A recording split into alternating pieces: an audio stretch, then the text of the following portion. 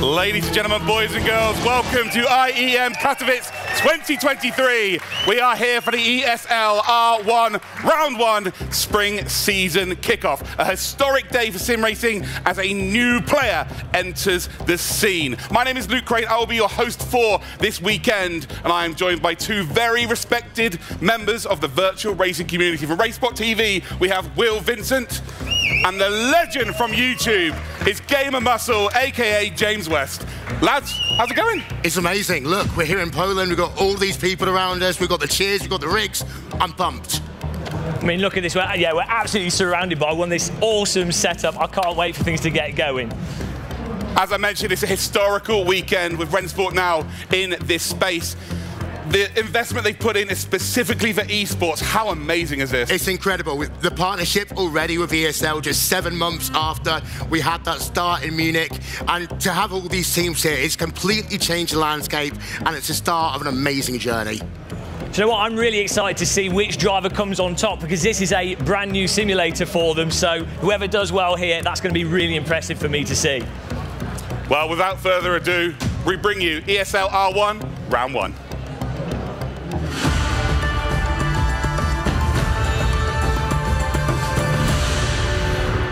This is everything you need to know before the ESL R1 2023 spring season kicks off. 12 teams consisting of 4 drivers, each led by a manager, will be competing for a prize pool of €225,000. And of course, for the title as the first ever winner of ESL R1. The season is split up into 2 stages, the regular season and the major. The regular season consists of 8 rounds. Each round consists of 4 quarterfinals, 2 semifinals, and a final. In every round, each team nominates 1 driver for each quarterfinal. Top 6 drivers from each quarterfinal will qualify for the semifinals. And again, top 6 drivers from each semifinal will qualify for the final. In each round, all drivers score points individually for the driver championship, as well as for their team in the team championship. These points are based on the driver's placement in each round. In the regular season, they can score between 0 to 60 points. The best 24 drivers from the regular season will qualify for the Major LAN event, where they will compete for the title in the final rounds of the ESL R1 spring season and for the prize pool of €225,000.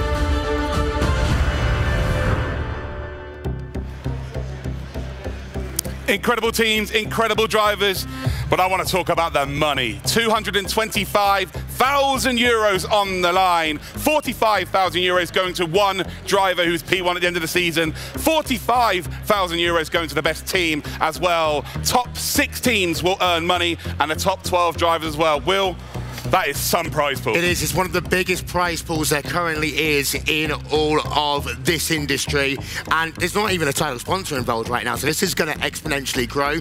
And it's really going to make that difference between, people gaming and being athletes for fun and being pro athletes. The same way that you have in Counter-Strike and all these other leagues. This is what makes people pro athletes. Yeah, 100%. It's a lot of money on the line. A lot of pressure, of course, for the drivers. We just had a season explainer, but now, Will, it's up to you to talk about the bracket for today and how things are going to work out. Okay, so what we're going to do is we're going to start off with 4 quarterfinals today, and we're going to have 12 drivers in each. Now, winning at the start of today is not important. It's all about getting yourself through to the semi-finals and then, of course, into the finals. The top 6 drivers getting themselves through means that what we really want to focus on is that battle in the midfield, because there's some people that's going to go home very early.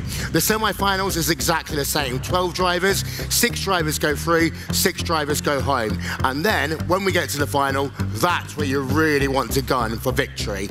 Yeah, we've now been told to talk about the first 12 drivers taking part. And normally there's a storyline of, well, maybe there's a couple of weaker drivers, some underdog stories. There isn't that this time. It's 48 of the very best in the world. We've got the likes of Marcel Shinjik in the next race, Joni Tormela, Jeffrey Rietveld, just reading off the names here, Mac Backham, Mikhail Gala. We've got indeed Ryan Barneveld, Jamie Fluke, Dennis Schuniger, Bono House, Felipe Baptista, Baptista, Yuri Kasdorp, and Ian Porter. They've all in their own field, whether it be rallycross, whether it be sim racing. With Ian, of course, a Call of Duty expert, he's the most winningest player of all time. They are used to winning. Yes. Only one can win. Incredible, yeah. And I've looked through all the drivers. We've got some drivers. There's actually a BMW driver, Phil Dinez, who's raced a BMW in real life. He's here on the stage later on today. We've got drivers from across the sphere, you know, from the gaming side to this pro simulator side, and you're right, through the actual rest of the gaming industry as well.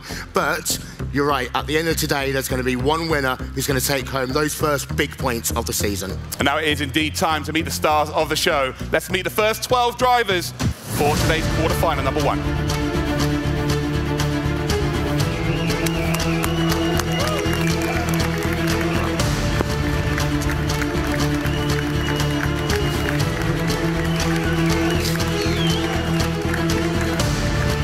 First driver then is Marcel Shinjik from R8G, a GT Pro and Formula Pro race winner. Our next driver then, Project Cars 2 Rallycross champion, Joni Tormela for G2. For Team Redline then, current Le Mans virtual champion, Jeffrey Rietveld. For Porsche Coanda, it's Mac Backham, 5 times iRacing special event winner. For Heroic, we've got Mikael Gala, a 2-times Danish Porsche Cup winner. For BS Competition, we've got ourselves Ryan Barneveld, a 4-time iRacing special event winner. Next up then, we've got Jamie Fluke from Apex, and he is the VCO ERL Full Cup winner. Next up then is Dennis Schuniger from Williams. No idea how he managed to get that haircut, but here he is. 24-hour of Spa winner last year on ACC. Then for Mercedes, we've got ourselves Bono House, Formula E Vegas winner. For Furia then, we've got Felipe Baptista. For Maus, next driver up then, world's tallest sim racer. He loves us mentioning it, it's Yuri Kasdorp. And finally, Call of Duty's most winningest player of all time, it's Ian Porter for FaZe.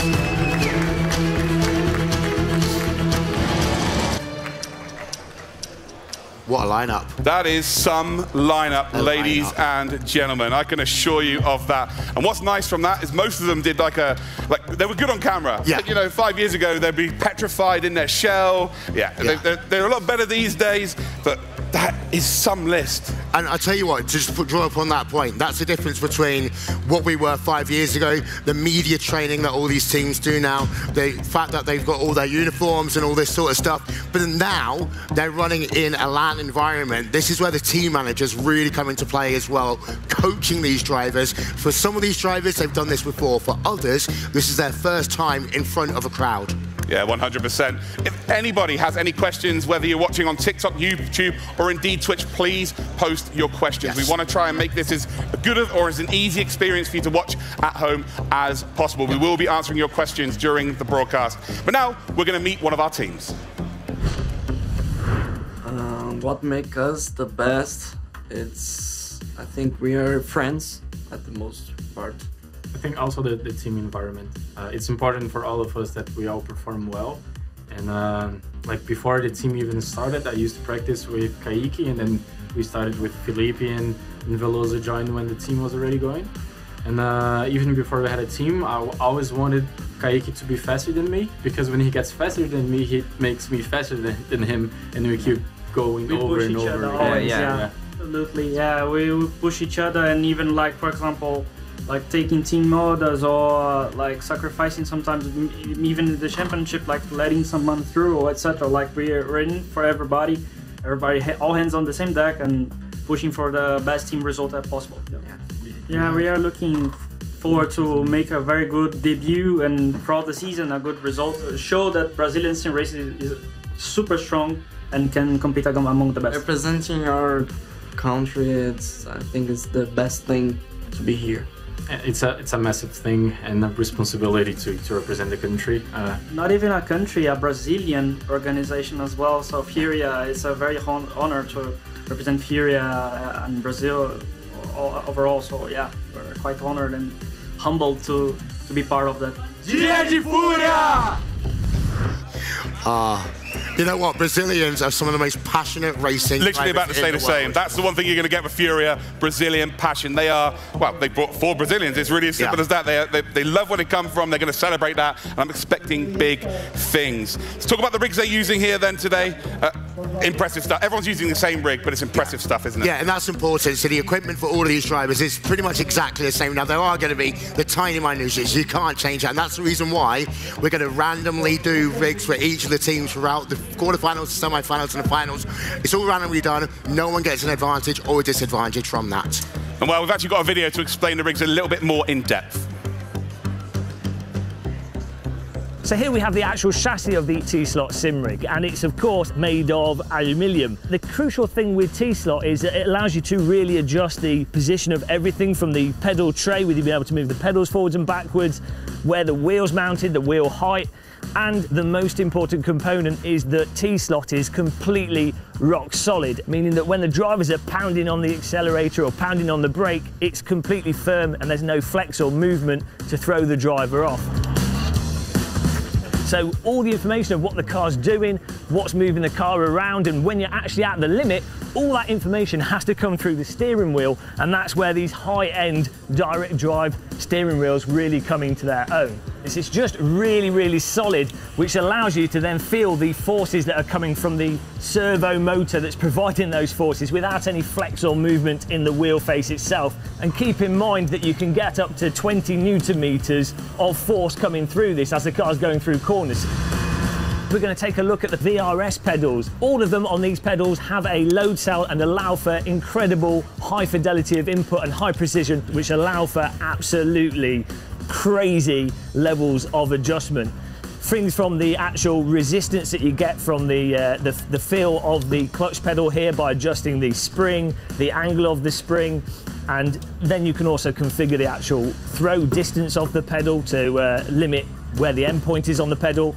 Basically, a driver can just set the pedal up to totally absurd levels of customization. And that high-end equipment and high adjustability is what enables the top-level drivers to be able to adjust it exactly to their liking.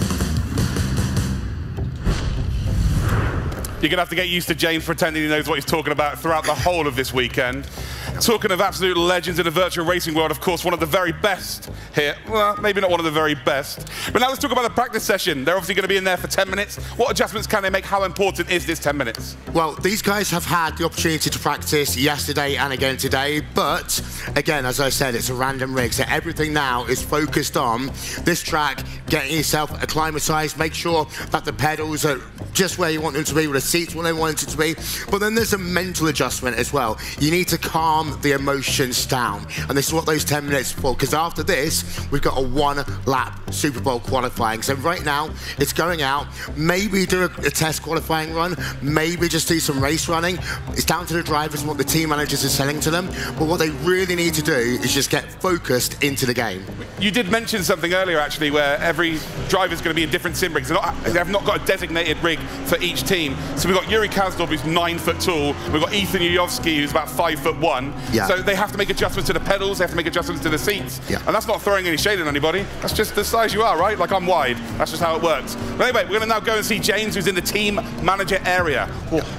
Welcome to the pit lane, or what I like to describe as the cupboard of sweat.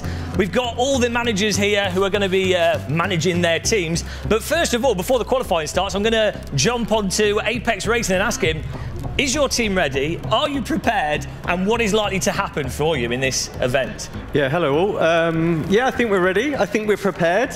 What's going to happen? Well, I don't think anyone knows. Actually, the grid looks really, really competitive. Really looking forward to this. And fingers crossed, we'll take one race at a time and try and get through to the semis and take it from there. OK, so no nerves and no pressure. But with that, let's move over to a track guide of Spa. OK, so let's do a flying lap of the circuit de Spa-Francorchamps. This is going to be a crucial corner for the drivers, as it's a very tight braking zone, and especially at the start of the race you'll see everyone going in there. Some drivers will want to go wide, but there's sand there at the side because this is the new version of the circuit. Eau Rouge Radillon here, and again drivers are going to be really committed to getting through here. Maybe some side-by-side action, but they're going to have to want to exit as fast as possible and as close as possible to then be able to take advantage of the long, straight piece of circuit. Slamming onto the brake pedal here, drivers with talent are going to be modulating that brake pedal to get the most out of the vehicle, and then trail braking as they go through the right, then the left, and then a right again, and ideally hook it up with the car running slightly wide. Coming up to this corner here, you might again see some overtake opportunities. If the driver is on the outside line, they could get pushed wide. There's a lot of opportunity for drivers to overdrive there, pop the back out a little bit, and then someone to take advantage of that. Lead into that right, lead into that left. Onto the power, the back wants to slip a bit. Again, with the Porsche, you're going to have to be using a lot of that lift-off, oversteer, and balance of the vehicle to carry momentum through the corners. Fast sweeping left-handers here, one, then another, a little bit of a lift off here. We've run wide there. The driver's going to have to watch out for getting a penalty, potentially by accident for that. Slam on the brakes again, one of the tightest brake zones on the circuit, and this is again going to be a really important overtaking location for the drivers as we come again to the start-finish line, and that is a lap of Spa-Francorchamps, one of the awesome, most flowing circuits located in the heart of the Belgian countryside. I'm not sure we're going to see James anytime soon making one of our rosters, but it's nice to get a little bit of an insight over Spa. Spa, one of the best tracks in the world. It really is, and really for these drivers, it's about muscle memory. They know this track. All of these drivers have probably driven thousands of laps around here, but it's that historic track. It's changed so little, and for GT cars, it's like one of the meccas of motorsport. 100%. Right, now it's time to meet another one of our teams.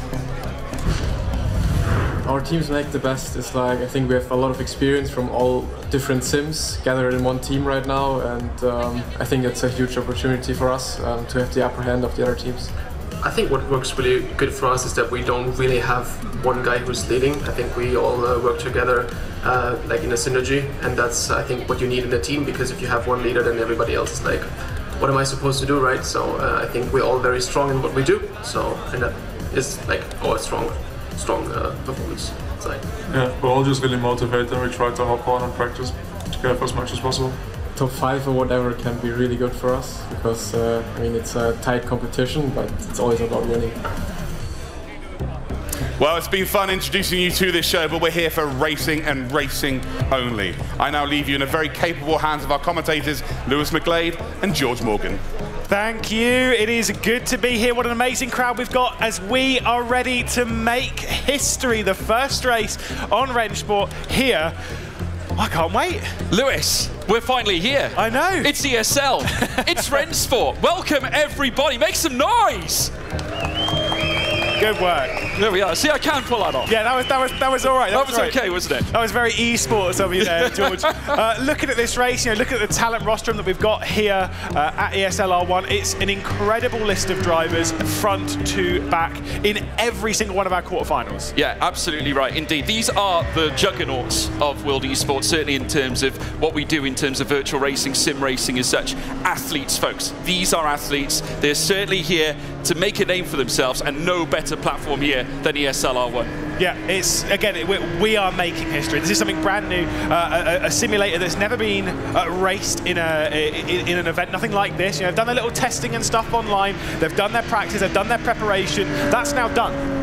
It is only focused on qualifying and race. Let's discuss how this is going to work, though. Of course, we've got qualifying coming up, which is a super pole qualifying. Now, what does that mean? Well, basically, it's one chance only. There's no outlap. It is one solid lap. They've got one chance. No invalidations, obviously due to the fact they will take a slowdown if there is an off-track. So every lap will count. The question is, though, who's fastest? And that will determine who's where on the grid. Yeah, and then they'll go into a 20-minute race, roughly. It'll be 9 laps around the circuit of Spa-Francorchamps, courtesy of it being very long. I know a lot of people here won't know Spa. They might have seen it in Formula 1 or other esports or whatever, but it is an icon of the world of motorsport and, of course, in esports as well. Icon is, well, iconic is certainly the phrase, I would say. It is a track that has lived long in the history of racing, and now it's here at ESL as well. So we're going to see the best drivers in the world compete around this track. Of course, in the woods, the forests of Stavelo, they're going to be roaring in those GT3s through that track. The question is, who comes out on top? Qualifying is king around here. It is, whilst yes, you can overtake, but what we've been told by quite a few of the drivers is dirty air, i.e. Being behind someone is quite difficult. You lose a lot of grip behind another car, don't you? You do, and dirty air is a major factor. Certainly when you're going up through sections like Eau Rouge and then Radion going through Kemmel Straight, naturally that is one of the more prominent points where the drivers will look to make their moves. Obviously they want to maximise their pace as well. Qualifying is everything, folks. Track position at the start of the race. Remember, 6 drivers, well, the top 6 will go through to the semi-final, so it's imperative that they qualify well. Yeah, let's take a look at what we're actually looking at on the screen, what we're looking at on the circuit. Here is Bonnerhaus, of course. I know you'll say Huis, but I'm still going with I'm still going with Huis. They've just wrapped up practice. Yes. So that's now come to a close, and then we'll move our way into the qualifying session. We'll focus on one driver doing a full lap of the 7-kilometre circuit, and then we'll focus our attention on those as they are crossing the line. There will be 15 seconds between each of the lap times set, right? So the first lap time will be set, then 15 seconds later another one, 15 seconds later another one, and trust me, the lap times they are going to be separated by minuscule fragments, mere fragments, and that is how close this racing will be. They're all on equal performance machinery. The rigs are exactly the same. It all comes down to driver ability. These are athletes. They're all on equal territory. The question is who can come out on top. Yeah, some of the biggest teams in our side, yes, of course, very true. Being from the esports racing side of things, R8G, Williams, Mercedes, etc. But then there are some big teams from the world of esports that have taken drivers from various places. Of course, we've got Mouse, we've got FaZe. It's amazing to be. We are in qualifying now, so the lap times will be beginning. I believe Yuri Kastorp for the Mouse team. Mouse is going to be the first driver to set a lap time around here. The man mountain from Mouse now makes his way up through towards Eau Rouge and Radion. Now this, folks, is where things can get a little trepidatious. Of course, very easy to lose the car through this section, especially if you're going flat out as well. Yuri Kastorp, foot to the floor as he now tackles Eau Rouge. Radion comes next, and then the long stretch up the Kemmel Straight as well. Was very aggressive over the curb, heading out of that first section, but now will send it up towards Les Combes. Now remember, they will face on-track penalties should they verge off track. That'll be a slowdown, which will be added to their time. They head into Les Combes now. In comes Kastorp, through to the left as well. Malmedy will come after this stretch, and then it's the daring run down to Bruxelles corner. Yeah, of course, you'll call it Bruxelles, I'll call it Rivage. It's a very difficult corner, slightly off camber as they turn, and it goes on for ages. You keep turning, keep turning, keep turning. This overheats the front left. It'll be a big thing in the race. In qualifying, you're just going for it into speakers, X, no name, whatever you want to call it, on the punch down the hill towards Pouan. Yeah, down towards Pouan now, and you can lift off a little bit through here, maybe downshift as well. Yuri Kastorp there, look at you, just see him venomous in behind that rig as well as he now plants his foot back down, sends the power before then venturing into the Lafania chicane. So as he comes through, just brakes right on the start of the curb, hooks the car through to the right-hand side, just grazes it as now he nurses it through this next left now. He's got a double right coming up next, starting with Campus and then an exit out of Stabilo. Yeah, he didn't look so great on the entrance to Fania, losing a little bit of time, slipping the rear end out a little bit. That's not conducive to good lap times on the exit of Stabilo, heading out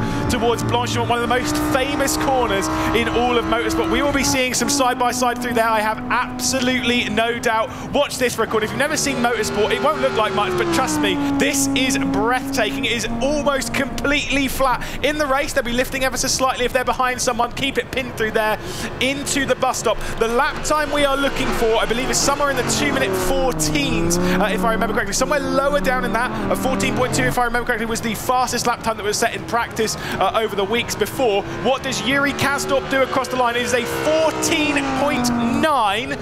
As much as that might not be in that 14.2 ballpark, here in person, that is a pretty handy lap time. He's in the ballpark, the correct ballpark. Philippe Baptista now is looking to do exactly the same, makes his way down towards the next chicane as well. Plenty more to come as now they head into this next sector. We've got Jamie Fluke as well making his way through. More names coming now as Baptista heads up towards the line. What's he going to set in his initial run?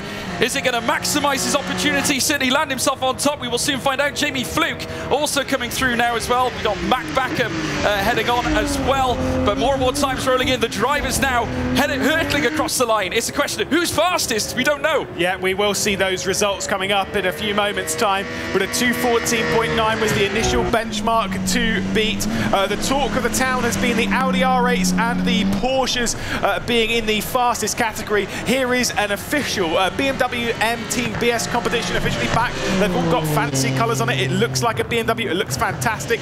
Here is Jeffrey Rietveld. If you've watched yourself a little bit of Formula One, there's a bit of heritage involved in this team, courtesy of two-time Formula One world champion Max Verstappen. It is, and what a great he is of the sport, and has certainly invested so much into the world of esports and sim racing. Rietveld currently sits on top spot, pole position. Here comes Bono Hoos as he now crosses the line. Is it going to be enough to usurp Jeffrey Rietveld? Not quite yet, but goes 6th fastest in this classification. And here comes Joni Tormela. Let's see if the G2 esports car, that's definitely a name you'll have seen in esports world. Joni Tormela comes out of the final corner, looking to try and get himself inside the top couple of rows so he can attack in the race. He'll move himself up into third, a 2:14.8, as we'll see the heroic car coming down into the final corner. Mikael Gall behind the wheel pushes it out in that Porsche, which we are rumoured to hear is the fastest car, at least at this track right now. The BOP is pretty good, it's pretty balanced, but the Porsche does seem like it's leaning more so to being the favourite car.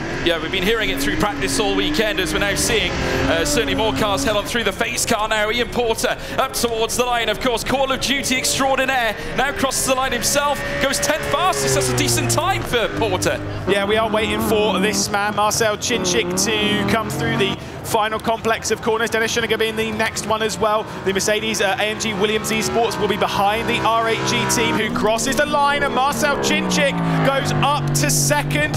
What can the Mercedes-backed team do? The number 54, Dennis Schoeniger, had a great haircut before he came here. Is it more aerodynamic? The answer is yes. He has gone to 4th. Incredible result, certainly for him. And naturally now we've got the grid stacked. Jeffrey Rietveld, the fastest man on circuit. So that's one up for Team Redline right now. Yep, indeed. He'll start this one from pole position. You can see on your screen, Mikael Gard over his lap received a slowdown penalty. We're kind of discussing this when they exceed track limits in the qualifying session. The lap time's not invalidated, so it means that it still counts, but they get a slowdown penalty, right? Absolutely right. And what it basically means is that at least we get a lap on the board, but at the same time, there's still a high element of risk, because mere fragments can separate you from top to bottom. We've been seeing the guys practice all weekend, constantly in the 2:14s, 15s, maybe even 16s as well. But naturally, if that one-time penalty comes through, it can be the difference between pole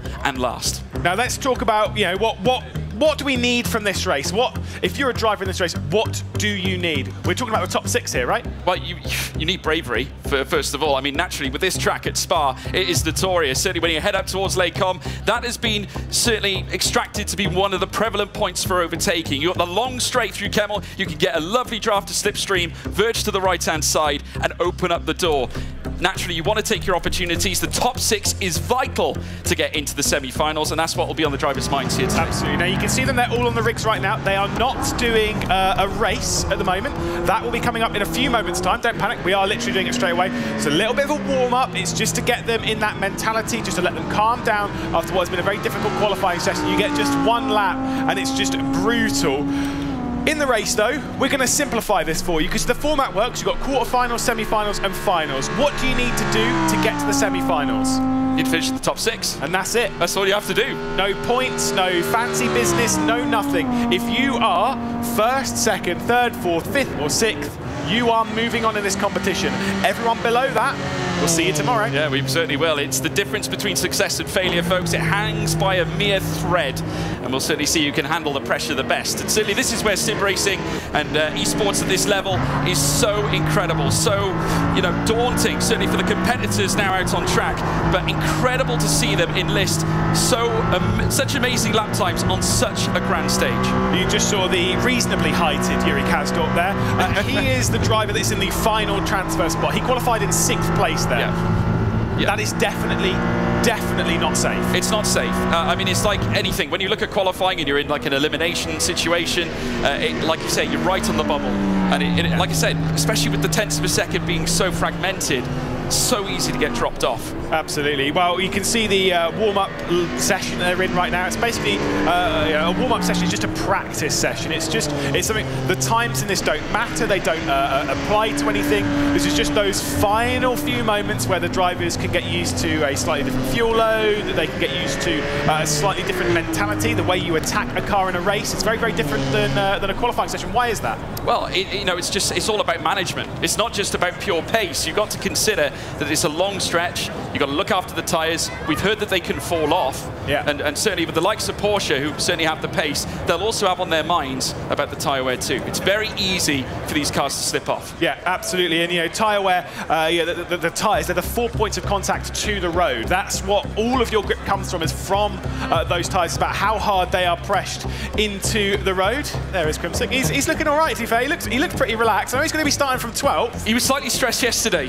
His flight came in, but we're about to start the race now, folks. You can see the drivers looking very pensive. They're all on the grid now, and very shortly we'll be put in. Certainly the lights going red now. Lewis, take it away. Yeah, let's see. They're revving it up for 9 laps here at Spa. The very first race is underway. Rietveld will lead from pole position. Marcel Cinchik alongside Fluke with a poor start. He's going to drop behind Dennis Schoeniger, who's already gone up into 3rd. They're charging their way down into La Source. They fire it down the hill, and it's now 2 kilometres up towards Lake Com. Side by side in the background, you've got Yuri Kasdorp there attacking Joni Tormela, and Baptista sat behind as they all await to go single file. But Baptista's taking it too wide up through Eau Rouge. That's a very difficult move, and Yuri Kasdorp's going to hang on, but he's going to be so slow up to Lake Com. A rocket of an opening lap. We got them all clustering further back as well, as they're now looking to rise up through. Oh, the Mercedes is on as well. Goodness me, Bono Hoos spinning it, heading through the Camel Straight, and that car now will fall to the back. No damage at this point, but he can rejoin, but it's going to be such a mountain to climb. Backham's going for a spin as well. He's just been edged off ever so slightly from Felipe Baptista as they head through the final parts of Lake Com. A crazy start to this race. It's allowed the top 6 to at least get, or top 5 rather, at least to get a little bit of a breather on the pack behind. But what a way to start ESL R1 day 1 here. Absolutely incredible. Absolutely incredible indeed is the word. Rietveld leads the way. He currently holds a half a second advantage, and it's climbing upwards. He's so comfortable here at this track. Marcel Cinchik also got away exceptionally well as well. Plenty of car movements for the back. We saw that dynamic rise. Certainly Mouse were in the fight as well. Furia were trying to fight their way through too, as we're now seeing a battle further down. Car number 21, of course, that being owned by Baptista, having a little sneaky move around the outside. Can he pull it off? As now Backham looks to defend, holds on to the position as they head through the next right. Super stuff. Again, we are talking about the top 6 here. They're going to be the drivers that will be moving on to the semi-finals at the moment. Rietveld for Redline, Cinchik for RHE, that is Roman Grosjean's esports team. Then we've got the Mercedes AMG team, Williams esports, Dennis Schoeniger behind the wheel of that one, Apex Racing team backed by Jamie Fluke, G2 esports and Joni Tormela, and then Mouse with Yuri Kasdorp will be saying, at the moment, we'll be saying goodbye to Heroic, to BMW M Team BS competition, to Porsche, to Furia, to FaZe, and to Mercedes. But we've only finished the first lap, and there is 8 more of these. Plenty more to come, certainly. Ryan Barneveld, I got a feeling he's in a little bit of a difficult spot. 1.2 seconds back. Needs to try and get himself back into the fight with Gala, who's just in front now. Rietveld still leads the way. Cinchik in second. Further back, Schoeniger as well. And here we have a replay of the start here, Lewis. Yeah, great start from Dennis Schoeniger, who was in this Williams car that we're looking at here. Got down the inside, had a great launch. Jamie Fluke struggled a little bit there, and then it was all about this on the charge down the hill. So you've got G2 esports there of Joni Tormela in that BMW just on the left-hand side of shot with Red Bull Brand. It was a little bit slow. It caused this whole side-by-side section. Bonnerhouse was pushed off the road in the Mercedes, and it was just chaos. Chaos. So they were literally 4 wide heading up through the Kemmel Straight. It doesn't work. Well, it doesn't work. And certainly we say 2 into 1 sometimes don't go. 3 into 1 a lot of the time doesn't go. 4 into 1, no chance. Just does not happen. Now we do have live race control here. They're not that far away from us here on the stage, so they'll be getting an earful, I'm absolutely sure. Because this is the thing, is that whilst we talk of the drivers, there is a look into race control, and they will be busy. You can see this, look at that on the screen, so you can see them piecing together exactly what happened. And that's the beautiful thing about esports, about sim racing, is that they can pick apart every instant they can slow it down, they can look at it from whatever angle, they can see the inputs, they can see whatever they want, but this driver doesn't care a single bit about that, because that is Bonahus, and as near as makes a difference, he is done. He's got one job, and that's literally just racing. Obviously, the stewards now, that's the brilliance of this championship. There's no ambiguity. We've got everything out here on the circuit. The stewards there behind the desk looking into those incidents, and they will, of course, digest it and then come up with the results at the end of it. But currently, Rieveld, he's in a space of his own right now, 0.6 of a second advantage over Marcel Czincik. Credit to Czincik, he started really well. Yeah, and again, Marcel Czincik, the Hungarian, who's picked up by RAG a couple of years ago now, has really settled into that camp very, very nicely. Gets along very well with his teammates, particularly Yuri Toman, who he was teammates with before they joined RAG. And if you think the world of esports generally, when it comes to where players go, is confusing, well, we are in the most unbelievable silly season that we've ever had in sim racing, and every single week it seems to get turned up to 11. Focusing on the race at hand, though, Rieveld and Czincik starting to pull away ever so slightly from the grouping behind. It seems as though Dennis Schuniger is starting to struggle. Now, Jamie Fluke is in the top 6, that's all well and good, but maybe he's starting to feel that pressure behind. Yeah, it could well be. I mean, Joni Tomler isn't far behind, and bear in mind, you've got Mikael Galo, who we're currently riding on board with right now. You can see him, just the ferocity in his eyes. He's just staring right at the rear wing of Yuri Kasdorp's car, and he's going to look to try and land himself a higher spot, certainly, but the mouse driver is going to look to try and hold on and solidify that place, because all he cares about is getting through the semi-final. Exactly, and right now he is not, but we were saying this before, we've been saying this through the weekend thus far, all this morning and the couple of days before, that we know that in the quarterfinals and the semi-finals, there are going to be a few people that will be saying goodbye courtesy of 1, maybe 2 tenths. This is a look behind the scenes then of what's happening in the teams. You can see they're all kind of separated out. They're all very, very close to each other, and I'm pretty sure there were some conversations between Mercedes and literally all of the other groups that were involved in that, because there was a few.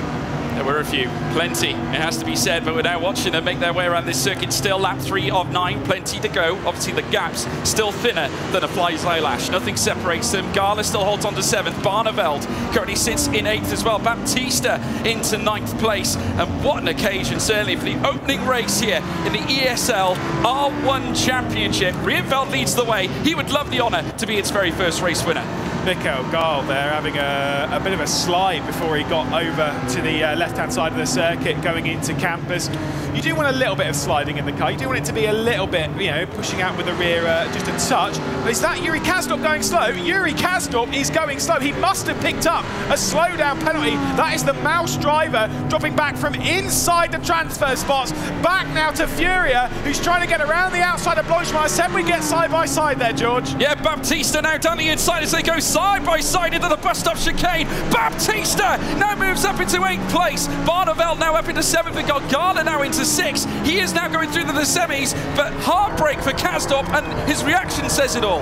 Yeah, confirmation it was a 5-second slowdown penalty that could well have dragged him outside of it. He knows he needs to get on with it before we reach the halfway point of this race. He's going around the outside of La Source, but he's going to lose a position as well as Mac Backham sneaks his way through. Yuri Kasdorp looks absolutely furious. There is confirmation of the 5-second slowdown penalty that he received on that lap that cost him all those spots. That is heartbreak. Yeah, but now he's got to fight back. He's got only one job now. He needs to try and galvanise a performance. Here now, we're very nearly at the midway point of this race. In fact, the halfway point in this lap will be the halfway point. As they come up through now towards Les Combes, there you can see just ahead of him Baptista, who managed to take his place, heading through the bus stop chicane. Also Mac Backham getting himself into the fight. Kasdorp now looking at both cars, both their rear wings, currently stranded in 10th place. What does it mean, the 5-second slowdown penalty? And what does that mean? Well, it's chaos for them. I mean, really naturally, because that's the difference maker of going through or being eliminated. Yeah, absolutely. Of course, when we're speaking in the racing terms, you run wide at a corner, you exceed a track limit, you'll get it's a 5-second slowdown. Kind of says what it is. For 5 seconds, your car will slow down. It will slow down to 60 kilometers an hour, which you may think, that's not bad a speed on the road. Yeah. No. I promise you, even that really tight first corner, they're still doing more than 60. For all of you watching at home, yes, it does smell in here. Everyone is racing in their socks because you got to, I guess. Are you a sim sock kind of guy? I don't own a pair of sim socks. I do race in my socks, but yeah, I suppose that counts. Oh, very wide there indeed. There, Mikael Gala there, really taking an aggressive line through that right, but he's okay. Still out on track, still holds on to 6th place, but I think this is where you start to feel the pressure a bit. I mean, I know Barneveld is 1.6 behind, but you're always thinking there's another guy behind me that can take my place. Yeah, absolutely. You've got to. It's kind of hard whether you play the long game or not. Right now, for those higher up, there is Mac Backham for the Porsche Esports squad.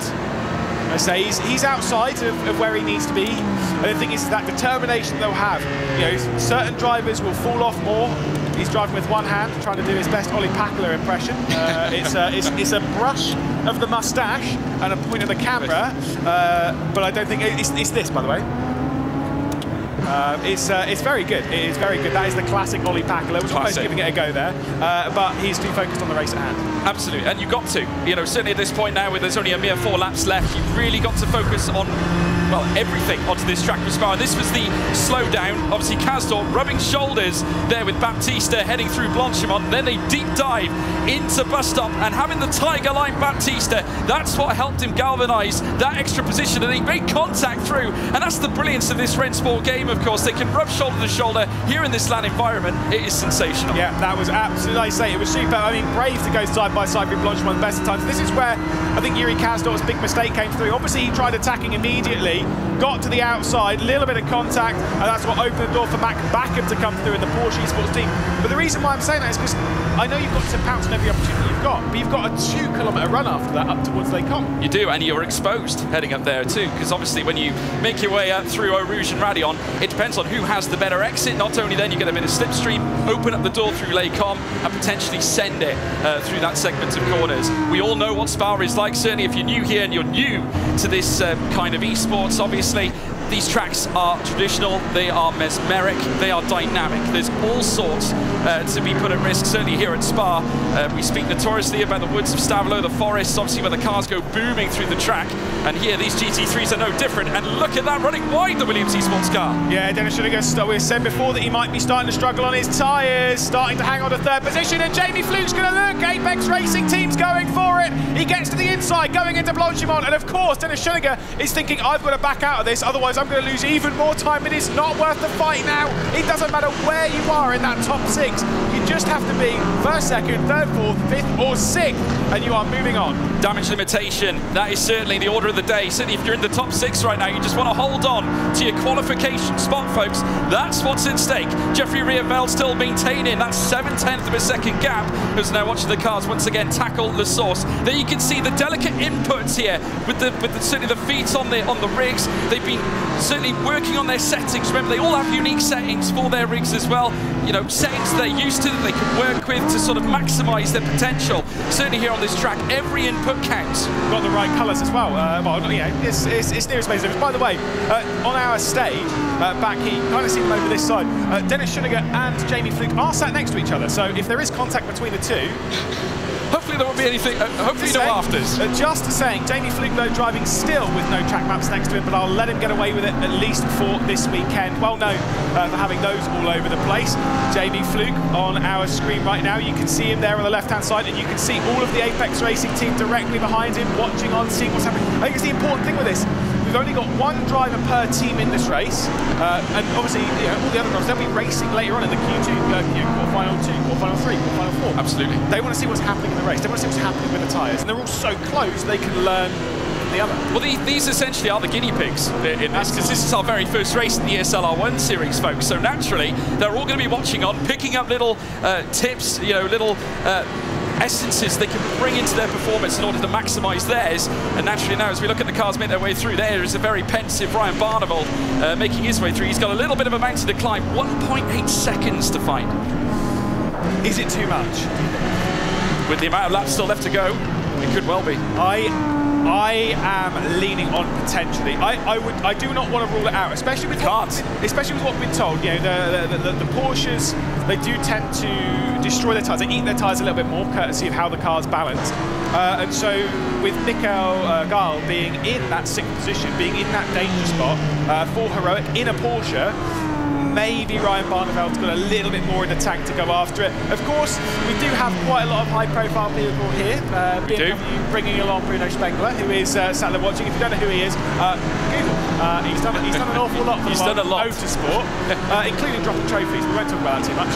And of course, the big boss of BS competition being Florian Husper. All watching on.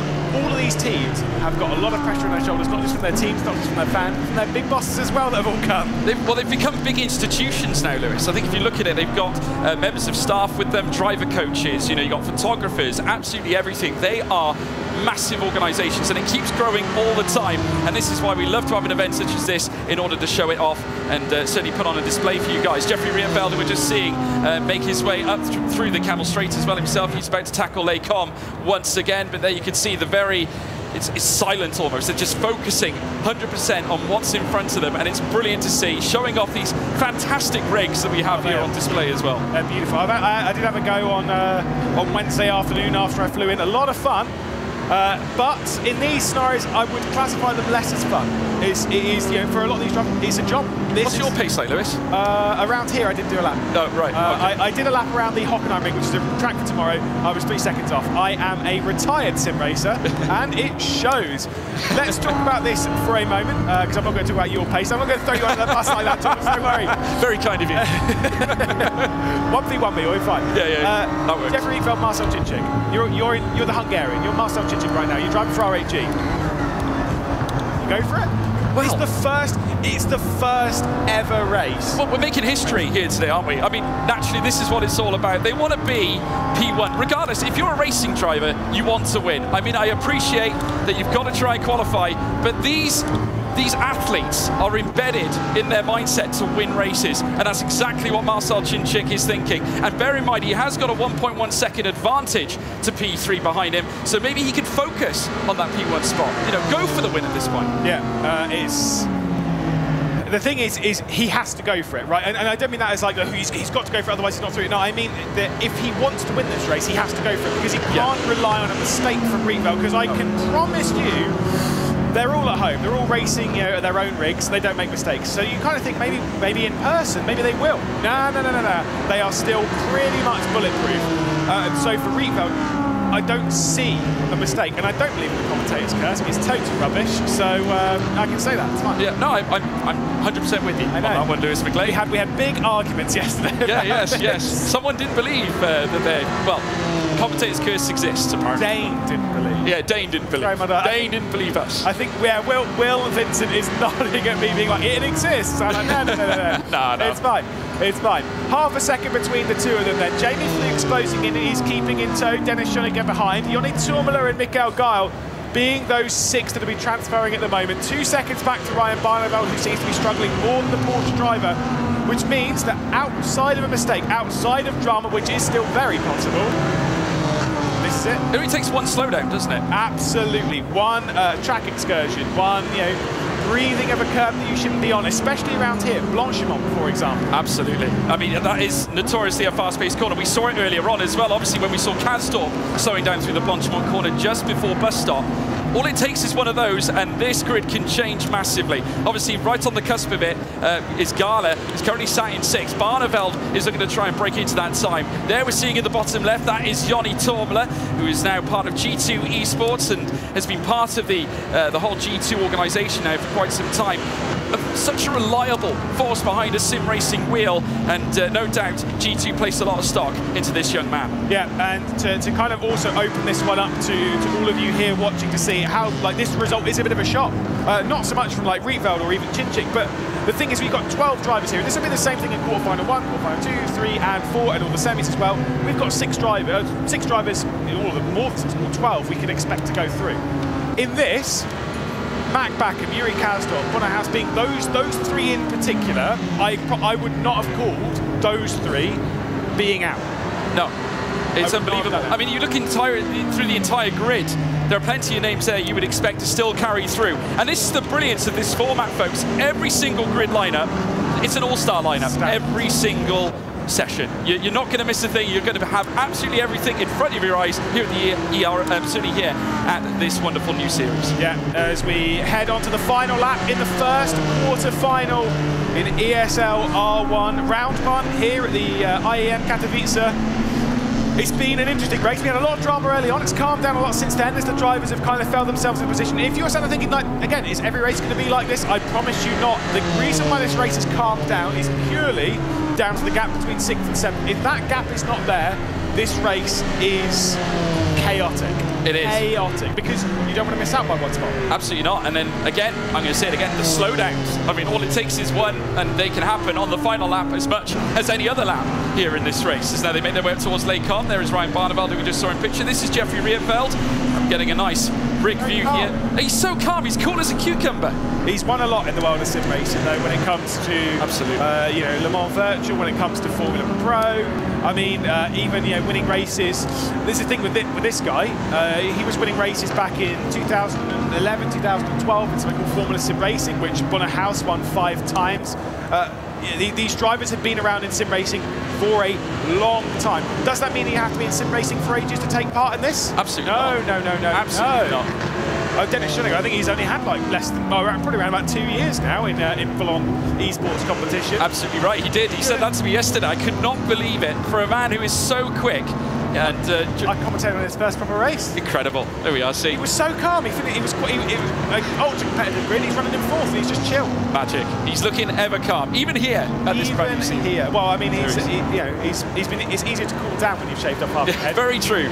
Jeffrey Rietveld then only with a few more corners left to go. Marcel Chinchik's keeping him company. Fluke, Schoeninger, Tormula, and Guile will be those that will move on as long as they can get through Blanchimont and the bus stop. But trust me, complacency is the enemy in races like this.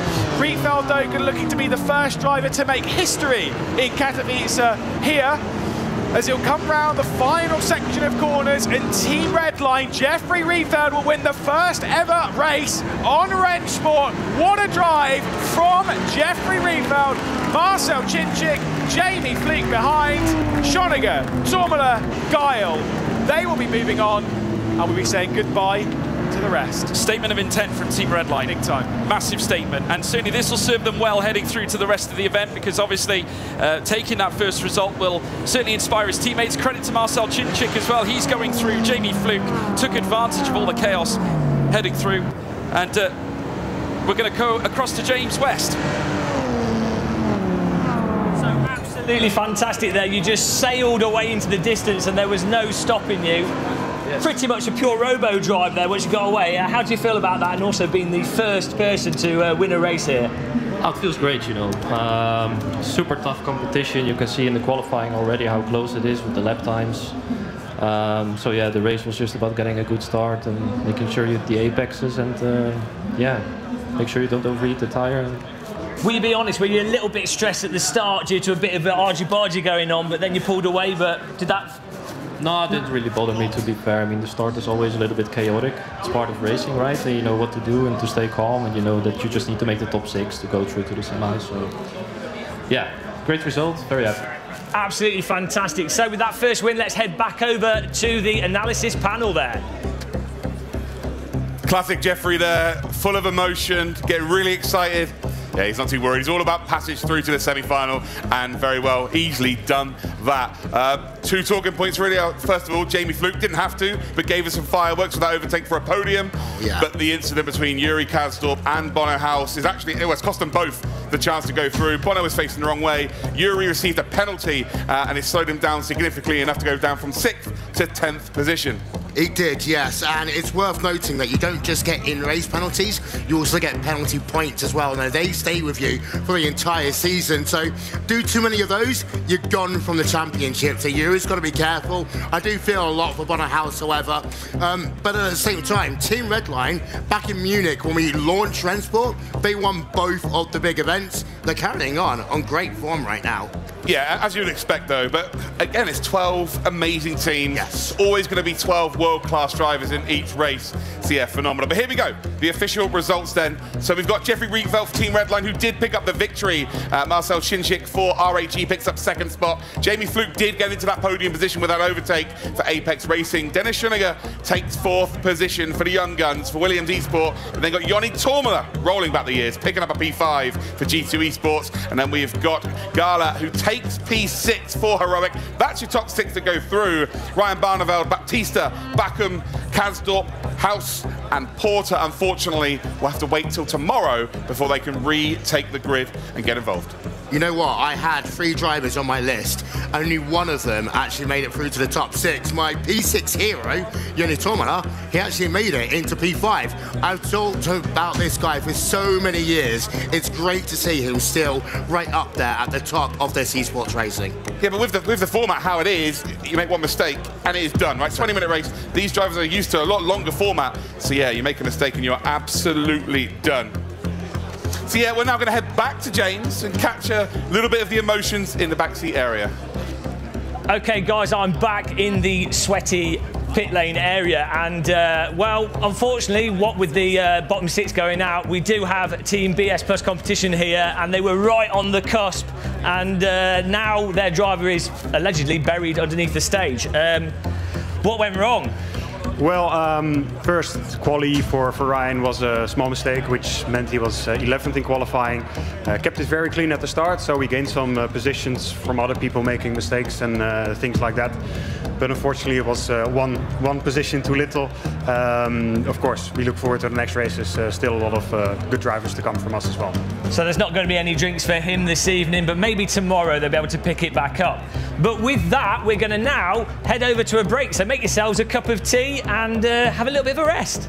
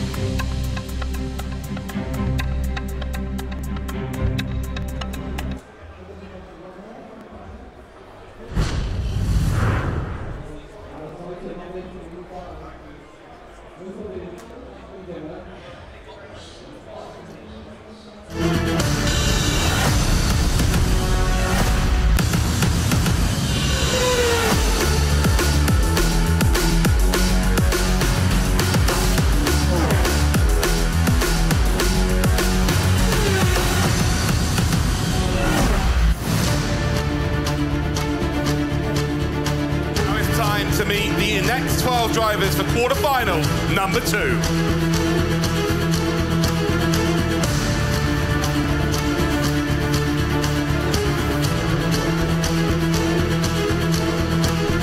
Our first driver then from BS competition, 2-time RTI champion, Philip Dinez. Second driver then from Mals, it's Morris Lohner, multiple DTM trophy podium winner. Third driver from Williams, it's Kuba Brzezinski, 2020 Le Mans virtual champion. Fourth driver, current Le Mans virtual champion for Team Redline is Luke Bennett. Our fifth driver then is Ethan Yuyovsky, one of the old guard from RAG, and he's the virtual Le Mans GTE champion as well. Our sixth driver then for FaZe Clan is Tim Yarshall, 2-time Race Room champion. Our sixth driver then, 2021 Formula Pro team champion, Marco Payix for Mercedes. The V8 Supercar and PESC Supercar specialist for Commander Esports, it is indeed Dave Warren. Next up then, one of the new breed of sim racer is Robbie Stapleford for G2. The youngest participant ever in PESC, the youngest participant here for Heroic is Oscar Bixbrun. For Apex, we have got ourselves the current British Porsche champion on iRacing, Kevin Ellis Jr. An iRacing legend then, for Furia, is Jeff Giassi.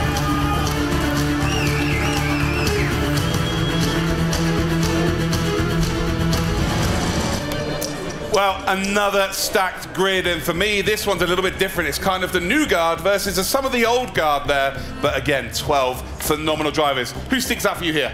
I've got Phil Dinez for obvious reasons. It's in a BMW. BMW is his life, basically. Kevin Ellis Jr. Kevin Ellis Jr. is one of those drivers that I've been talking about for years, and he has really grown so much. And Jeff Giassi, he's my P6 hero. I've marked him down for today. Two things I've noticed, however. First of all, less emotion when you did the walk around. They're focused. They're a lot more focused than the first group we had here today. And secondly, we've got to remember, they had no time to talk to the people that just did race number 1. Well, now we're going to head back to James, who's with one of our team managers. All right, guys, I'm still trapped behind here. I can't escape, but we're going to go over now to the Heroic desk, who just, with the previous race, got a driver through just on the cusp, but they're now hoping to maybe get another one through. What's your expectations? Do you think you'll do it 2 times in a row? Yeah, I hope so. We have Oscar driving, and he's young, so it's a good experience for him. But we really hope he can take it to the semi-final and get some more experience. Do you think you'll try to go for a passive strategy or an aggressive strategy? If there's an accident, you're basically out. So what's the goal? It kind of depends on how he does in the qualification. So if he does well, it's of course good to go passive. And there is on the Porsche, you can save the tires a bit for late, and then have a good race pace later in the race. So we could also think about doing that. Okay, well, that was a heroic response. But you know what will be even more heroic? If you make another cup of tea, because we're heading off for another break. See you in a bit.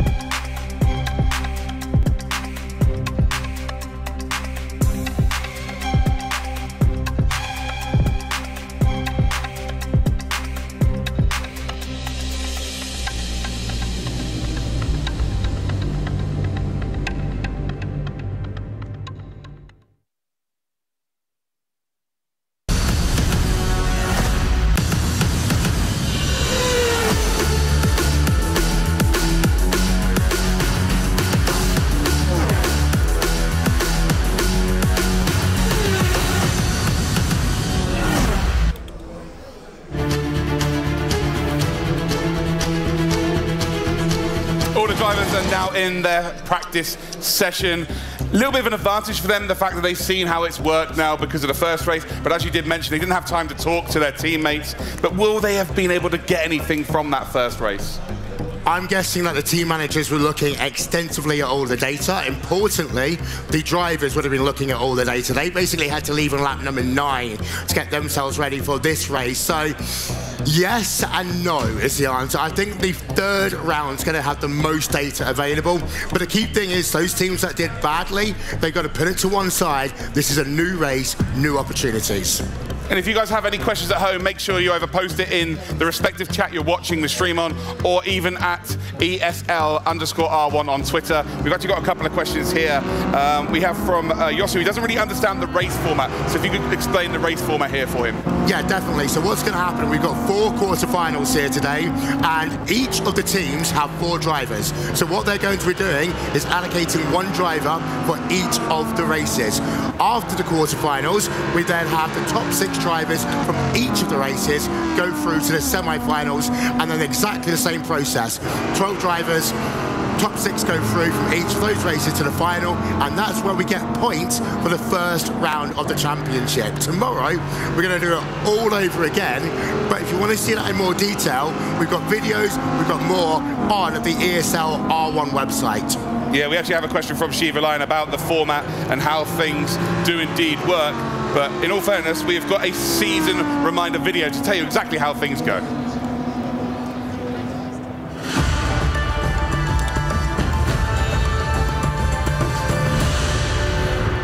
This is everything you need to know before the ESL R1 2023 spring season kicks off. 12 teams consisting of 4 drivers, each led by a manager, will be competing for a prize pool of €225,000. And of course, for the title as the first ever winner of ESL R1. The season is split up into 2 stages, the regular season and the major. The regular season consists of 8 rounds. Each round consists of 4 quarterfinals, 2 semi-finals, and a final. In every round, each team nominates 1 driver for each quarterfinal. Top 6 drivers from each quarterfinal will qualify for the semi-finals. And again, top 6 drivers from each semi-final will qualify for the final. In each round, all drivers score points individually for the driver championship, as well as for their team in the team championship. These points are based on the driver's placement in each round. In the regular season, they can score between 0 to 60 points. The best 24 drivers from the regular season will qualify for the Major LAN event, where they will compete for the title in the final rounds of the ESL R1 spring season and for the prize pool of €225,000.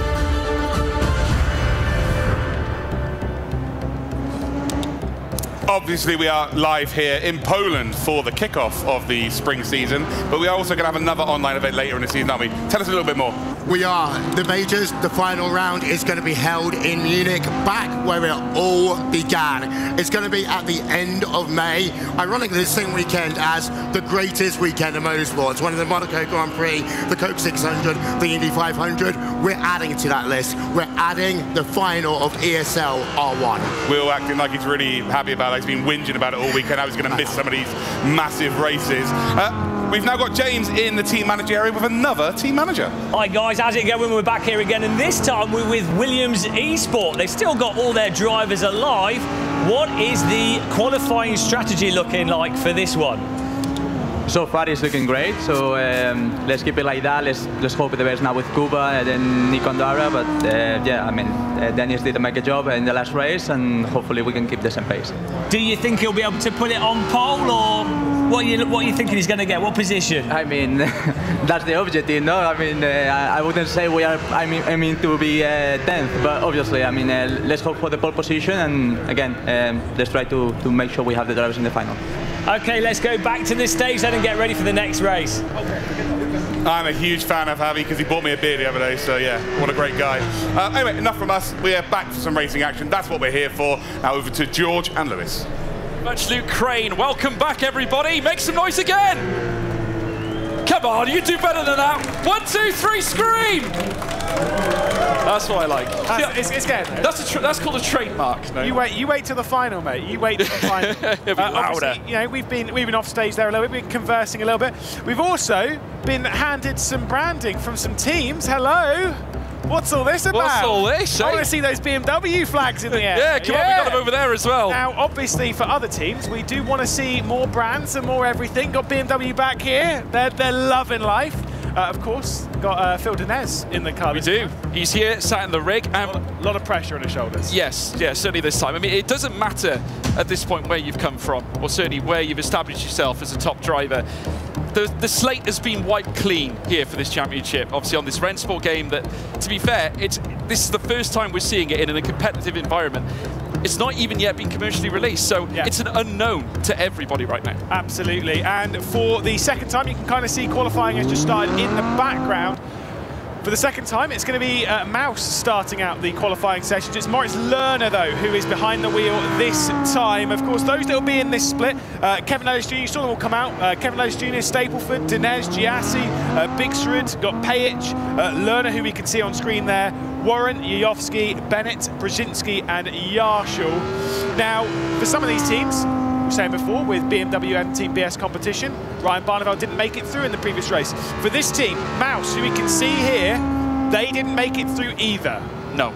More like there's so much pressure on these drivers' shoulders to represent their brands and keep them going through into the semi-finals. Absolutely right, and you couldn't have a better man behind the wheel than Moritz Lerner as well. A man who has done it not only in the sim, but also a real-life racing competitor as well. He's also got a huge name for himself on certainly the Twitch platform, social media. As a streamer, he is sensational, and I know he loves his sim racing, certainly loves racing in general, and he's a formidable opponent, certainly for all these drivers in this field. Yeah, of course. I remember when he, I haven't had a chat with him in the hotel, of course. In the bar, let's be real. Having a very little chat with him, and saying about where he's been. Obviously, he had a little bit of a motorsport career. He did a couple of seasons at DTM Trophy. That's where he had to deal with Luke Crane. Poor guy. But he's an incredible talent. He's returned properly and wholeheartedly to the world of sim racing because of how far things are moving on. Every single month, it feels like there's a new massive competition. But nothing quite on this game. No, absolutely not. Like we said, folks, sim racing has never seen anything like this before, and actually these athletes are stepping up now. Moritz Lerner, who has now declared that he is fully focused on esports and certainly the journey that sim racing is taking, and no less, this is a statement, certainly, at this championship now. So Moritz Lerner, heading down through towards the Blanchimont corner, has already enlisted times in Sector 1 and 2.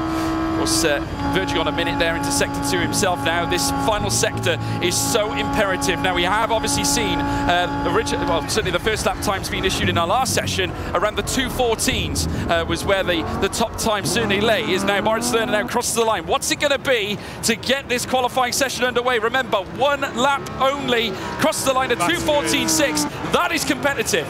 That is very good. I'm pretty sure. Is that faster than the pole time in the last? I think it was. I believe it is by fragment. Yes. Of course, Yuri Kastorp's time was a 14.9 if I remember correctly. Let's see what Yajovski does. Ethan Yajovski. He does look a little bit like Patrick Holtzman, and we will play on that a little bit over the weekend. But up to second, of course, the second of 2 lap times done of 14.8. This session already looking insanely close. But this man here, look at that second sector. This man has been the pace setter this weekend. I don't know what it is about Australia, but they've got some good genes. He's been fastest in practice all weekend long now and has crossed the line again here in Sector 3. And is that going to be a competitive time? It certainly is. A 2:14.5. Now that is the fastest lap time we've seen so far. Yeah, that is mega. A 2 minute 14.5. I said before, 14.4s are incredible. Let's see what Brzezinski does across the line, of course, representing Poland. Unfortunately, 5th of 5 at the moment. The young gun, the stapler, Robbie Stapler. The stapler. I love that. Brilliant. Crosses the line. Can he staple himself to the top of this classification? 5th fastest there for Robbie Stapleford. And here comes Bixrud now heading down towards the bus stop chicane. Obviously looking to try and put his team up on top spot. Obviously heroic themselves, looking to try and galvanise a great performance. Bennett currently sat in 3rd as well for Redline. Redline back with a great performance still yet again as Bixrud goes 7th fastest at 2:15.232. But plenty of lap times are still to come. Here comes Giassi. Yeah, it's not so great from Bixrud there, but you can see how tight this session question is already just 7/10 between 1st and 7th. Jeff Giassi across the line looking to get himself back involved in it, but a slow middle sector has pushed him back outside with a 2:15.3. Here comes Yarshall. Yeah, Tim Jarshall now coming across the line now. Where can he place himself? Yeah, brilliant middle set, but he's currently sat, as far as we can see, P6 on track, just in the 2:14s. Here comes Phil Denez. Obviously, we were talking about him earlier on. I tell you what, Lewis McGlade waving his BMW flag right now. Will he be celebrating here a BMW success here in qualifying? Here comes Denez now, up towards the line, and he will certainly park himself in 9th place. The flag didn't do him any favours. No, it didn't. I look over at BMW M Team BS competition. No response. No. No, the flag didn't help. No bias. We just love being a part of these teams and everything like that. It's so much fun. Pajic then, he'll cross the line and go 6th, so that's good. Of course, another one of the teams that's had a driver knocked out in the first quarter-final. Yeah, rough start for them, and obviously Kevin Ellis Jr. will be looking to park himself on top. Of course, Will Vincent obviously named this man as one to watch. Certainly will do in P6, and if he stays there as well, that means qualification. Yeah, he's just pushed Pajic down, but the likelihood of remaining in those spots is going to be very, very difficult. There is the man himself, Dane Warren. Yeah, Dane Warren, who currently sits on top at 2:14.542. Like I said, folks, he was fastest in the entirety of practice. Sensational performance, and he's going to be our pole sitter. Yeah, any other teams, by the way, if you've got any branding, merchandise or anything, give them to us. And yes, I have been doing this all weekend, as George has pointed out. Every time he sees me with a team, he's like, are you asking for more merch? I'm like, yes, you're absolutely right, I am. Yes, he's been chasing the merch all weekend long, folks. But yes, we are back here again. Very soon we will be going racing, of course, for our second race of this championship. And it doesn't get bigger than this. We're going back to Spa yet again, as you saw from qualification. Now, this track, certainly, the Stavelot Forest, right on the borders of the woodland that we see at this fantastic track in Belgium. And now we're going to be seeing the sim races doing exactly the same here, as we've seen it happen so many times in the real world of motorsport. We're going to be seeing it here in the world of ESL as well. And I have to tell you, just look at the drivers all set and ready to go as now we get prepared. Now, obviously, the main overtaking points we've noticed has been Lecom, obviously the drive up through Camel Straight. If you can get the drag, if you can get the slipstream, hopefully no more 4 wides. Yeah. Then maybe they can pull it off. We'll see. That 4 wide was bold. Now, you know, like you said before at the time, 2 into 1 doesn't work. 4 into 1 definitely doesn't. No. It was worth a go. I get it. Yeah, they're trying to fight for everything, but obviously it's cost quite a few in that. Potentially the entire, well, obviously if they're out of it, that's the entire competition. If not, they've put them on the back foot. So the difficulty is there. It is. Everyone here will have absolutely watched that. Do you think they will try that again? It's kind of garnering no, I think, on that occasion. I would hope so. Yeah. Well, no, I think it's great because obviously it's a spectacle. We want to see the battles. Obviously, everything's on the line. We know what the prize pool is. It is sensational, folks. And all these drivers, these athletes, looking to try and take home a wealthy sum of money. We'll have to wait and see whether they can pull it off. Obviously, who comes out on top? Still a big mystery. We're in the early stages of this championship. I mean, how amazing, though, is this stage? I mean, we've seen it before in the crane shots and everything. Look at it. This looks absolutely stunning. 12 simulators all the way around. It's breathtaking, and we're kind of at this point of esports where you sat there and you might be sat watching and thinking, wow, I'd love to take part. Maybe this I could do this one. Absolutely, you can. There is room for everyone in sim racing. Absolutely. I've seen a lot of people as well trying out the simulator down here. Yeah, absolutely. If you get a chance, have a go. Honestly, the simulators are over there. You can try out the Red Sport product. Absolutely sensational. But we're just watching the drivers now work their way on the final laps. What do you think is creeping into their minds before the start of this race, Lewis? I think there's the most important bit that I saw in that race where you need to get it right was actually, as much as they qualified, was one Mr. Jamie Fluke, who had a poor start. Started from 3rd position, had a poor start, couldn't really get away on the grid, was immediately passed by Dennis Schuniger in that first quarter-final. That seems like it's very, very important to focus on. The getting the race start. You don't have any warm lap. There's no kind of build up where you can put some heat into the tyres or prepare yourself. It is literally the lights are on, the lights are off, and off you go. And it's a very manual process, isn't it? Yeah, it is. Absolutely right. Obviously, qualifying's one thing. A race is entirely it's entirely different. So it's a case of who can be superior in race trim, folks, aside from quali trim. And we've seen it in Spa. There's so much variation, so many variables, certainly for these cars to sort of undertake. It's a big, big quiz. But are you ready, everybody? Yes. Yes, come on. Are you ready? Here we go, folks. Second race coming up very, very shortly. And we'll be bringing you all the action as now the lights are going red. Second light, third light, fourth light, and the fifth light.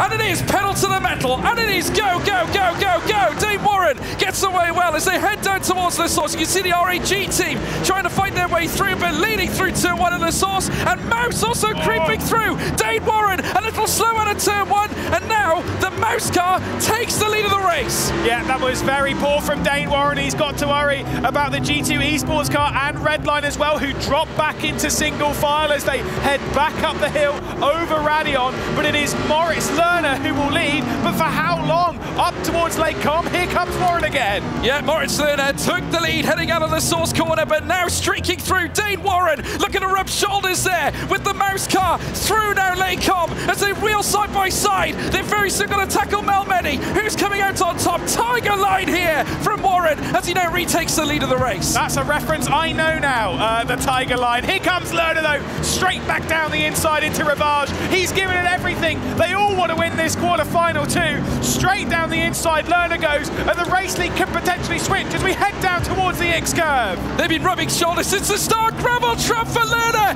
Lerner off the track, and now he's reduced to 4th place, but Warren isn't out of it yet. We got to fight for the lead down the inside now as they rub shoulders. The Jim certainly would say now, certainly send it into the middle sector as we're now seeing Robbie Stapleford, the man who has come here, certainly full of venom. G2 take the lead as they go nose to tail through the next section. Well, the Stapler has hit the front. Here he goes. Robbie Stapleford leading from Warren. We've had 3 different leaders already as Kevin Ellis Jr. is having issues outside of the all-important top 6. He's got down the inside Jakub Brzezinski. And it's Mercedes. They've gone for a spin. Pajic has gone. And for the second consecutive race, drama again for the Mercedes team. Unbelievable scenes here. Marco Pajic, everybody, of course, also representing the Mercedes team.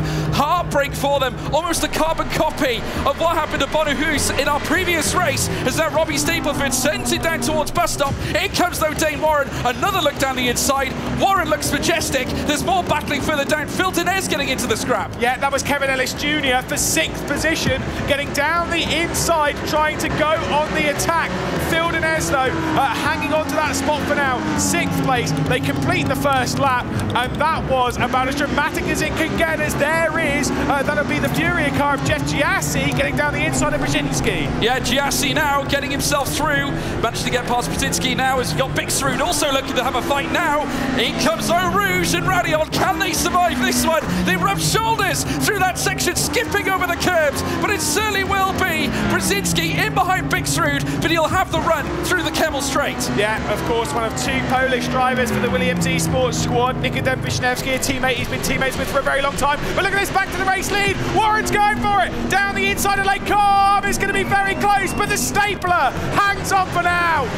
Incredible scene, Stapleford. Oh no, he's had a moment. Big moments. In comes Bennett now. Also trying to sneak through as they round through Brachel's corner, but Stapleford holds on. Warren now back into 2nd place. Wow, this could be, again, it's the big drama. Porsche Coanda, they've already lost 1 driver from this event in Mac Backham in that first quarter-final. They can ill afford losing a second, especially when it's Warren, who is arguably, of all of the drivers here, the absolute favourite for this event. No pressure on his shoulders, but still, wow. It says a lot about Robbie Stapleford, though, does it not? That defensive effort. Absolutely incredible. For such a young driver, such a young talent. I mean, Robbie Stapleford is incredible. He's a traitor. He abandoned the team that I'm a part of. We went to, well, that's fine. He's an incredible young talent, and he is showing it. Looking back behind him, you can see Big Strip there. You can see, looking here over the shoulders of our race leader, Robbie Stapleford. As much as he's young, he's calm. He is calm, I have to say. I really do admire him, the way he strategized this race. He really defended hard against that of Dane Warren. Now, here's the view heading down towards, obviously heading into the source. And in behind, you can see the Mouse esports car of Moritz Lerner. He took the initiative. He slipped it through the inside on lap 1 and was able to take the advantage, the early advantage, but it all came undone through the middle sector. Yeah, I get the feeling there might have been contact front to rear then with the Mouse driver of Lerner getting into the rear end. We didn't see that with Fury having an issue at Lake Com. But that was how Dane Warren retook the race lead. It didn't last very long though, did it? No, not at all, because we just saw Moritz Lerner deep dive through Brachel, so the car can get a little unsteady if you ride that curb on the inside as well. Very easy to oversteer, but Moritz Lerner, so much experience in this man, got rubbed off onto the gravel, however, and that provided an opportunity for Robbie Stapleford to take the advantage heading through Pouhon. Yeah, there is Stapleford, Warren behind. I mean, like you say, now things have calmed down.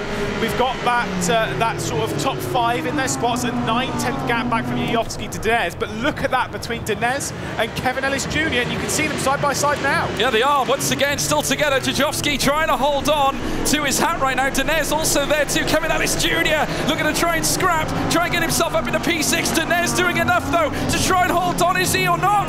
No. Kevin Ellis Jr. up into 6th place now. Denez though looking to fight back. Inside line, defensive driving here as though they swap position by position. Denez though forced to stay behind. Kevin Ellis Jr. holds on to 6th place. Yeah, also they've got an issue from behind. Look at that, the number 57 Dane Warren has been issued a 1 position penalty, so he'll have to drop back a single spot behind Luke Bennett, and that is why he has dropped to 3rd position. And again, though, the battle that we're looking at here, that doesn't change too much in the grand scheme of things in the race. What we're looking at here is the battle for the all-important 6th place. Yeah, well, Kevin Ellis Jr. currently holds on to that spot, but it got so dramatic heading through that Lecom section through towards Brachel's, but Kevin Ellis Jr. able to hold on outside of Malmedy, and that was the key moment. Now I can see, looking over at Phil Denez here on the stage, he's got Bruno Spengler, someone who knows how to wrestle cars, whether it's around this circuit or real race circuits, looking over his shoulders. You've got Rainer Talvar, you've got Ibrahim Khan, reserve driver for them, and general flag holder for the BMW MT like us. competition. Like Absolutely. us. Like us, flag holders. I'm waving it again. No bias, but wow, wow, wow. It is a tense moment inside the team. It is, absolutely right indeed. You just see here, they may look cool, folks. They may look cool. It's far from cool here at the ESL Expo, as we're now seeing them all make their way through. Now you can just see the shooters trying to get the inputs precise and correct indeed, as now they verge their way through towards the source. Still at this point though, it's all to play for. Anything can happen. The gaps, as I said before, thinner than a fly's eyelash. Yep, I do like the Apex Racing team boots are grey and blue. They're very smart, aren't they? It fits in perfectly with the Apex Racing team. You go to dinner in those? Yeah, I know, and I've taken a flag from BMW. I want some shoes. You want some shoes now as well? Goodness me. Yeah, I'll be picking those up from Corby later on this year. We'll see. I don't think I'll be too happy about that one. That's an expensive purchase. Yeah, no, absolutely. Just for a little bit of bias on the broadcast. Terrible. Yeah, I don't think they're going to be willing to share that, but never mind. Robbie Stapleford now holds on to the lead of the race. Bennett now in behind. Dane Warren obviously licking his wounds after he had to give the position up to Luke Bennett in 2nd, but Moritz Lerner still lurking there in 4th spot. He is still there 4/10 of a second behind. That little mistake into the gravel trap, you've got to give him credit, he recovered well. Really, really well. And like you say, there might be a little bit of afters, you know obviously he's not going to feel particularly pleased about being escorted wide there. And who's the driver who did it? Oh, it was Dane Warren. Dane Warren. And he's directly ahead of him. And trust me, sim races have exceptionally good memory. What goes around comes around, folks. These drivers, they remember everything for months. In fact, Eric Strana is here representing the FIA, and he blocked me in a qualifying session about 7 years ago, and I still hold it against him. So, well, we're just horrible people. Well, we're terrible people. But these guys are really nice, though. Yeah, they are tremendous. But now we're watching now Kevin Ellis Jr. running very wide through that next section. It looked like he was actually kissing the gravel. Because once again, you see them taking so much risk through this segment. They've got Blanchimont coming up next. You know, the fastest corner, certainly here at this track of Spa now. Stapleford still leads. Half a second now between him and Luke Bennett as we now pan the cameras across this grandiose arena that we have here that has sort of given us a huge platform for sim racing. There you can see the RHG driver, Erhan Jajovski, there in the corner. We're now seeing his onboard now as he now rides through in 5th place, catching up with Moritz Lerner, applying maybe a little bit of a headache to the man from Mouse Esports. Yeah, a couple of teams looking to get 2 drivers into the next stage. This, of course, R8G being one of them. Marcel Cicic's drive to second place in the previous race would mean that 2 R8G Sports move on. Same with Redline, of course. Victory for Rietveld. Now with Bennett running in second. Williams Esports have obviously just one from the previous race. Brzezinski outside of it could make it to G2. Also have one, and the Apex Racing team looking to make it 2 from 2. But like you say, as the race goes on, we're starting to see a little bit of calmness from these after an electric first lap. It only takes one mistake though, Lewis. One key mistake, one penalty. Enough to reduce the advantage of any sim racer here in this classification right now. And you can imagine the sweat that is certainly barrowing down their faces. There's a lot of throttle input here, a lot of steering input as Erhan Chijovski once again getting closer and closer to Moritz Lerner. He's literally trying to scoot his car through, maybe open up an opportunity for an overtake. Luke Bennett currently sat in 6th. We're on lap 5 of 9. Plenty more to go. Oh, getting so squirrely there, heading through the gravel trap section, heading through now towards Pouon. I'll tell you what, got pretty loose there, and Luke Bennett, he might have something to think about there. Well, for some of these teams, maybe it feels harsh saying they're fielding their weaker driver in this race. But that is the case. You know, sometimes they've got like 2 or 3 tenths between them, maybe probably even less than that. And your weaker driver, the one that is maybe a tenth slow, which, just to clarify to everyone here, is nothing. No, absolutely nothing. They might field them in awkward kind of configurations to try and get them maybe even a better chance, maybe in a worse, like whatever, so they can prioritise their higher. It's those kind of things. I kind of wonder if any teams maybe played that cards, if there are a few drivers that maybe even they know themselves they're struggling. Yeah, absolutely. I mean, like you say, it's not just a strategy when you're in the rig.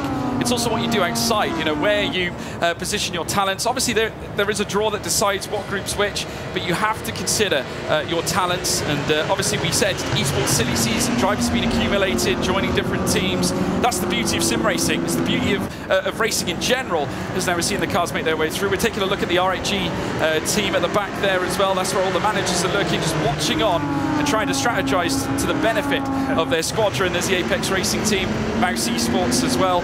Many of them all looking to strike an advantage, strike an early blow on this classification. And you can see there as well, over talking to Javi, and all the behind the scenes of Williams Esports was Nikodem Vishnevsky for the Williams Mercedes-AMG Williams Esports Cup. He will be racing in the next quarterfinal, so he's already getting advice, data, understanding, especially whilst his teammate and good friend Jakub Brzezinski looks to be struggling just a touch. Again, you want to get as many drivers moving through as possible. Halfway through this race, I remember asking you, like, about this point in the previous race, about the gaps between 6th and 7th, whether you think it's going to close. I'm still not sure about this one, because it is growing in favour of Kevin Ellis Jr., but like I say, I think that's because Kevin Ellis Jr. is pushing so hard. He probably is, but don't count out Phil Denez at this point, because obviously he's sat in 7th, he's been on the end of a scrap already, and he'll want to bring himself back into it. I can't take my eyes off this man, Dane Warren. Phenomenal driver, outright quali pace is sensational. Doesn't necessarily determine, though, that you've got the race trim, but still, nevertheless, just that pace alone is incredible. But just look at the gaps between these drivers in the top end. Chijovski right at the back of the top 5. They are literally nose to tail. It's like a train right now heading through the latter sectors. And I'm gonna take the topic, but not off the race, because I'm gonna keep focused on exactly what we're seeing here. But let's just go through this again. This game, to clarify, it's not released to the public. It's in alpha. It's how good does it look, and more importantly, we've been talking about it all weekend. How good does it sound? Yeah, I know, like, you know, the purr. there is just something about the noise. Every time, like, I hear some of these cars going past, we get it in our ear. We do. And I'm sort of thinking that I've been to GT3 racing and a fair bit of it. You have as well. I have, yes. It's not bad. No, it's not. I'll give it that. It's great. It's a. Do you know, we were there counting every blade of grass when we were looking at. I know. Looks sensational. Visually, this is very, very impressive. Again, absolutely. The future of sim racing. You know, some people don't really know where it's going. Maybe it's this. Maybe it's not. Who knows? But right now. Also, this builder spa, love it. Yeah, absolutely love it. Well, we won't go too much into the ins and outs of that, because we might have a battle for the race lead. Oh, it's yeah, certainly now you can see Dane Warren. Oh, big moment. Dane Warren is round. The man who was leading at the very start took pole. He's at risk of going out. And he has gone out. He's out. He's off the track. Warren reduced towards the back end of the field, and he's got a penalty. Yeah, indeed. Phil Denez got a slowdown penalty of 5 seconds coming from race control, but it doesn't get much more dramatic than that. It was a bit of a backing off from Bennett, and that was Dane Warren going straight down the inside. He thought about it, but now there might be a switch for the lead. Yeah, Luke Bennett now down the inside of Robbie Stapleford, who has done so well to lead this race, but not fighting it, Luke Bennett. Stapleford now is down in a second. Bennett takes the lead here at Spa-Francorchamps. This race has just been turned up to 11, 3 laps left to go, and I don't know who the 6 is going to be. We've got a tight one there with Giassi, Brzezinski and Bigsrud in that 6th, 7th, 8th battle, but what has just happened? Warren down to 12th. He's out of the running. Yeah, we got Bigsrud and Brzezinski. Obviously, this isn't a battle for qualification, but that is coming into the fray too. Denez in the mix of this as well. Unfortunately for Phil Denez, lost a couple of places as a result. There's a lot of action going on in the back room, of course, where the team managers are. Heartbreak, of course, for the Porsche team. Dane Warren really had a pasting heading through La Source. 2 for 2 now. If that's, if everything finishes as it is now, don't get me wrong, he might be able to come back from it. When you actually look at him, he's 1.8 seconds off of the back of Pajic. That's fine, but look at the gap. Giassi, Brzezinski, Bigsrud, Denez, Yarshall, Pajic, they are not separated by much. It only takes a bit of drama to bring him straight back into it. 3 laps left to go, 2 after this. What's that done to his tyres, though? Exactly. That's what I think he spun coming back round. He might have been all right if he got back going again, but as he launched it around, I think it overdid his tyres. Yeah, it certainly will do. Certainly when you spin like that, you can certainly be at risk of flat spot. And Giassi now falling off the grid. Brzezinski getting closer. He's within nearly a second, and he's starting to cruise up now. We could yet have a battle for qualification. Remember, the top 6 go through to the semi-final, folks. Brzezinski on the cusp of potentially bringing a last 2-lap fight. There was a massive moment there as well in the background from Phil Denez. As we can see over to the right-hand side of this, you can see the likes of Stapleford, you can see the likes of Giassi, who will be going through at the moment. There has been so much drama, and over that side as well, you'll see a very, very disappointed Dane Warren. Yeah, we got also a battle further down. Tim Jarshall and Phil Denez still side by side. The BMW now under pressure, as now the FaZe Clan representative of Tim Jarshall looks to try and typify him. Heading through now towards this next section now through Rouge and Rally on. We've got a replay coming very shortly as well, folks, but here's the battle, a little twitchy there from Tim Jarshall. Very, very close to losing it. I think that might be a slowdown. He might get away with it as well, but here comes Pajic back involved in the fight. Denez going to be a bit slow off the top of Radion. We'll take a look though at the replay as to what happened. So we see the red line car backing off. Warren straight down the inside. He makes contact with the stapler, and he is the one sent around. Apex comes through, but watch this, all importantly, as he got back going and he made contact with Williams Esports and went again. Was the move too late?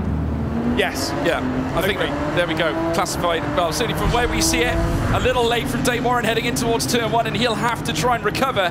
Obviously, with it being lap 8 of 9, it's going to be a very difficult job for him. But Luke Bennett now with the advantage. Robbie Stapleford in 2nd. Lerner still in 3rd. Jajowski still in 4th as well. Kevin Ellis Jr., he'll go through in 5th place should it stay like this. Giassi now in 6th place with Brzezinski, who is getting closer now within 9/10 of a second and closing by the moment here.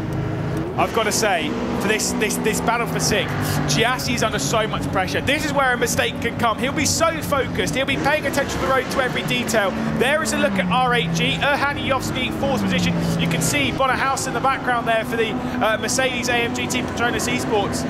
Not looking particularly disappointed, to be honest.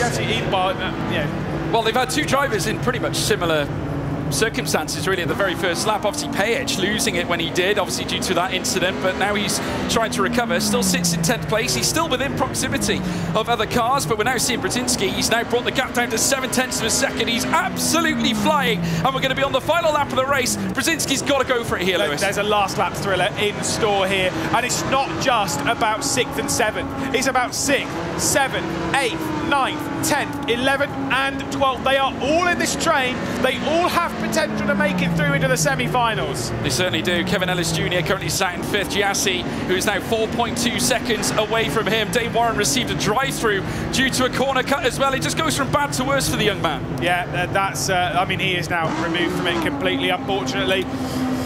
It's a big shame, but he'll have to dust it off, support the team, come back tomorrow stronger. He will be done for the day, at least as a driver. Yeah, he will do. He'll have to reset and obviously try and find his way back through. But there you can see Jacob Brzezinski. This is the fight we've been waiting for. Half a second between them now. Moritz Lerner now through past Robbie Stapleford. Now, obviously, it doesn't concern Stapleford in terms of a qualifying standpoint, but Moritz Lerner setting a precedence, maybe a little bit of mind games. I can get past you, he says. Yeah, he started from second and he looks to return to that position after some drama earlier on, but Moritz Lerner will try and chase down Bennett in those final few moments. I don't think he's going to quite get there. I don't suspect too many changes in this train, but in the other one, I think it's going to be front to back. Certainly will do. Lap 9 of 9. This is the final lap, folks. Luke Bennett still leads. Lerner in second now, with Stapleford in third. Jadowski in fourth. Good run from RAG here. Kevin Ellis Jr. for Apex currently sits in fifth. Giassi now trying to lurch forward, but certainly now 4.4 seconds off P5 with Brzezinski closing still. He's still 0.5 of a second away, but as they now work their way through towards the latter sector, it certainly looks like it's in the hands of Luke Bennett right now. Yeah, Red Line trying to go back-to-back, take a second consecutive victory in the quarterfinals, courtesy of Jeffrey Rietveld in the first, with a superb drive from Bennett in the second. There is not long left to go. That gap is closing in, but watch some of these gaps coming down to the bus stop. They are going to get super, super tight. They certainly will do now, folks. The dying moments in this race. Luke Bennett now with a considerable margin of gap. 7/10 now that's been brought out to in sim racing. That is certainly reasonably large in the context of these very, very fast GT3 cars. Lerner in second still. Stapleford will certainly be pleased to take home the P3 after a stunning performance, but taking the final chicane here at Spa-Francorchamps. It's 2 from 2 for Team Redline. Luke Bennett wins here at Spa-Francorchamps. We got Lerner in second place. He takes that. Robbie Stapleford in third. Erhan Jadowski in fourth. Kevin Ellis Jr. comes home in fifth. And we've got Giassi now coming home in sixth, but Brzezinski closing by the moment, just could not quite do it. That was about as dramatic as it gets. Absolutely incredible. Those final few moments, I mean, delightful. Wonderful indeed. Congratulations to them. And he's being interviewed now by James West. Absolutely fantastic drive there. That also seemed needlessly stressful at the beginning. You were backwards and forwards fighting for it at the top, but how do you feel with that? Yeah, it's not the result I was expecting, to be honest. You know, with the pace of the Porsche, I was thinking, you know, I've got no chance. But a lot of battling at the start was very hectic. But I bided my time, and the right time came, and I held on to it. So yeah, perfect. Also noticed a bit of opposite lock on the final corner, a bit of drifting action. Was that on purpose? It might have been. It might not have been. Just take credit for it. It's perfectly fine. Okay, so back over to the desk for some analysis of that race. Well, for me, the first race was pretty tame. The second race, absolutely not. What a start. Moritz Lerner, Dane Warren, they were brilliant to start off with, and then there was a little bit of contact. They got more and more aggressive as it went on. Dane Warren obviously got the penalty in the end because of that. Robbie Stapleford took full advantage. It was like his birthdays and Christmases were rolled into one. Yeah. Then, of course, Dane had the incident trying to get back up the order, and unfortunately lost out in the end. Luke Bennett, though, does take the race victory. Moritz Lerner with a last lap overtake goes to second. Stapleford does go third.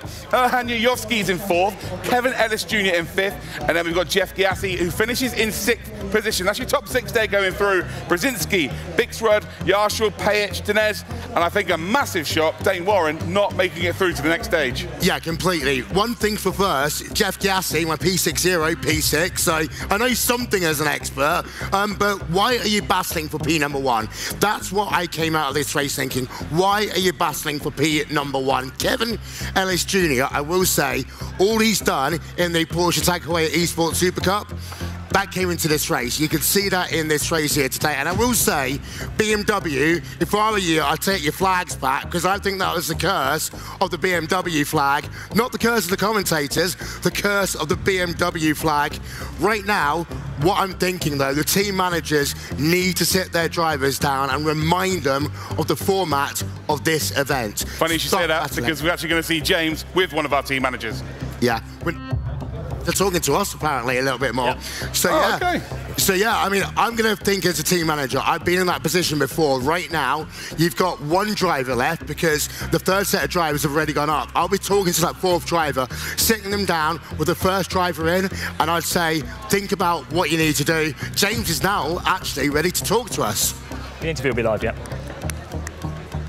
We're here now backstage with Team AMG Petronas, and unfortunately for them, they had 2 races that ended with them being binned at the beginning. So let's ask Bono, who's not the manager, but he's going to give us a response. How do you feel after that? Yeah, pretty disappointing start for us, of course. Pulled it. Yeah. So yeah, we had a very bad qualifying. In my case, just didn't do a good lap. Was P9 and then in the middle of the clown show, so got bored on the straight. and basically got spun around on the straight, and it's unbelievable that it can happen on this level. Unbelievable, it's only a 5-second penalty as well, and he gets a finish in front of me. But yeah, same thing with Marco in the first lap. Apologies about that, folks. We will go back to James at some point. One thing I want to talk about very quickly, though, post-race penalties. And I think it's really good that the stewards gave Dane Warren that drive-through penalty, even though he was last, because it shows that they're doing their job. Yeah, I'm actually watching it from the stewards area, and they are hard at it, that's for sure. Penalties been given during the race. There's a few incidents that have indeed happened as well. Race 1 was clean. Race 2, a little bit more interesting, but that is the nature of the format. We're going to head to a short break. We'll be back for quarterfinal number 3 very shortly.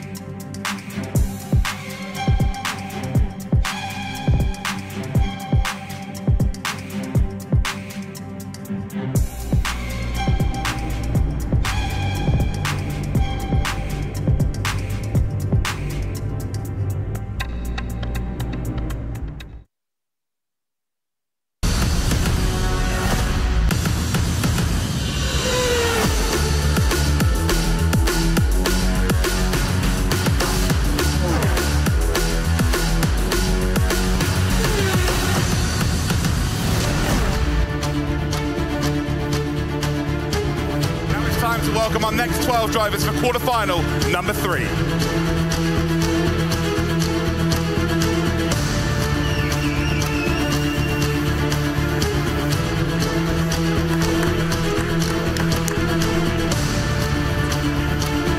For heroic current Le Mans overall champion in the virtual world is Tommy Osgaard.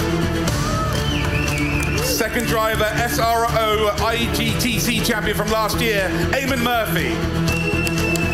For Mouse, we've got Maximilian Beneke. For R8G, we've got Yuri Toman, 2022 Sim Formula champion. For Porsche Commander, we've got Mitchell de Jong, Le Mans virtual overall champion currently. For BMW BS competition, we've got Niels Naujoks, 5-time ESL Pro Series winner on Live for Speed. Ulas Ozudurim for FaZe Khan is next up, Logitech McLaren national champion. For Team Redline, we've got Kevin Siggy, arguably the best overall sim racer right now across multiple platforms. Next driver then for Apex, it is Peter Berryman, VCO Full Cup winner. For Furia, we've got ourselves Kike Oliveira, Passion.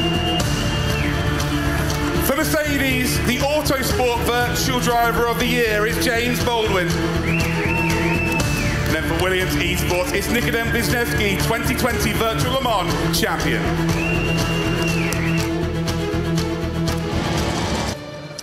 Oh boy, what a third quarterfinal we have, and I don't want to do disservice to any of our drivers here, but I cannot wait to see Max Beneke versus Mitchell de Jong. You know what? You wouldn't let me call it. I'm going to call it anyway. This is a group of death, but it's also the battle of old teams versus new teams. You've got Tommy Osgaard, you've got Max Beneke, you've got Niels. They're all facing their old teams in this race, and actually old friends at some point as well. Max and Mitchell is a classic combination. It's the one that people forget about, because we often see Max versus Josh. No, Max versus Mitchell is the one that you really want to see. They are our 12 drivers, and I cannot wait for this one. I was going to say expect drama in this race. If they can top what we saw in the last race, it'll be impressive, but I think we might be able to. Yeah, and again, we've also got the likes of Kevin Siggy, James Baldwin, AMG Petronas needing a result, really. It's not gone well for them so far today, so we're expecting them to come out strong. But yeah, I'll let you have it. It is the group of death. We have 48 exceptional drivers, but this is definitely the strongest 12. It really is, and these drivers, they have raced with each other so many times on various different platforms, and that means they know everyone inside and out, especially at a track like Spa, where, as I said before, they would have done thousands and thousands of laps against each other. 100%. Well, now we've got James, who's in the manager's area, and have a little chat with one of our managers. Right, thank you very much. I'm backstage again, and this time we're going to go and talk to Team Mouse. Are you excited for what's about to come up, or are you anticipating despair? No, excited for sure. Happy so far, Moritz made it, but mixed feelings. Yuri dropped out early. I think a bit unfair, basically, but discussable in the end. Also, there's already a little bit of drama going on there, but it's only one man down, isn't it? You've still got 3 left. Yeah, so far we got 3 left. We hope to bring 3 in the finals in the end, but yeah. Okay, so 1 man down, not too bad. But guys, for you, it's time for the excitement of another break.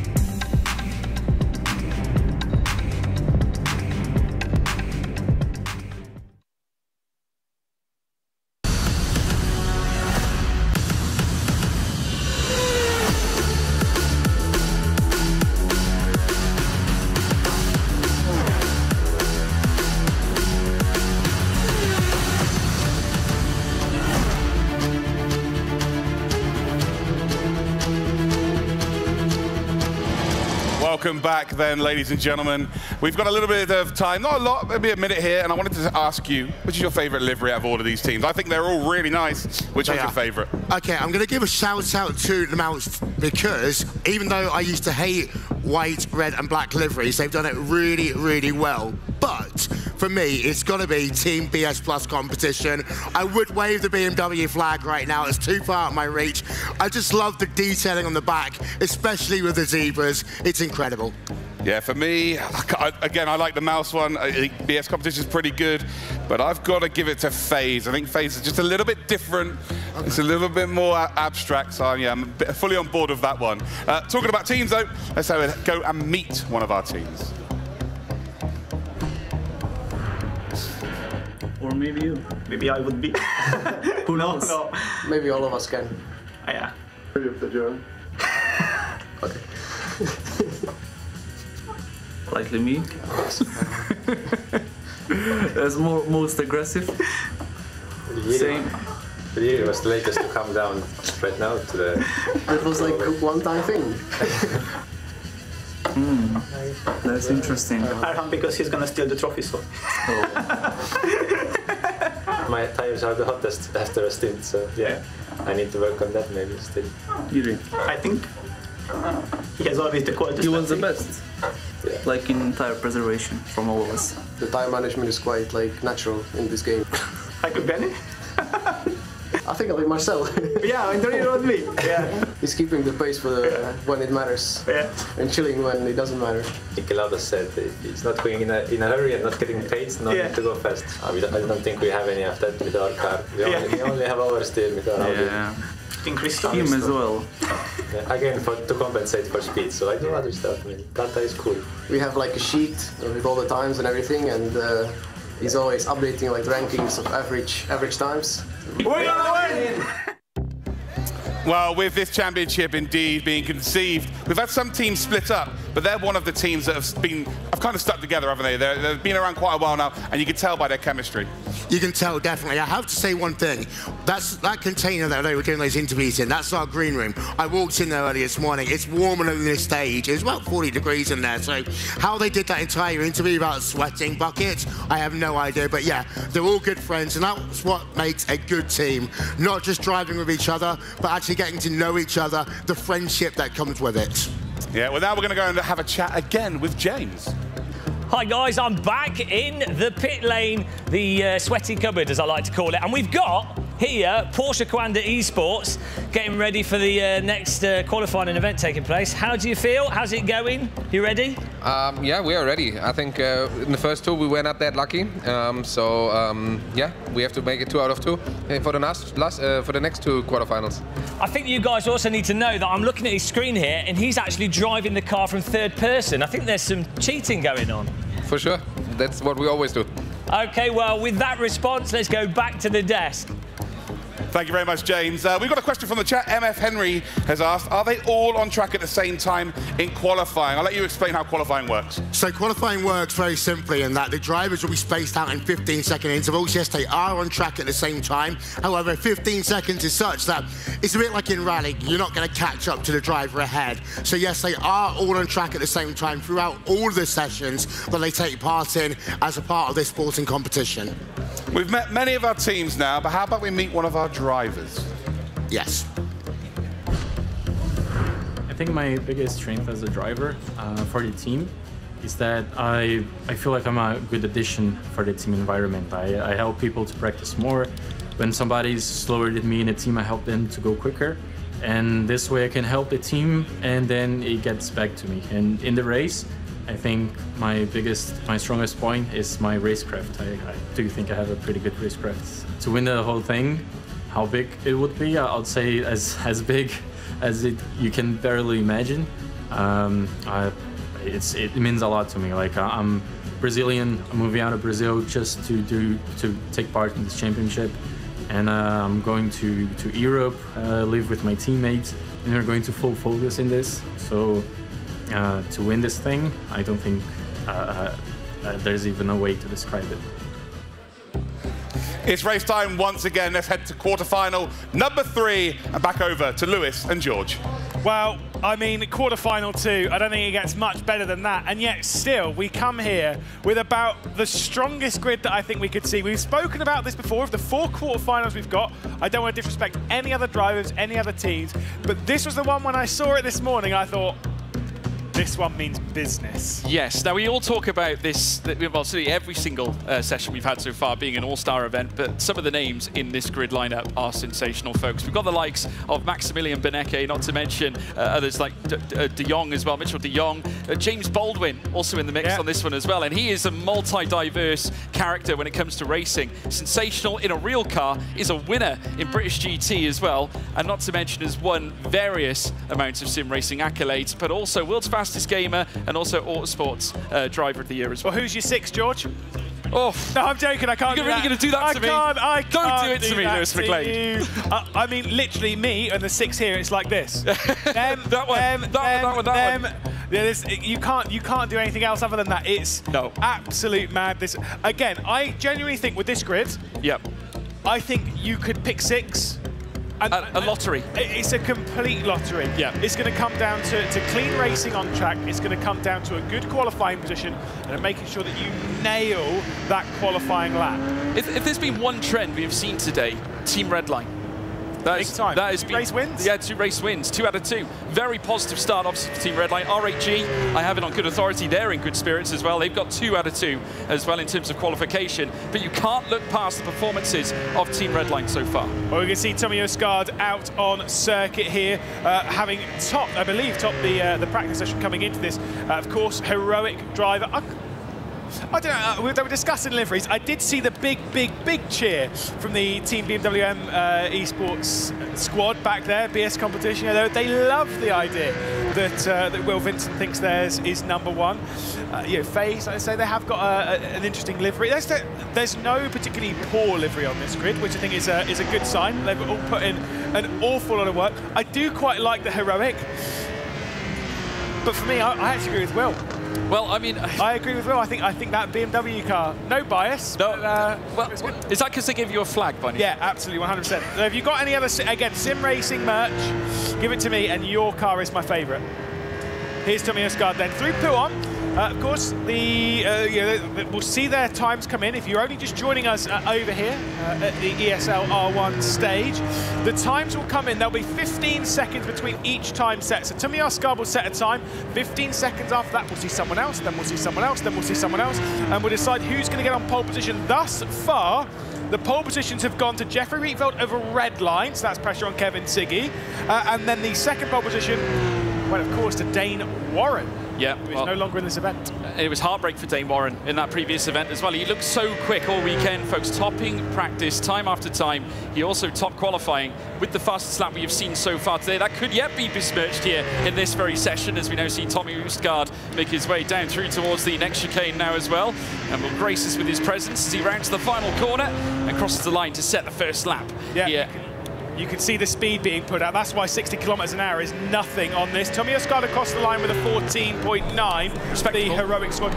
Respectable, but I can tell you now that ain't pole. No. Wisniewski then through the final complex. I think with that middle sector time, he might be in a high 14, potentially a low 15. He crosses the line and sets a 14.993. And now here comes RAG, Yuri Toman behind the wheel. Yeah, Yuri Toman stepping up for RAG now as he crosses the line, and he'll certainly park his car up to the top end with a wonderful lap at 2:14.819 to the top end now, as we now see Wisniewski now make his way through the bus stop chicane very shortly.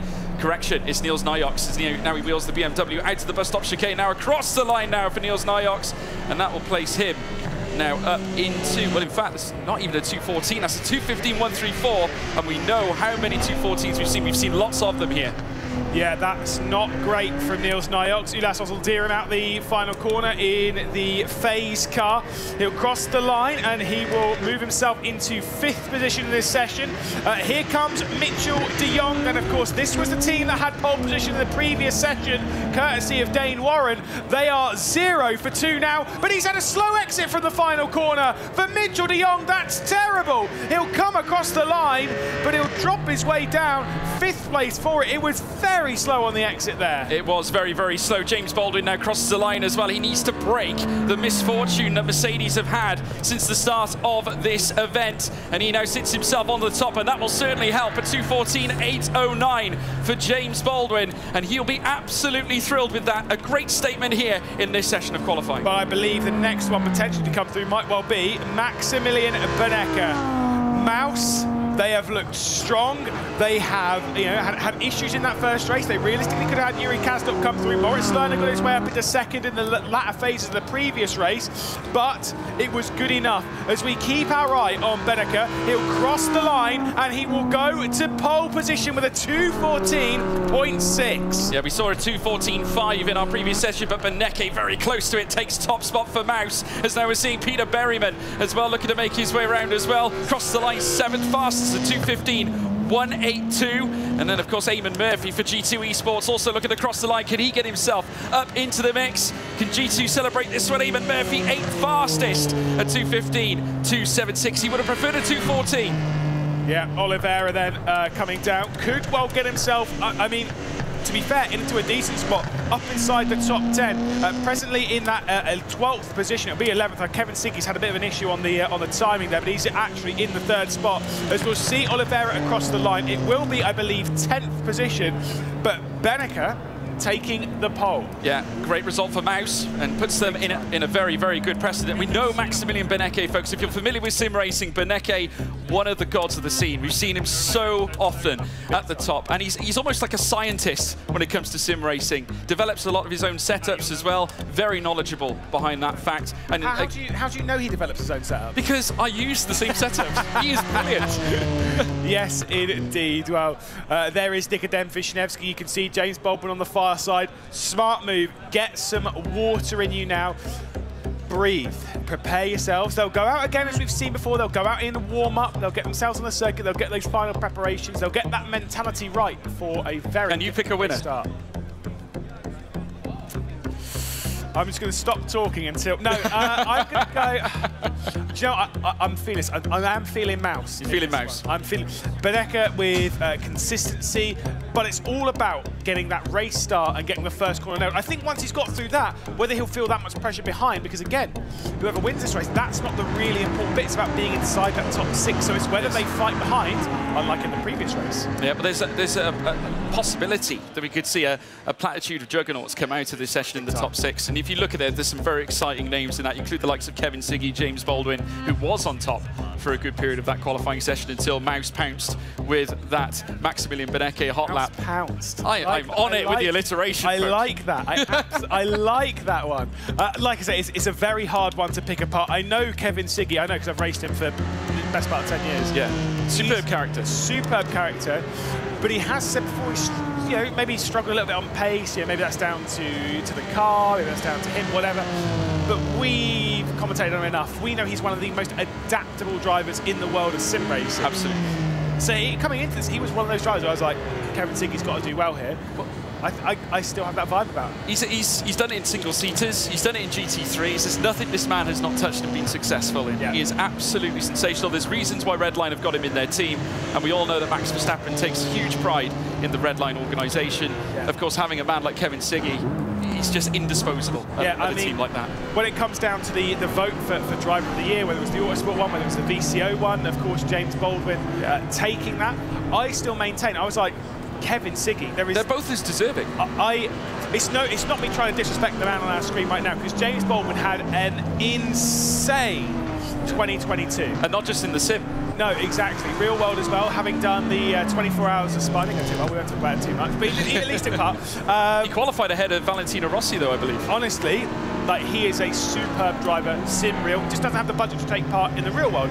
Not many people do. No. And so when you can't, I love that now esports and sim racing is a very, very viable option, not just as a hobby, but as a job for a lot of these drivers to take on, especially providing setups to you know, people who can't. hapless racers that have become commentators. It's what makes sim racing so accessible. It is an unbelievably accessible esports. Now, yes, the amazing rigs that you can see on here, they are amazing. They are stunning. The highest end that you can really get to. You don't have to do this. You can start sim racing wherever.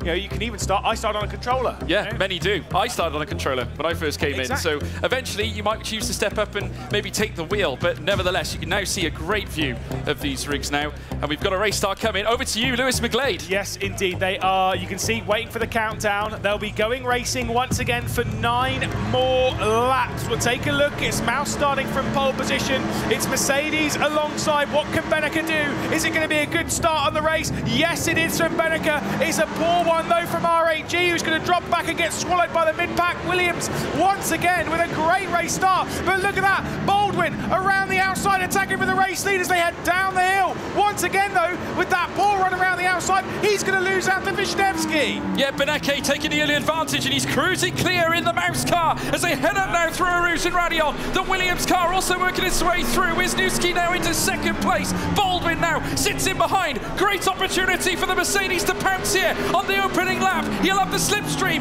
heading up towards Lake Com. You can see a battle further back as well. Nils Nyox getting right into the mix of this too. Almost a 3-wide scrap into this situation. Lake Com approaching. They still ride wheel to wheel, but still peeling on through. It's still Nyox unable to break the deadlock. Yeah, it was the heroic car of Uskard there who had a little bit of an interesting entry into Lake Com, touching the curb. Look at that though. In the foreground, it's Porsche going on the attacker phase. It's Mitchell de Jong down the inside of Ulas Ozildirim, and he does make his way up into ninth. He's already making that progress forward. The American trying to work his way up inside that top 6, but each position you tick off, it gets harder and harder. Eamon Murphy next, Berryman after that, and Niels Nyox, he's a wily old fox, that one. Yeah, Ozildirim unfortunately having to lick his wounds. The Turk obviously still a sensation, brilliant driver, has competed in the F1 scene for quite some time, but has also adapted across to GT3s. Side by side they still remain. De Jong, Mitchell de Jong holding on to ninth. Ozildirim just tapping on the rear, just having a look, having an opportunity, and it's, well, hoping to open an opportunity at this point as they now ride through this next strike. Still Mitchell de Jong looking ever present, looking very confident indeed. Kevin Siggy, who we're seeing on our screen, he's got a lot of work to do down in 11th place. That is not a place we're familiar of seeing Kevin Siggy. No, like I say, with Siggy, realistically, I'm not sure if he had an issue in qualifying, because we saw him up in 3rd or 4th, but then he had no time set. So I think there might have been a bit of you know, again, it's an alpha, maybe he made a mistake on the lap. Timing has still kind of counted it, but not really. But he's had to start from back there. Niels Nyox is going to go deep here and potentially open up the opportunity of, did he go wide as well? We had a pit lane, someone went into the pit lane now, just taking a look. Was it Tommy Uskard? He's got a drive-through for a false start, so that's going to damage his chances at this point. We've got Oliveira battling further back as well as Zildirim. Still up there, Oliveira getting ahead of Ulas Zildirim, but we are side by side on the outset of Les Sources as now they make their way up towards Eau Rouge and Radion. Then we can see there Kike Oliveira now up into 10th place, has managed to break the face car down and now move himself up a place. Yes, indeed. Yeah, sorry for missing that. We do have our note on the tab that we've got here. Tommy Uskard receives a drive-through penalty for a false start. There is a look at Mouse. You've got the BMW M-Team BS competition alongside. That's not Haniowski. Sorry, it's Patrick Holtzman.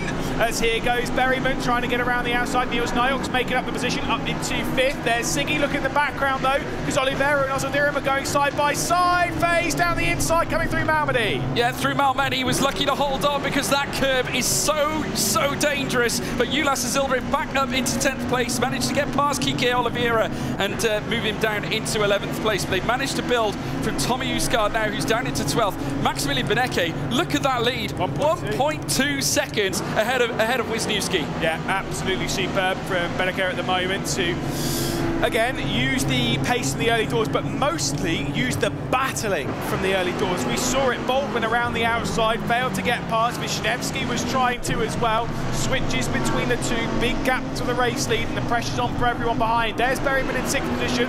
Again, we will remind you, for any of those ones that have just come along and just joined us for now, maybe you've not watched quarterfinal 1 and 2, we are looking for the top 6 drivers here to move on in the competition, and that is who we're looking at now, that final transfer spot to go into the semi-finals. Yeah, Mitchell de Jong also trying to bring himself into the scrap. He's now 3.5 tenths away from Iem Murphy, who sits in 7th. There's one man who certainly P6 Peter Berryman would want behind him, and that's Iem Murphy, of course, a new recruit to G2 Esports this season, joins them for this ESL campaign, and looking forward to really making a name for himself here as well. Very determined character. A little messy, though, heading out to the bus stop chicane. That might upset him slightly, and now we're seeing... Oliveira's got to slow down. Yeah, Oliveira has got to slow down. I do wonder whether it was the cut at bus stop that gave it to him. Yeah, sorry, I said Oliveira. I think I might have meant Ozodura, but yeah, we're not very smart people as commentators. But yes, certainly has phase have dropped back just ever so slightly. We keep our eye on Mitchell de Jong having an issue in qualifying coming out of that fight. I think genuinely, I think his lap was very, very good until that final chicane. Confirmation as to why Ozodura was dropping back there. He had to give 1 position up due to a penalty, and we can see race control there on the left-hand side. They've had quite a bit of work to do, especially in quarterfinal 2. They've been very busy, and we saw it in our previous round, obviously, that you guys saw earlier on. They, of course, were very busy, moderating some of those incidents that we saw on track. We've got another big moment here. Iem Murphy looking to try and get through past Mitchell de Jong as they head through this next right now. De Jong able to hold on as they exit Malmedy now, enter through Malmedy. Iem Murphy, though, bigger problems because here comes Kevin Siggy squirming all over the rear as now they cruise through Brachel's corner, hanging it around the outside. Kevin Siggy looking for every opportunity. He knows he only has a matter of 6 laps to do the business, and Siggy wants a place in this semi-final. Just because you see a Red Bull livery, a logo on the side of Redline and on the side of G2, no affiliation. They're there to race each other. They're there to attack each other. Kevin Siggy will try, and obviously between Mitchell de Jong and Kevin Siggy, they've started low down. They're both trying to work their way back up the order, and they're in trouble right now. There is a look at Kevin Siggy, of course, below the tower. I mean, he's not normally one that shows emotion, but after the race, he might be very well disappointed. He's a very confident driver. He certainly is, and he's an astonishing character as well. He is so determined. I mean, he dials into his pace. He extracts every bit of knowledge he can out of the sim. And certainly here at Rennsport, everything is a clean slate. We don't know who certainly the best driver on the grid is. Obviously, we've seen many a fast lap time. Certainly, Beneke has the pace in this classification, but nevertheless, we've got plenty of drivers here capable. As we now look at a replay. Now, this was the moment. Yeah, de Jong and Murphy, I believe, and he actually went sideways heading through Lake Op. Yeah, that was, I mean, it was a good move. I mean, he properly meant that one, didn't he? Look at this. Yeah. Offboard, sent it down the inside. The brush on the rear end from Iem Murphy is what caused the bit of a tank slapper there for the Porsche driver. But the switch has worked out. Now we look at Peter Berryman, certainly a driver I wouldn't mess with. No, absolutely not. But he sat there in 6th. Does he attack?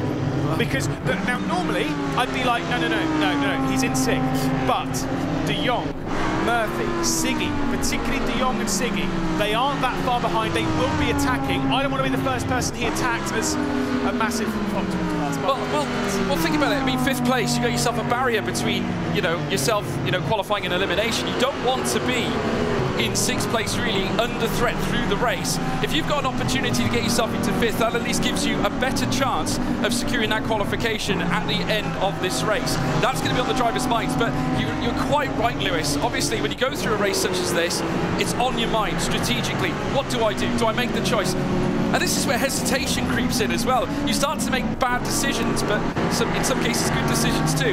It's a case of really being methodical about your approach. And right now, I'll tell you one man who's doing that, it's Maximilian Beneke. He's got the wrong gloves on though. I love these gloves. Sensational. They're BMW gloves, but they look good. He's not driving a BMW at the moment. No, he's not. No. It's Mouse, and it's in an Audi R8. This isn't a sign of things to come, surely not. Oh no. He's only just signed for Mouse. He isn't going anywhere. Yeah. No, he's drama on the grid. It's always hard to as an esports team, if you're coming into the world of sim racing. Yeah.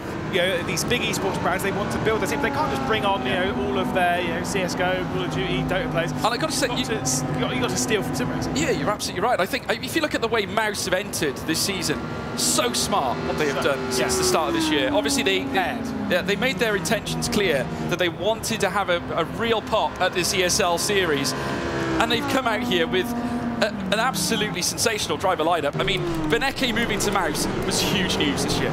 Yeah, especially when he left Redline, I remember, because it used to be a Team Redline driver, of course, it used to be teammates with like Siggy and all that lot. I remember all of the conversations, everyone, you know, people were sending me messages being like, where do you think Beneke is going? Where do you think Beneke is going? What's happened to Beneke? What's happened to... And then everyone's like, they knew almost immediately it's because there was a big esports outfit that was coming to the world of sim racing. Mouse was that outfit, and now Beneke's showing the brand exactly what it is, 1.5 seconds clear of those behind, looking to be the second Mouse driver to move on in this competition. Yeah, this championship looking to redefine everything we've come to understand about sim racing. Maximilian Beneke still leading the charge for Mouse, and they have a very healthy lead of 1.5 seconds. This is Beneke doing what he does best, and we've seen it countless times over the years, and now cruising through this next section here at Spa. Further back with Snewski also in the fight. Kike Oliveira also in the midst of a scrap between him and Ulas Zildrim. There's the Mouse team watching on. And there you can see Patrick Holzman, his teammate, watching on as well. I don't know what's just happened to Eamon Murphy, but the 66 G2 esports car has had a significant problem and has dropped right off the rear end of the field. Now 9 seconds behind, there is Eamon Murphy. And I mean, you can see the list that I'm writing here. I'm scratching people off as we go, seeing you know, where, so I can keep track of what's happening. I have already scratched off Usgaard and Murphy, because on a grid like this, I'm sorry, but from that far back, well, we've seen it time and time again, and we already, the first 2 races that we witnessed, obviously if you tail off, it really does make your job that much harder. 4 laps to go as well, reduces the amount of time you have to catch up. But I'll tell you what, looking at this right now, the battle I'm looking at right now, Mitchell de Jong still stuck in 7th place, Peter Berryman doing a great job for Apex, holding on to that 6th spot. Yeah, indeed. I'm trying to look at the drivers at the moment, where we've got all 3 drivers at the moment moving through. And trust me, there's not many, because of course Kevin Siggy, not for Redline.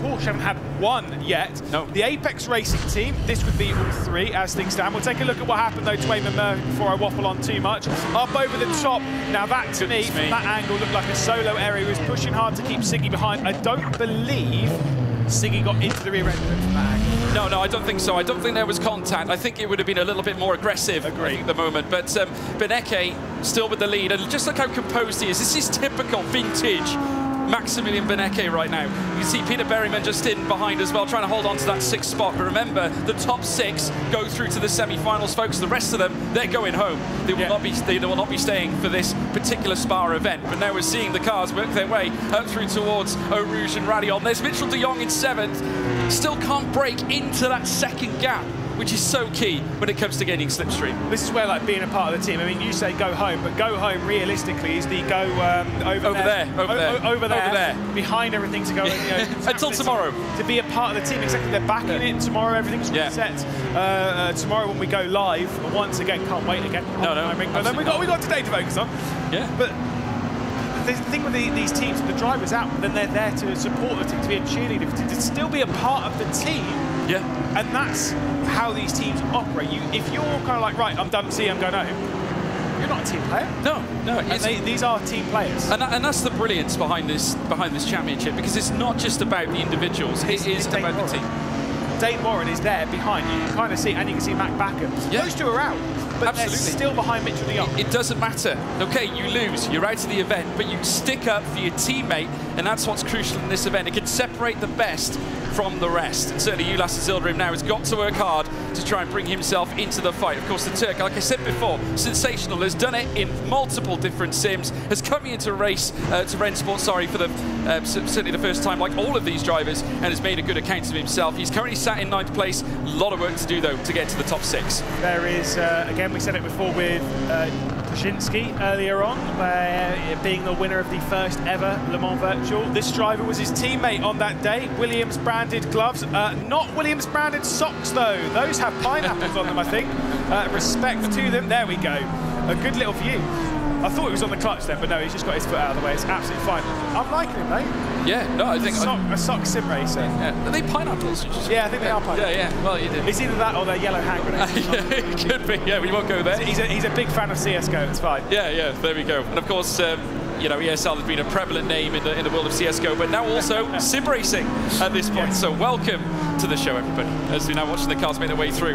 Nico Wisniewski now making his way through the next right at La Source, turn 1 yet again, lap 7 of 9, second place. James Baldwin breathing down his neck. I tell you what, there's one guy you don't want lurching up behind you, it's that man James Baldwin. But it's weird. Baldwin's a smart driver. He may not look it sometimes, but he is very intelligent. What are you trying to say? There's a lot of focus on his looks. I'll say that. He's a good-looking man. Superb haircut. Exactly. Better than Dennis Schillinger's. But James Baldwin, who is in third position at the moment, I don't think he needs to attack Wisniewski. I think he knows that. Now, again, I said it before about the Red Bull, same with the BMWs. Williams Esports and, of course, the Mercedes AMG, they're both backed by Mercedes. Yes, correct. That does not mean they are working together today. No, absolutely not. They've got their own intentions on their mind, but of course it doesn't change the fact that they're both in this championship. Obviously everything's up for grabs, huge prize money on the line as well, folks. And at the end of the day, all these drivers want a piece of the pie. Beneke now, I can't believe it, 2.1 seconds clear right now. It's a sensational race from him. Wisniewski now stuck in second. Mouse will be pleased with this race here. Yeah, they certainly will. It's been an incredible performance thus far as we look at Mitchell de Jong, 7th position, the first of the drivers that we'll be saying goodbye to at the moment. But he is closing in on Berryman, who will not be an easy driver to pass. I feel kind of like what we had in the previous race, right? Yeah. Kind of 3 or 4 laps left to go. Settled in. I think, you know, we've had that calm bit. I think we're about to hit the really aggressive part. I mean, look at how much he was pushing going through there. Yeah, I mean, the gap is cascading downwards now. Berryman might be in trouble here because Mitchell de Jong has given up waiting and doesn't want to stick around. He's currently sat just under, well, it's now 0.7 of a second between him and Peter Berryman, and we've got one final lap after the next one. So lap 8 coming up very, very shortly on the penultimate lap. Now's the time for Mitchell de Jong to pile on the pressure. Yes, indeed. The thing is, again, when it comes to pressure, these drivers are so good these days at soaking it up, at not crumbling under pressure. Now, yes, I know we saw the mistake from Eamon Murphy. You know, those things happen, fair enough. But for me, the reason why I'm saying this is that Mitchell de Jong will know this, that if he's going to get past, it won't be through a mistake. No. He has to make that overtake. So much pressure on his shoulders because we don't have Porsche anymore in this competition unless he and unless Josh Rogers do something about it now. There is not long left to go in this race. They came into it basically as the favourites. But you've got 2 drivers that are very capable of bringing the big results, of course. I mean, Mitchell de Jong, I mean, he's been there and done it in the top flight of GT3 racing. As we now have a look at Maximilian Beneke for Mouse, making his way up the next straight and through towards Les Combes. I tell you what, cruising right now. He is loving life there on the new Ren Sports Sim, and it's sensational to see it in action. That you can see the brake and the throttle work at play as well. Just see that delicately pushing his way through the Les Combes and Malmedy sections before then tackling the slope before venturing into Brachel's corner. I tell you what, this circuit's so demanding, it's so gravitating, but Beneke makes it look easy. Yeah, honestly, I know the Audi R8 is not particularly the easiest car to drive. The V10 in it's got a lot of power, you know, a lot of power obviously going. These are, just to clarify, by the way, to anyone who's here and doesn't really know, these cars are rear-wheel drive only. They only have power going to the rear wheels, front wheels done for steering. He's just cruising right now. He's so in control, and this is like a marker being thrown down to everyone, to every driver watching now. If you're against me in the semi-final, watch out. That's what he's saying to him. Yeah, well, this is a statement from Maximilian Beneke, returning here to sim racing action, this time in new colours. Say new colours, I mean red line's obviously red, as is Mouse, as we now have a look at the replay. This was on board with the Porsche. With the Porsche, yeah. Big moment out of Eau Rouge. Wow, wow, wow. That was a big moment for Mitchell de Jong. He is pushing. If you ever needed an example to see if is he pushing for his worth? Oh, yes. Well, he has to, because it's lap 8 of 9. Next lap's the last chance, and now he's on the cusp of getting eliminated here. Yeah, it's very difficult. Also, by the way, another one that is definitely getting crossed off of this list is Kevin Siggy. Redline are not going to make it 3 for 3. They're not going to make it 3 drivers through. Siggy, unfortunately, out of the running. Yeah, Kevin Siggy will certainly be hurting after that, and naturally, it does mean that he is out of the entirety of this competition, certainly for this particular race at Spa. But nevertheless, we got still one final lap on this occasion. Beneke still leads with a healthy advantage. Wisniewski now 2 seconds away, with Baldwin still within that second gap. He's just content right now with that third spot. Yuri Toman as well. Great account for RHG. They're on for 3 qualifications out of 3. They are looking absolutely superb. Mercedes trying to get there first. Mouse trying to get there second.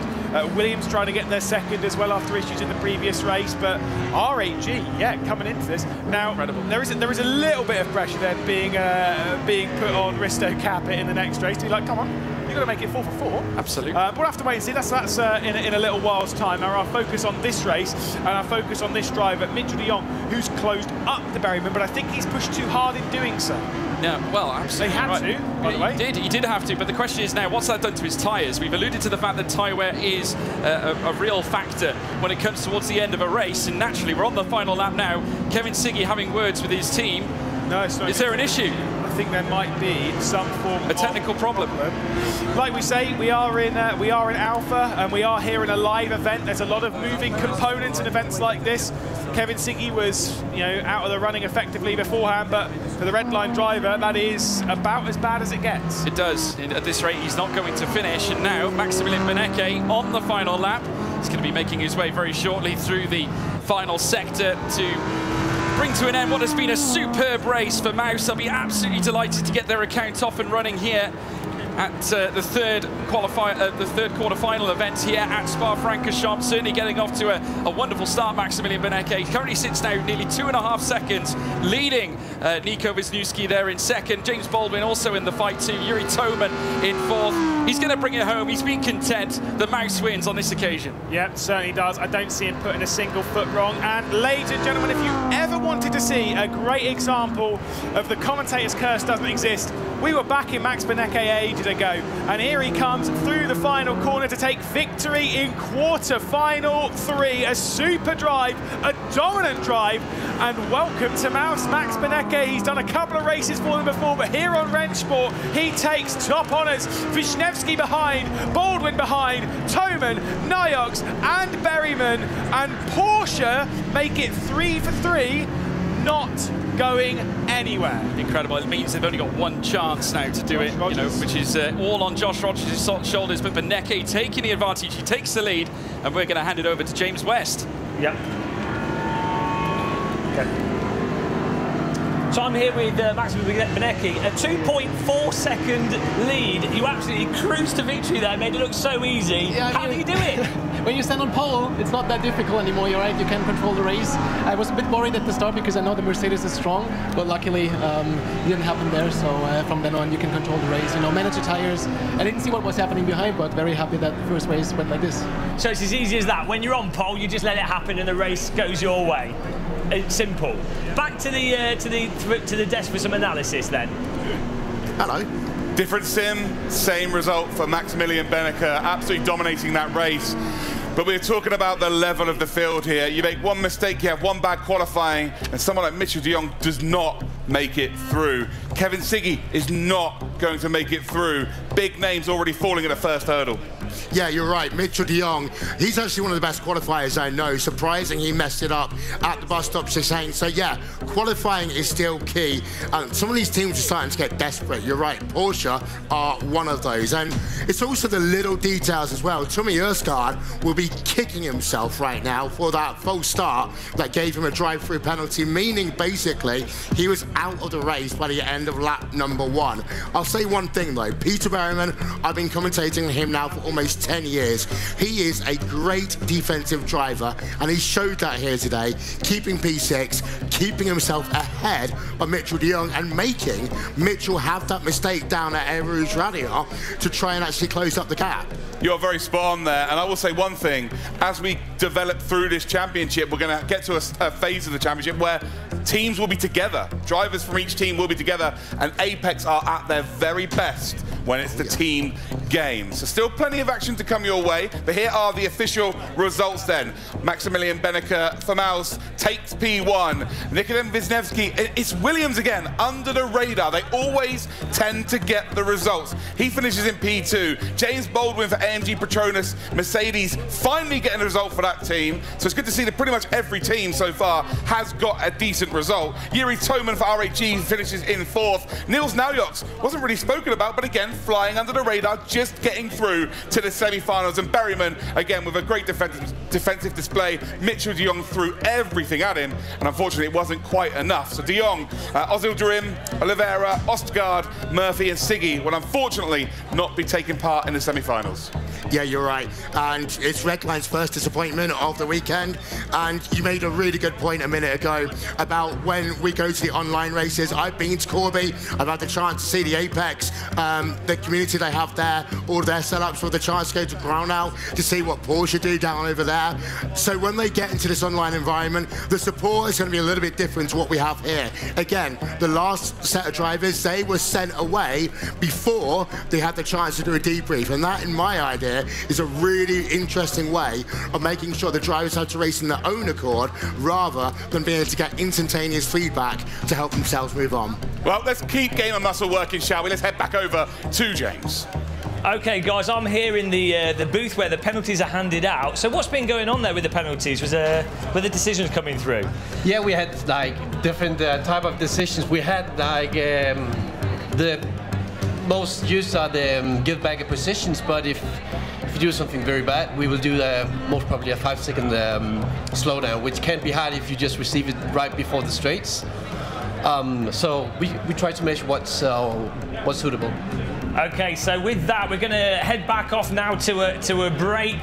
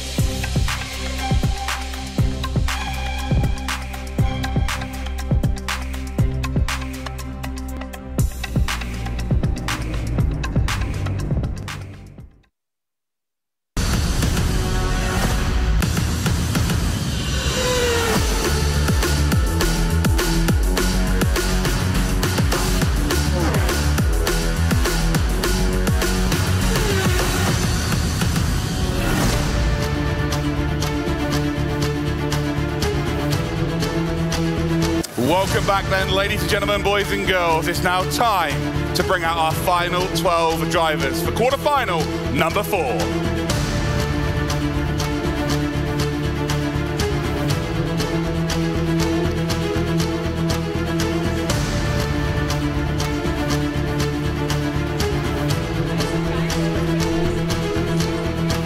iRacing World Championship driver for over 5 years for Mercedes-AMG Petronas, Graham Carroll. Winner of 3 F1 eSports podiums for Mal's Patrick Holtzman. P2 in the Formula E Race at Home Challenge for FaZe Clan's Lucas Muller. Multiple year iRacing World Championship driver for Apex is Johan Haaf. Winner of the latest PESC Challenger Series for Heroic is Thomas Tartala. You knew it was coming, it's the most beautiful man in sim racing. It's Enzo Benito for Redline. P3 overall in the IMSA Esports Series for BMW BS competition, it's Rainer Talver. 2017 iRacing GT World Champion for G2 is Isaac Price. SimRacing.gp Professional Trophy winner for Williams Esports is Dara McCormack. 2-time PESC World Champion for Porsche Coanda is Joshua Rogers. Band Sport Endurance Champion for Furia is Victor Veloso. And 2020 Sim Racing Formula Pro for RHG is Risto Capet. So there you have it. That is our 12 drivers for the final quarter-final. Only 6 more spots remain to go through to our semi-finals. Lots of pointing at the shirt this time. I love it. Point on the logo, point on the logo. If you're Porsche, if you're Williams right now, this is the moment that you've really got to be focusing on. Mercedes, they're in a similar situation. Spots are everything as we head into the semi-finals and the finals, because of course, the more drivers you get into the semi-final, the more chance you got drivers getting into the final. But I see a massive midfield battle for this race. This is going to be the one where it can come down to the final corner. I think qualifying is going to be absolutely key here. We saw some big drivers making mistakes in qualifying for quarterfinal number 3, most notably Mitchell de Jong. So if you don't get it right, you get a slowdown, that's it, you're done. You lose half a second in qualifying, the field is too strong for you to recover from that. So yeah, you are absolutely done. I think that these drivers have been very careful in qualifying. I talk about driving at 95, 97, 100%. I think they've been at that 96, 97 mark. They don't want to push it too hard. They don't want to get that slowdown penalty, because it's better to be P5 than be P12. Yeah, absolutely. Well, we haven't seen it for a while. Let's head backstage and go to James. Hi guys, welcome back to the hive of activity that is the manager area in the pit lane. We're going to just now talk to the G2 coach, and what I want to ask is, has there been any reason to the drivers that you've picked? Obviously, with this elimination format, who you pick and who they go against is quite important. Yeah, it's more than a driver preference at the moment on what, where they feel comfortable to drive. Yeah, there's no real basis on that at the moment in terms of like choosing based on what other teams have gone for so far. So I'd imagine that as the event progresses and they get to see the drivers battle each other, they'll be able to pick much better and have a good idea of who to go for. Yeah, especially tomorrow. Now we've seen what other teams have done. See if we can second guess what they're going to do tomorrow. Okay, fantastic. Let me send you back to the desk. So we're at Spa here today, and well, it's one of the most unique, one of the most famous race circuits in the world. It has absolutely everything. Let's break it down a little bit. So Sector 1, Sector 2, and Sector 3. Okay, Sector 1, it's all about getting last horse right. If you get last horse wrong, you're losing speed all the way down, all the way up the hill. Air Rouge Radio in these cars, pretty much flat. Then you got the Kentwell Straight Away, that little kink to the right. But then we see these drivers, they've been going 2, 3 at 1.4 wide at the start of the race. Turn 5, turn 6, Le Combe. That's where you get into the technical part of the track. Yeah, then through 7, you're coming down a hill and you're coming down towards Bruxelles. I know Lewis doesn't like it being called that, but it is what it's called. But you've got to set yourself up and be as far right as possible for turn 9, which I call no name. And then it goes into the middle part of the circuit down towards Pouhon. Yeah, Pouhon, turn 10, turn 11. Then you you've got 12 and 13. I call it Fanya, some people call it Piff Path. Turn 14 and 15. Again, you've got to get the exit right out of 15. You can use the curb on the outside. That will set you up for that long run. A couple of kinks to the left. Blanchimont pretty much flat out, especially in qualifying. Got to hit your mark for the bus stop chicane. That's what Mitchell de Jong got wrong. Yeah, it certainly is. And turn 18, you know, being the bus stop chicane, it's probably beneficial to run around the outside initially on the corner, to have the inside of the last corner to make an overtake. But also, yeah, to defending, it's difficult to not leave that inside open, but it's probably beneficial to be on the outside. It's such a unique track. It's so historical. And well, we're going to hear a little bit more about it from our expert, which is James. I'm not sure how much you're going to learn from it, but we do have a video anyway. Something. Okay, so let's do a flying lap of the circuit de Spa-Francorchamps. This is going to be a crucial corner for the drivers, as it's a very tight braking zone, and especially at the start of the race, you'll see everyone going in there. Some drivers will want to go wide, but there's sand there at the side because this is the new version of the circuit. Eau Rouge Radillon here, and again, drivers are going to be really committed to getting through here. Maybe some side-by-side action, but they're going to have to want to exit as fast as possible and as close as possible to then be able to take advantage of the long, straight piece of circuit.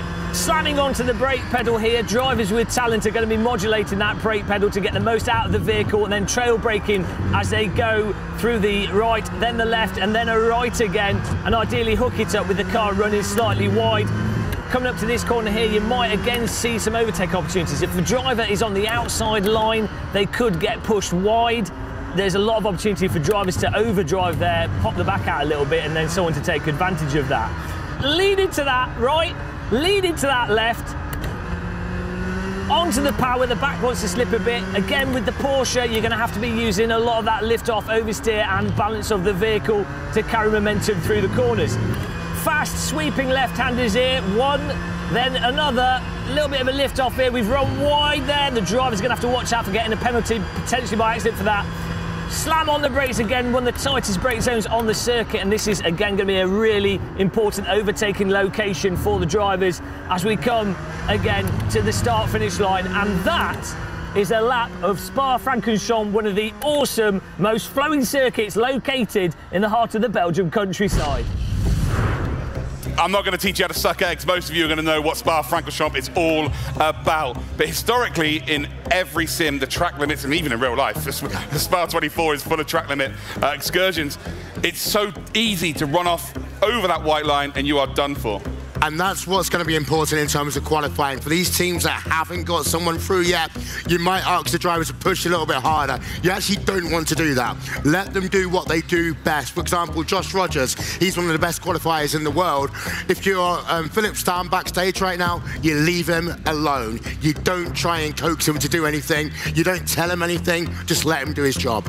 But what happened with his teammates earlier on, two of the big dogs of this championship coming into this, I think on everyone's mind it was Porsche Coando are going to be one of the stronger teams. Does that change Josh's approach to this race now, knowing that two of his teammates won't be there in the semi-finals? No, because the last competition they were in, they're in exactly the same situation. At Bahrain, when they did Virtual Le Mans Series, they had the worst round they could possibly have had in that first round of the championship. They're used to failure, they're used to building up, and for a lot of these teams, they need to remember that this is not a two-day competition. We've got what we've got here today, then we've got a load of online rounds and all the points involved. That's what makes the championship. And for the teams that haven't got someone through yet, you just need to remind your drivers, don't get too aggressive. Don't start getting those penalty points. Will Vincent saying that Porsche Coando are used to failure. Oh, I can't wait for the email you're going to receive and the spanking you might receive as well.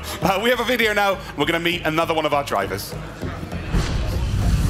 Driving cars fast on track was my hobby.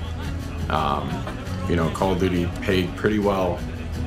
Not only did it pay well in salary, but I was very successful at it. I have way more fun driving than I do playing Call of Duty. So, yeah, that's where it all started. You don't try to replicate 10 years of someone's experience, right? Rather than doing that, like going through 10 years of trying to get better, like you just look at, you look and see what they do and you just copy it. And my method has always been, if you take something from everyone in terms of like their individual skills, if I can combine them all into one, onto me, right, then I can start seeing results. I definitely would say I have an edge in mindset compared to everyone else here. That comes from experience.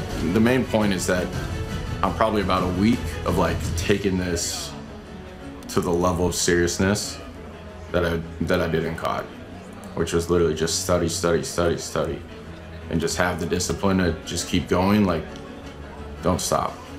I want to be able to actually compete for wins. So that's sort of my goal. Great to hear there from the most winningest player in Call of Duty history. Could quite easily put his feet up on the table and go off into the sunset, but wants to challenge himself in something else. In sim racing, he's definitely not coming here thinking it was going to be easy at all, but I think the level might have surprised him a touch. Yes, but I think at the same time he's adapted well to that, and a lot of racing is dealing with pressure. He's done that a lot in Call of Duty, dealing with pressure on a big stage and having all of those wins. That translates, it sounds crazy to the people looking at me right now, but it translates in some way over to the world of motorsport. Being able to deal with the pressure, for example, of qualifying, being able to deal with the pressure of running in a very tight pack, and we are going to see that, we've seen it already, being able to know when to make a move, when to hold back, all of these things, they translate. Yeah, you don't become a world champion in, a three-time world champion in any esport to then not be able to improve with another one. Yeah. So he will have all of the tools. He'll be out there in his world, calling it scrims, I guess, doing laps with the team. But they also have not had the best preparation. They've not been together. They were the last team to actually announce, apart from G2. G2 knew their team beforehand, but FaZe have had a little less preparation time. And I actually mentioned this morning. I was talking to, I believe it might be Lewis or not, but we're going to see a set of results this weekend, and it might be like, oh, that's how it's going to work for the rest of the championship. It will not. It will close up. So the results from today, which are very close already, they will get only closer and closer and closer. And also, what did they say to us? This isn't a one-way thing. This is a journey. This is ESL R1 spring season. This is the first season. It's a journey. These teams will come together. Teams have to start somewhere. These guys, yeah, they might have started on one of the biggest stages there is, but they still got that journey. They can move forward. They will progress. They will gel. They will move together. Yeah, we are also live on YouTube and indeed TikTok as well as Twitch. If you have any questions, make sure that you do post them in the chat. Maybe there are some Crimsix fans out there who've never come across sim racing before. This is the perfect time to get your questions answered. We actually do have a question here. Is there any visual car damage? Not yet, and this is where, the openness of Wrenchport comes through.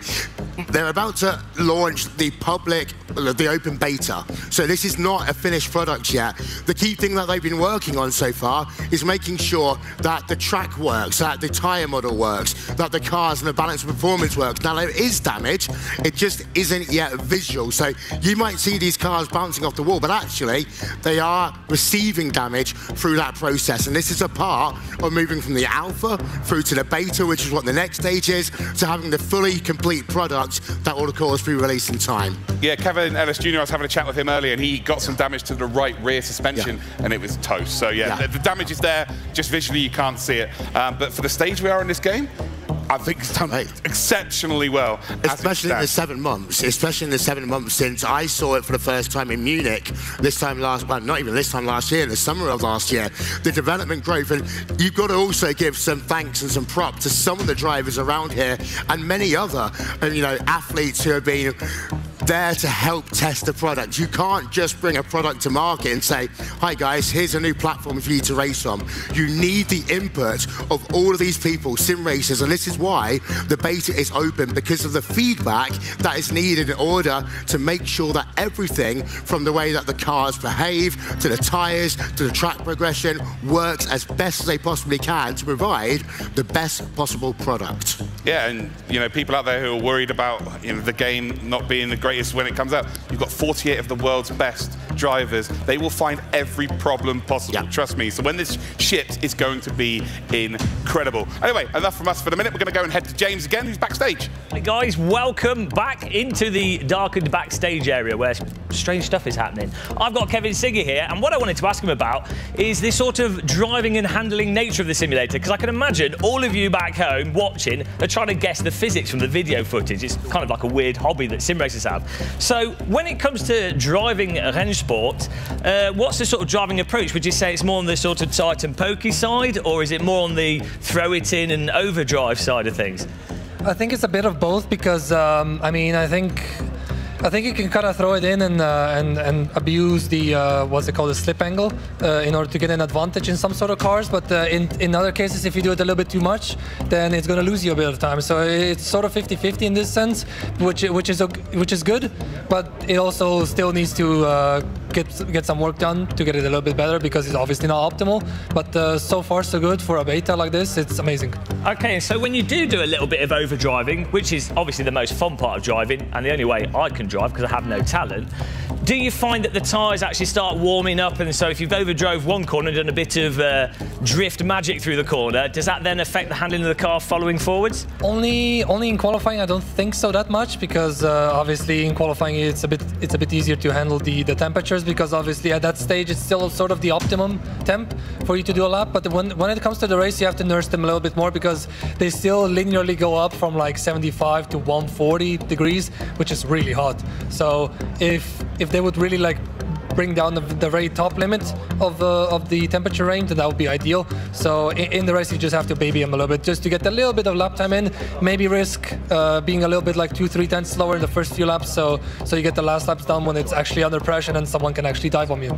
Okay, well, thanks for that in-depth insight to the handling of range sport. I'm going to send you back to the King Daddy man, Luke, at the stage. Wow, King Daddy man, that's a new one for me. I will say one thing, 2 years ago you wouldn't have got Kevin Siggy near a microphone, you know, having a bit of misfortune in a competition. He's growing up, he's a very lovely chap as well these days. We have got a little bit of a delay here, unfortunately, but I will say that we'll go through the format. We've got one more quarterfinal to go, so it's actually a good time to show you what the bracket's like, how drivers are going to progress to the next stages, and who better than Will to take it. Yeah, so we've already done Q1, Q2 and Q3, so we already have a total of 18 drivers who have made the semi-final. What's going to happen next is we've got one more quarter-final to go. From that, we've got 12 drivers in the rigs that you'll see behind us. 6 of them, the top 6, they will make themselves through to complete our drivers, the 24 that will make the semi-final. That will come later on this afternoon into the evening. 2 races, 12 drivers with semi-final 1, 12 drivers with semi-final 2. The top 6 drivers in each of those races will go through to the final, and that is where you are racing for points. The winner, of course, will get the most, and points will be awarded all the way down the field. And then, of course, tomorrow we start all over again. I think what's potentially great for us as spectators is that once we get to the semi-finals, you potentially could have 2 drivers from the same team if you've qualified. If you've got all 4 drivers, you're guaranteed to have 2 in each semi-final, and then you get to the final. Well, the dream is have 4 drivers, right? It's very unlikely that's going to happen. Any team that manages to do that, that's super impressive. But then it becomes a whole different ball game. It becomes tactical, and the thing that they always say is don't crash a teammate, but you've got to remember that this is both a team and an individual championship. So you'll be in a situation at points where, yes, you're running for your team, but at the same time you might want to overtake your teammate because you're battling for the same championship, the same prize money that they are. Although it is worth noting that in some teams what they do is they pull together all the prize money that's accumulated through the season and it's distributed, and that's why you can pay out salaries. Of course, a percentage will go to the drivers, so on, but this is how you end up with the pro athletes that we have behind us now. 100%. We're going to head back to James now. He's just going to take us to some managerial areas. Hi guys, back here again, and it's James with another James. The Jameses are taking over sim racing, watch out. I have a question about the tactical aspect of this. Obviously, you don't want to make a mistake and be eliminated if you fall into the bottom 6. But then you still have that racing aspect you want to keep pushing. Are you holding yourself back in the races, or are you going hell for leather? Well, I've only had 1 race, yeah. But in that one I qualified near the front, so there was no need to attack as such, just sort of hold position, get in the top 6, get through.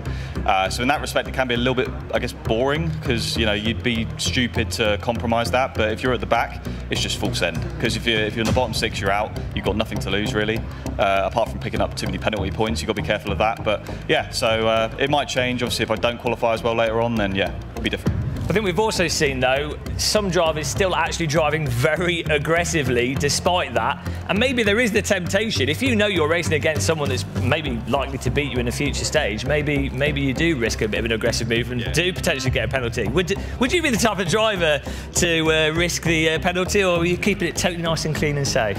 Nah, yeah, I'd risk a penalty to get in the top 6, yeah.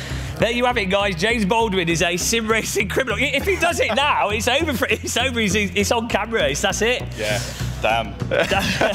Okay, well, with that, guys, we're going to send you back to the desk again. If there was ever a before and after of a haircut, it was right there in that shot. Anyway, enough talking for us. We're going to head now to the commentary team. It's going to be with George and Lewis.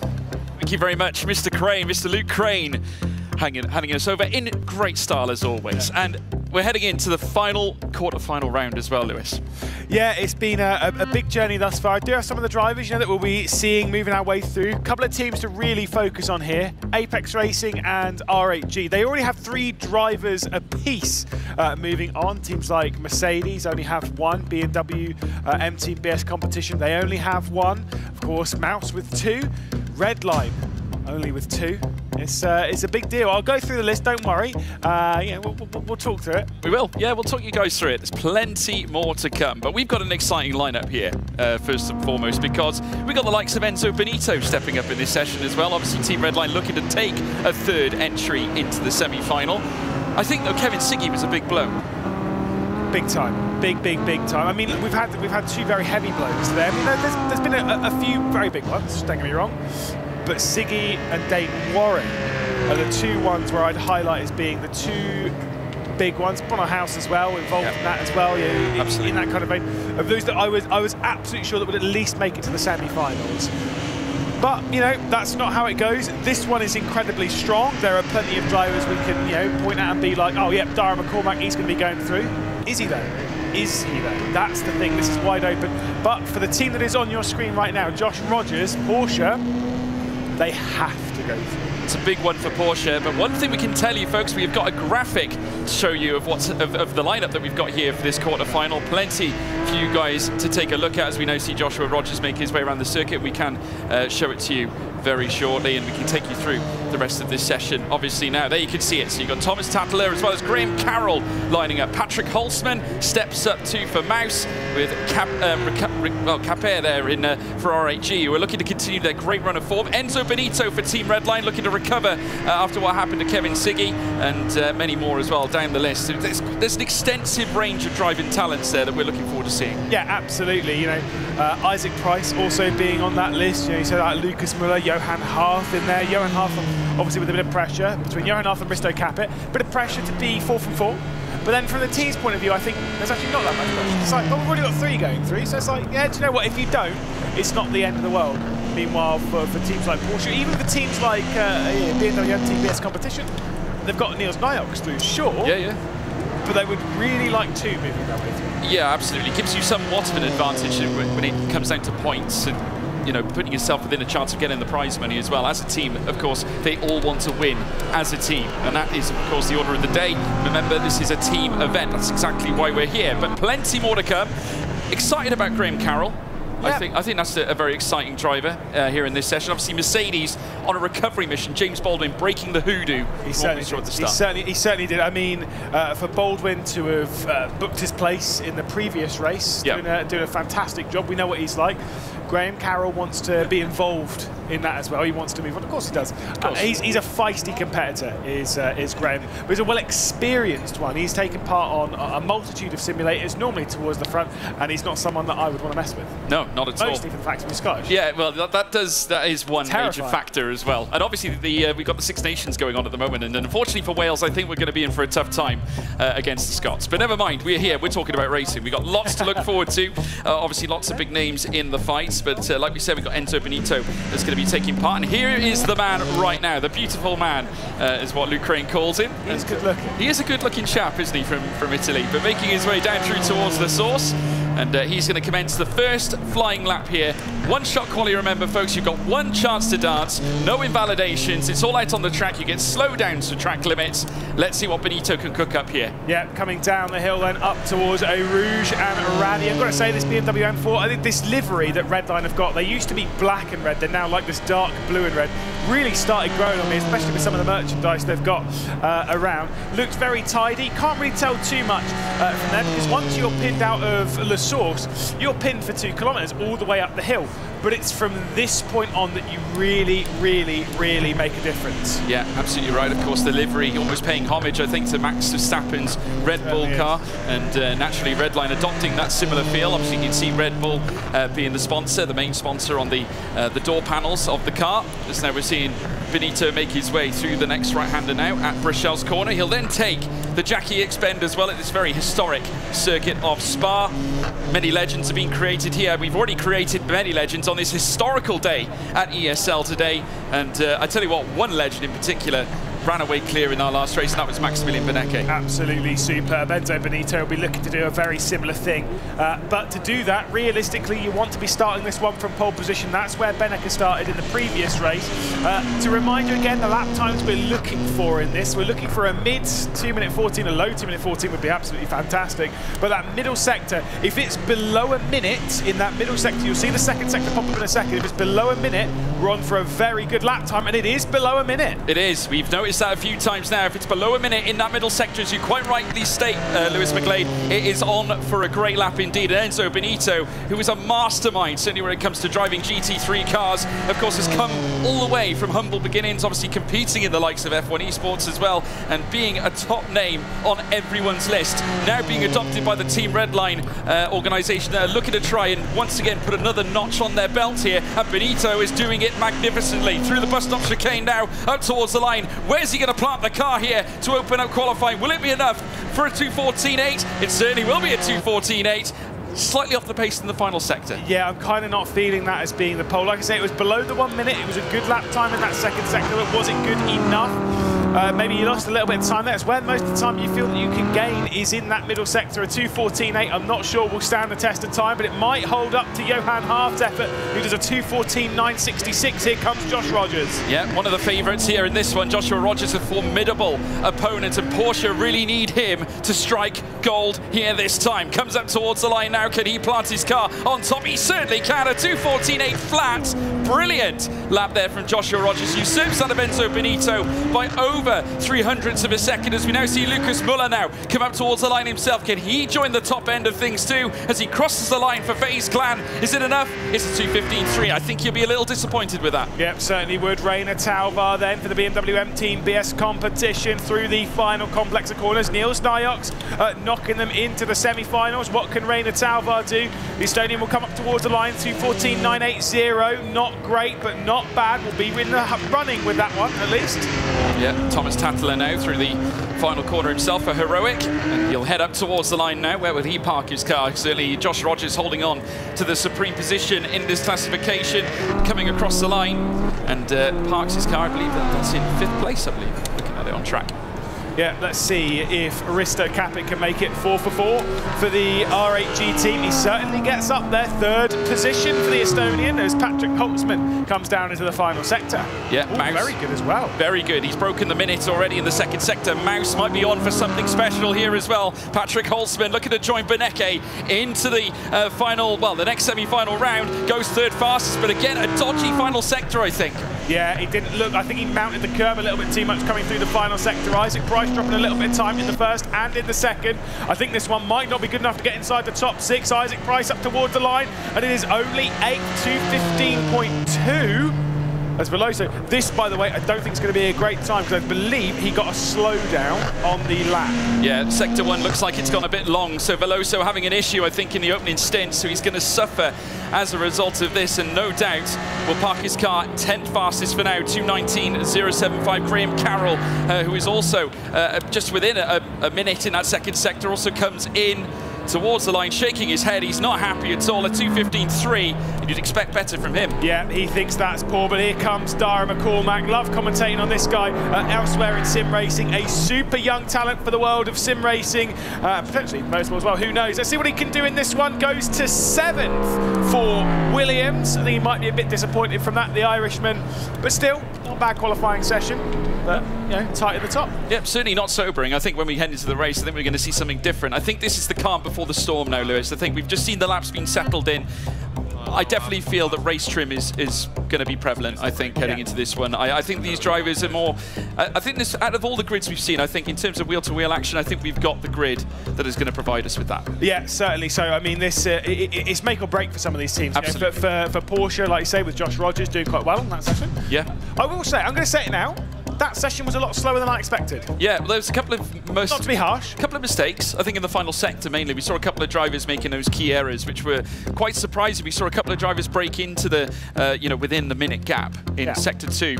Obviously, I think one of them, I think, could be kicking himself as Enzo Benito in some ways, because I think he would have preferred to have that massive lap and certainly follow on from his teammates at Team Redline and take a qualification spot into semi-final action. So we'll see what he can do, but there's many other great names. Porsche need a win here.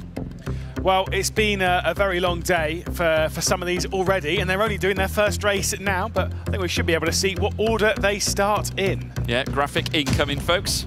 So brace yourself for this one. We're going to present to you the starting grid for this next race here at Spa-Francorchamps, and we'll be seeing the drivers. No worries. We are going to wait on the graphic. A slight delay on the graphic. Everything, we're all working, everything's so new here. It's very new. We are working on a lot of things behind the scenes, trying to bring you everything at home. And trust me, the setup they've got back there, stunning. Absolutely incredible. They are out in warm-up, so again, they're getting their final little bits of preparation and practice in. Yep, they certainly are, and this is where, of course, they can get used to the track, get their eyes set on the track, and hopefully tee themselves up for a good start to the race. Don't forget, standing start here at Spa. A lot of the times in GT3, you tend to see a rolling start. Not here.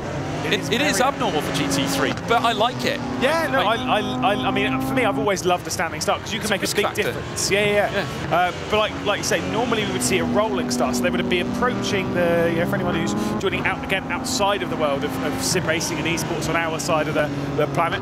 You know, normally they'd be crawling up to the line at sort of 60 kilometers an hour, 80 kilometers an hour, maybe even 100, and then the green flag waves, and then they accelerate. Whereas this being a standing start, they begin in a stationary position on the grid. It's all about reactions, really. Exactly, and I love that. Yeah. Mostly because my reactions were all right, actually.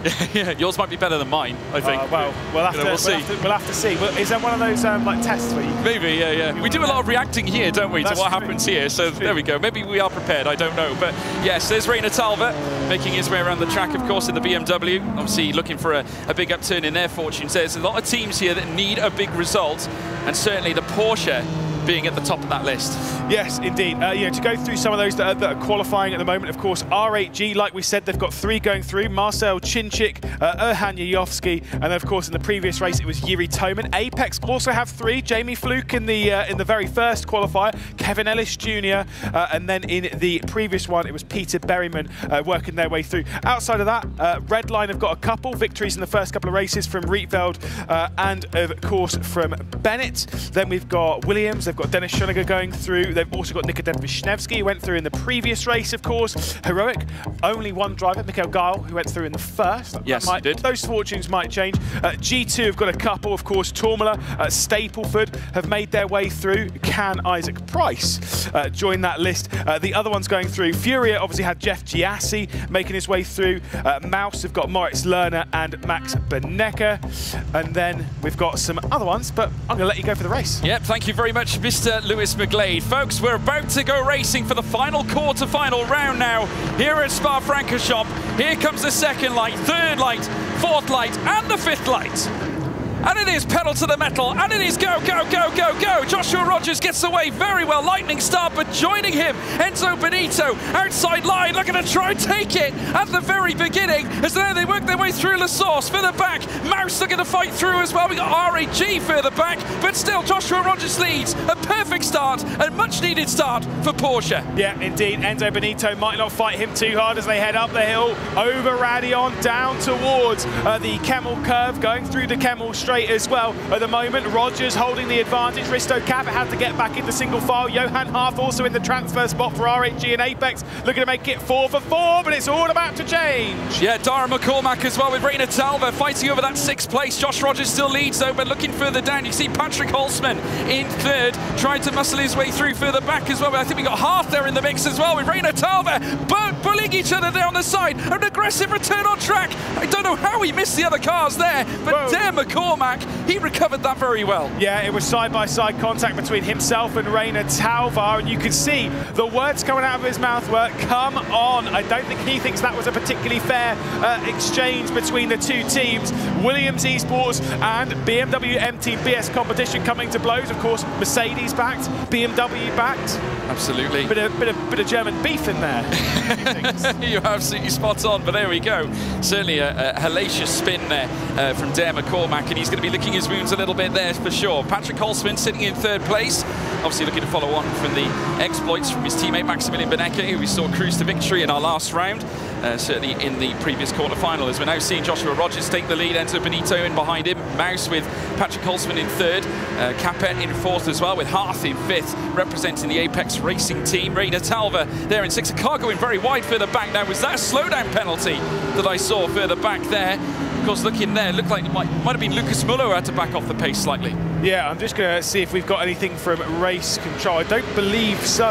As of yet, nothing's happened. There is the look inside race control as they'll all discuss things. I'm going to say this about Dara McCormack, by the way. Despite that spin, tyres might be a little bit gone, fair enough. Definitely not out of it. Look at those gaps, 11th, 10th. Yes, he's only a few tenths behind, but then the gaps ahead, it's all basically one big train that they're still in, which means for McCormack, yes, it's going to be difficult, almost impossible, but almost, it's not definitely. No, not at all. It's not inconceivable that certainly these drivers can fight their way back to the front. We're only on lap 2 of 9. Here comes a replay. This was at the race start, folks. We saw Enzo Benito immediately try and pounce on Josh Rogers into turn 1 at La Source. Slightly later on the brakes, he had the line as well. Josh Rogers a little twitchy, but recovered it well. RAG as well were fighting back as they made their way up through the Oru section, but Mouse, Patrick Holzman managing to hold on to that 3rd spot. And this was the moment with Dare McCormack rubbing wheel to wheel with the BMW. They went side by side, Merc and Beaver, you called it there, Lewis McGlade, onto the gravel trap. Yeah, I kind of feel that McCormack might have pushed Rainer Talvar out through the final part of Les Combes, and then Talvar came back and did the same coming through Malmedy. So in that kind of sense, some people might say you get as good as you give. Yeah, maybe that is the case. Dara McCormack, though, again, feisty competitor, back involved in the train, definitely not done for now. It's only the tyres that'll be a concern. Outside of that, you should be able to go back on the attack. You might need to give yourself a couple of laps just to cool them down, refocus on what's ahead, and go on the charge. Yeah, well, you got Johan Harth as well, sat in 5th, who's looking very menacing in behind that Risto Capet. You've also got Isaac Price in 7th as well, obviously on a recovery mission of his own. Wasn't the ideal qualification for him. Obviously, found himself on a 1:15.3 in that session, but has already shown that he is more than capable in race trim. And that's exactly what I alluded to before we went racing at the start of this one, folks. Obviously, it's one thing to qualify, it's another thing to race. As we now take a look at the POV of Josh Rogers, there we can see him just manipulating the use of the wheel, looking very, very smooth indeed. And that's exactly what you need around a circuit such as Spa-Francorchamps. It's not me trying to disrespect the team, because I know that the Porsche Commander guys, I mean, all 4 of them are absolutely incredible. But if there was a driver I'd want to leave to the final race, it would be Josh Rogers. Of course, Mac Backen racing earlier on, then Dane Warren, obviously with that big drama. Mitchell de Jong knocked out. None of those drivers transferring into the semi-finals. So it all comes down to Josh Rogers. And trust me, this is a driver that can deal with it. Multiple champion in the Porsche Tag Heuer Esports Super Cup, champions in things like Le Mans Virtual, etc., etc. He's won so much in sim racing, and to be fair. This will be another thing that he can add to his list. He doesn't need the team. No, absolutely right. And I mean, yeah, absolutely. I mean, you look at this this incredible stage, this incredible platform we have here. Drivers can make a name for themselves here at the ESL R1 event. And obviously, we want you guys at home to have your say as well. If you haven't done so already, please make sure you follow. And we got a move here. Johan Half, who's been chasing after Risto Capet, now heading through towards Lake Com. Still side by side. The RAG driver has to give the position. Johan Half, brilliant, up into 4th place. Yeah, he lifted out there, just swapped with the Apex Racing team driver. So Risto Capet dropping back the single position. Charging into them is Reina Talvar at the moment. And of course, behind him is the important bit, realistically. Isaac Price, Graham Carroll, Veloso, Muller, then McCormack, then Tattler. Those drivers we will be seeing no more if they remain in their current positions. They have to get involved in that top 6. Well, you're going to have a fiesta of drivers now looking to try and get their way up into the top 6. Just look at that, Isaac Price being one of them, Graham Carroll, Veloso as well in 9th place, Muller in 10th as well. All of them within a second, and certainly looking to try and gamble on a potential opportunity to move into the semis. As I said prior as well, folks, if you want to have your say, make sure you utilize the live chat here on the ESL R1 Twitch channels and various other channels that we are live, also on TikTok as well. Not forgetting, follow those social media, stay up to date with everything we have going on here at ESL R1. There's plenty more to come. Yeah, I think it's I can't remember, hashtag ESL_R1 if you want to get in touch. If not, you can just DM George Morgan on Twitter, and yeah. Thank you. If you want to just irritate him constantly, that's fine. I don't know what your Discord is, I can't remember, but yeah. I'm not telling you. Irritating him ad nauseam. I mean, I could do so. I've got it on here somewhere. But absolutely fine. Hey, just spam galore. Well, they can go and speak to Lewis McGlade then as well. Yeah, exactly. It's Lewis McGlade 78. I'll take all the messages. Yeah, I'll take some spam. It makes me feel popular. You can be my secretary for the day. Oh, am I replacing Jeff? No, not at all. She's probably going to be watching this thinking, what is he talking about? Yeah. This is tight though for 6th position again. BMW versus BMW, G2 Esports. Still trying to find their way through, but where is that opportunity? Yeah, well, that's it. That's exactly right. I mean, Isaac Price is certainly not to be contested with or trifled with. He certainly looks very menacing right now. Currently sits within the 3.5 of a second gap. Graham Carroll has dropped off just a slight bit. It's now out to 7.5, 8 of twitch there as well from Isaac Price, as now they make their way up the Camel Straight. Big chance of he can get the draft, but Reina Talva looking like he might hold on, goes slightly defensive, moves the car off the curb side just slightly, just to defend. A look in the mirror there from Isaac Price as well. He knows exactly what he wants, and that's a spot in this semi-final. Yeah, just trying to fill those mirrors. You know, that's kind of what you want to do. As you're going into a braking zone last minute, you want to pull out, brake early. You're trying to drag their attention away from what they're looking at, make them look at you. Hopefully they can miss the braking zone. Now Reina Talvar's a little bit too good for that, as is, you know, a majority of our grid. But still, mistakes can happen. Frustration can happen. At the moment though, this train is still, you know, big enough. You've still got Carroll in there, you've still got Veloso in there, you've still got Muller. There is 1.5 seconds back to Darren McCormack. I do wonder if that goes back to the tyres. Obviously they would have got worn quite a bit in the tussle between himself and Reina Talvar. I think it's been a constant theme, because we've seen a few cars spin now already. The tyre wear, or certainly the tyre grip loss, is certainly a prevalent issue to them actually catching up with the field. We've seen it countless times, and as the race wears on, obviously degradation will carry on, it'll build up, and eventually that pace, you will not find it like you did at the start of the race. But never mind that, Isaac Price still looks extremely quick right now, gaining on Reina Talvar, and I get the feeling we're going to be in for a real dogfight for this last semi-final place. Not to forget Graham Carroll, who is just behind it. He is so competent in any situation. Now I know he's not involved in this event, so you know, fair enough, not going too off topic here, but it's something that Luke Crane does say quite frequently, that Isaac Price does look like Jack Keithley, and from this angle, none more so than any other. Definitely looks like other esports contingents, and Jack Keithley's not here, so it goes to the thing that maybe they are the same person. You won't talk about that too much. He'd probably watch it, to be fair. Yeah, absolutely right. I mean, look, at the end of the day, I would be. Yep. What can I say? What can I say? Isaac Price, though, looking ever present. I mean, he's looking very, very mean in that livery, getting so close to the rear end, almost nudging around La Source as well. To see there, Reina Talva just watching on. The rear view mirror is literally full of G2 BMW right now as they head up through towards Eau Rouge and Radion. A potential to unlock the door here for one Isaac Price, should he be able to stay in the slipstream. Well, I mean, it is absolutely fantastic seeing them on the absolute limit in this first weekend of proper racing here on Rennsport. This could be the opportunity, though. There could be a bump up. I almost thought there was going to be a bump up between the two, but Isaac Price goes back to the outside and might go for a move on Talvar. Yeah, not only that, Veloso also getting in the mix for the back, but this is the battle we want to see. Oh, the switchback, beautiful from Isaac Price. What a statement here, and he's managed to make his way into the top 6. And if it stays like this, that's qualification. Talvar now suffering. In comes Graham Carroll, outside line into Brachel's corner. The man goes hunting, looks down the inside, can't find a way through. Talvar holds on to 7th place. Absolutely superb, electric stuff between the two of them. But what a move from Isaac Price. Read that brilliantly, took to the inside, then back to the outside, played the dummy. Talvar in deep, Isaac Price, bam, down the inside. Super stuff, holds it around the outside of Lakecombe. That is what we are talking about. Just about enough space given between the two, and now Isaac Price is in that final transfer spot of 6th place. We love seeing bits like that. Do you know, that's the move that's been threatened all night long, certainly for that top 6 spot. We've seen it time and time again, P6 and P7 getting close. We were waiting for that move. Isaac Price has delivered in the final quarterfinal of this event at Spa. Incredible to say the least. Now he's got to hold on to it.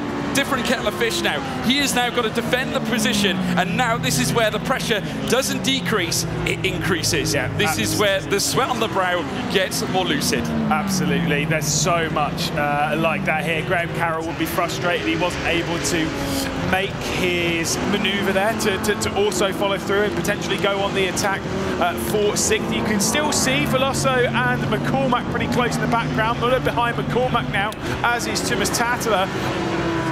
4 laps left to go. Honestly, I'm still of the opinion no one's necessarily out of this yet. No, absolutely not. I mean, we've got 3 laps left here, Lewis. I mean, anything can happen, and we've spoken about slow laps.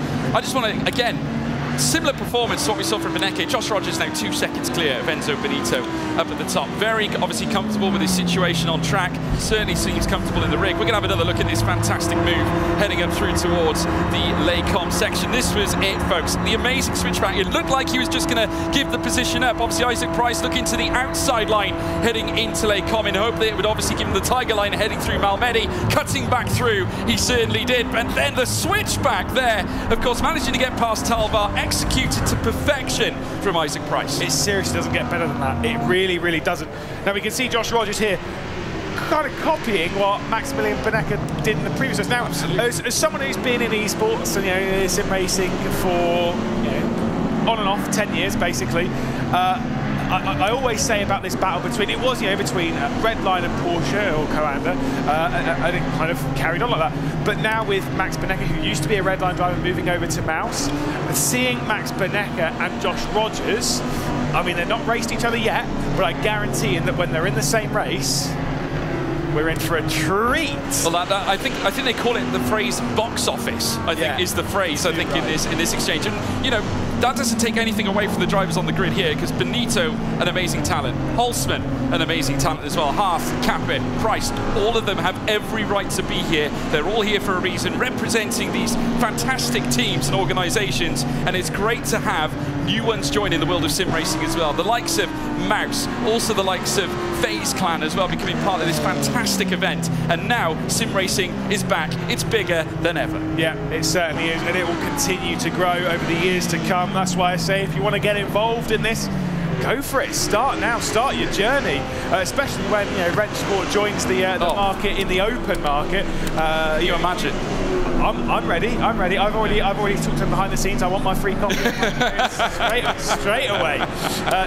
Honestly, looks great. Having driven it on Wednesday, drives great. And also, I really liked listening to that bit from Kevin Siggy. It was so in detail, in depth. And he knows what he's talking about. He's got a load of simulators, but it's just how much he knew.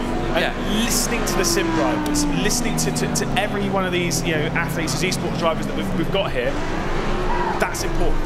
That's the attention to detail that these drivers have. I mean, they are so glued into what they're doing, and it's fantastic. Kevin Siggy, you could talk to him for hours, ages, days even, about the complexities in sim racing and about the intrinsic views on setups. We've got moves happening further down as well. Patrick Holzman, we had the RNG battle as well. Oh, Graham Carroll now against Rainier Talvar yet again. These two once again dueling through this next section of Lake Com, but they'll have to go through Malmedy. Graham Carroll with the upper hand, I think, but no, still side by side. Incredible! Oh, that's Graham Carroll round. He went out a little bit too wide. He's gone for a spin. And Mercedes-wise, I think we have just one in this now. What a fucking... That is Baldwin. It's Baldwin. He's on his own. Graham Carroll in a situation that has been Mercedes' story all day long. We've literally seen it from Bono Husu earlier on. It's a real shame. Here's the interesting thing, though, is that at the moment, because of where Rainer Talvar is in 7th, obviously we did have that note about Lucas Müller having to give up a single position. That's fair enough. When it comes to the major manufacturers, when it comes to BMW, when it comes to Porsche, and when it comes to Mercedes, it means that those three, at the moment, as long as Josh Rogers remains in spot, they only have one driver apiece going through. Niels Nyaks, of course, at BMW, yep, James Baldwin for Mercedes, and then Josh Rogers there for Porsche. Yeah, no, it's. I'd say, well, this is a much needed performance for Porsche, though. I mean, can't understate that enough, folks. Joshua Rogers now also trying to do what James Baldwin did for Mercedes in the previous round. Obviously, Baldwin managing to get through. This was the moment, folks. Of course, heading into Lake Com, Graham Carroll, that was the first moment. Rainer Talvar obviously trying to get the elbows out a little bit through Lake Com, and obviously there wasn't a lot of room to play with, and I'd imagine that will be reviewed at the steward's desk. But here's the big moment, of course, dipping into the gravel trap, and we know that is Oversteer City, folks. Graham Carroll then ending up into the barrier. And unfortunately, that's pretty much his race over. Yeah, you've got, the thing is, when you're going out wide there, you've got two wheels on a bit that's not very grippy at all, and two wheels that's on a bit that's very grippy. That grip differential left to right of the car is enough to just spin the car around. There's not much you can do. Pushing it to the limit. I mean, that bit, I think, through Lake Com was fine. The bit that I didn't like was Rainer Talvar squeezing just prior to Lake Com. Going into Lake Com. That I do not like. Yeah. You're effectively on a straight at that point. You shouldn't be making contact there. And this man, well, he's going to be seething, I think, is the phrase. I mean, he's going to be disappointed. Like you say, you don't want to mess with a Scotsman. I'm not going to have a chat with him post-race, I'll tell you that for free. We'll let James do it. Let James. Yeah, exactly. James West will send him over to Graham Carroll's view. Best of luck with that, James. But yes, we're looking now at the view from Graham Carroll's side, and as you can imagine, a little deflated, I think, after that moment. Obviously, it's cost them now. They're at the back of the order. 12th place now for Graham Carroll, and this is certainly where they shouldn't be. He knows that they're better than this, and I think it'll hurt him knowing that it wasn't his fault at the end of the day. Yeah, it's like you say, but that's the thing in these kinds of races. You've got to push everything to the nth degree, you know, to the absolute limit. Because if you don't, and then you finish 7th, you'll sit there and be like, well, if I'd have just pushed that a little bit harder. Whereas at least now, you know, he gave it everything. He's got, you know, he'll be a little bit frustrated at Talvar, and you know, that's fine, fair enough, whatever. They're drivers at the end of the day, they're esports competitors at the end of the day. They're going to be frustrated by it. But I don't think he could say that he left that much on the table in the race. No. It goes down to qualifying, goes down to those kind of bits, you know, push to the limit. It makes you wonder, though, would have Rainer Talvar been better off working with Graham Carroll, sort of working together to build the time gap now between him and Isaac Price? Because in the midst of all that fighting now, the gap has gone out to 3.5 seconds. Exactly, yes. There is something in that kind of vein. By the way, just going to say, I did just see it on here, that there was a 5-second slowdown due to causing a collision for Rainer Talvar. That'll, of course, be against Graham Carroll, so fair enough in that one. And you can see here he's being slowed down, and essentially he's being dropped to the back of the pack. Yeah, now it's building the gap, certainly all the cars together, obviously staying on the racing line. They're still side by side, and of course now it's going to be a tricky situation now, because here comes Lucas Müller looking for a move here on the inside now as they come out of the bus stop chicane, still unable to get the move done, but now stuck behind that of Rainer Talvar's BMW. They head down towards the source now. Can he manage, well, can he slip it down the inside, potentially get that little bit of exit speed heading out of the source? I think he might struggle on this occasion, but now we've got a fight going on between Holzman and Isaac Price. Price doing a wonderful job. He's within very nearly 0.2 of a second on Holzman, who's in 5th. Yeah, I mean, but let's be honest, if you're Isaac Price, again, what do you do here? You sit in sixth. I know But he's got nothing to worry about. To watching everyone at home, you know, to people here as well, you kind of think, go on, Isaac, go for it.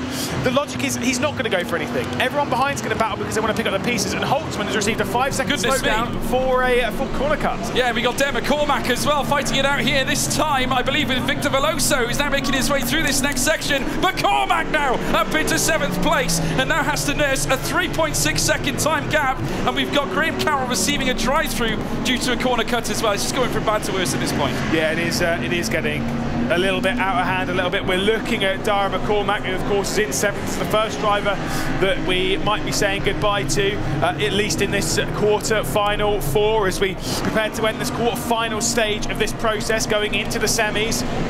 It's going to be frustrating for Williams. There's nothing more he can do. No, I got to give credit. Got to give credit to Iem Katowice, though. Fighting spirit, bringing himself back to the top end. Obviously, still got a crew of cars in behind him now on this final lap. Lap 9 of 9, folks, here at Spa-Francorchamps. The drama just keeps on coming here in the ESL R1 series, of course. Now we're seeing the scenes now of Josh Rogers as he now makes his way through the final sector here at Spa. You'll have Blanchimont to take very, very shortly, and Porsche Coanda, who have been chasing their first qualification to get into the semi-final all day long. They've been unable to do it up till now. Josh Rogers, though, to come out to the bus stop chicane to break the hoodoo that they have suffered with all day long, in towards the last 2 corners now, through the right, through the left. Josh Rogers, he will win the Spa race here, the final quarter-final here in this cracking event. Sensational drive from Josh Rogers, dominant performance. Enzo Benito, he'll come up to the line as well in 2nd place for Team Redline. Yet another one for them with Johan Haaf in 3rd place. Well, that's a popular winner, isn't it? My goodness me, quite a lot of noise in here. Wow, I mean, it's well deserved though. Porsche to finally get a victory, to finally get in that spot. For Dara McCormack, though, frustrations even from earlier on in the race. Yeah, absolutely. And we're going to hear from James West and, of course, our winner, Joshua Rogers. So unfortunately for McCormack, you were very close to getting there. You need a few more laps, and I think you would have caught up with them because there's a bit of feisty action going on and a bit of spice there. But how did you find it catching back up, and how do you feel about, unfortunately, not quite making it? I mean, it's unfortunate. You can't really do anything when somebody battles you that hard. My tyres were absolutely shot after that, so making it back up to P7 was pretty good. I mean, considering I did a 360, so yeah, just had to manage the tyres till the end. Yeah, I think it's a really good example of continuing fighting and trying to get the most out of it, because any time you put into it is more practice time and more time getting used to the simulator that hopefully tomorrow you'll then be able to implement. Yeah, fingers crossed. Look to do better tomorrow, Hockenheim, obviously. Not a great quali for myself. I think I really caused it by not doing a good quali, so yeah, make sure I have that on point tomorrow, and yeah, go from there. Okay, thanks for talking to me. Let's go back to the desk here. And as Dara quite rightly put it, yeah, if you get taken out, it's not really that unfortunate. Ask a silly question, you get a silly answer, James. Yeah, unfortunate for Dara, but let's talk about our race winner, Josh Rogers. He, for a long time now, maybe pound for pound the best sim racer in the world. I don't think that's really an argument at this point. Proving it once again today. First race, just not even sweating, at a canter. It's Josh OP. It's what he always is, Josh OP, and the smile is back.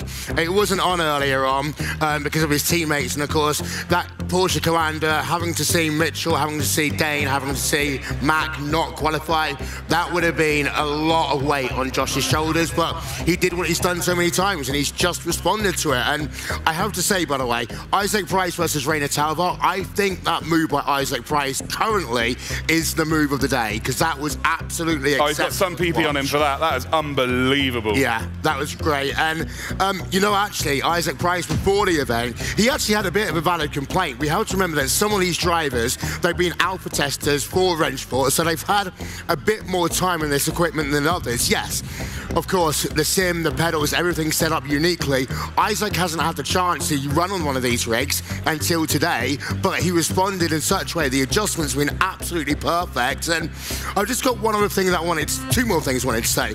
I just checked my cue card from earlier.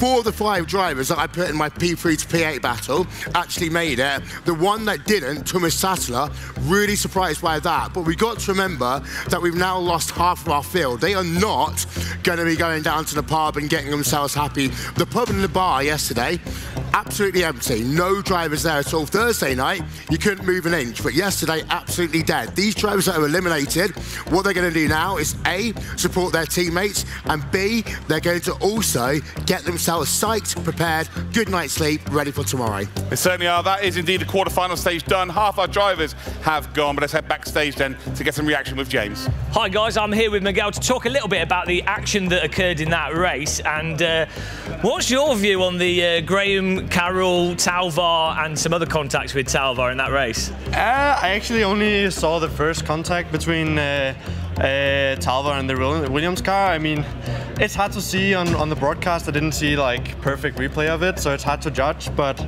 I don't know, it can be a bit hectic out there. So I don't know, it's hard to say. Do you think there was a little bit of pushing wide, a little bit of argy-bargy, or do you think it was just good hard driving? I'm not saying anything. Talvar is my old teammate, actually. So I have to be nice to him. Okay, well, with that and that response, we're going to go over to another break. So make yourselves a cup of tea, and we'll see you back later.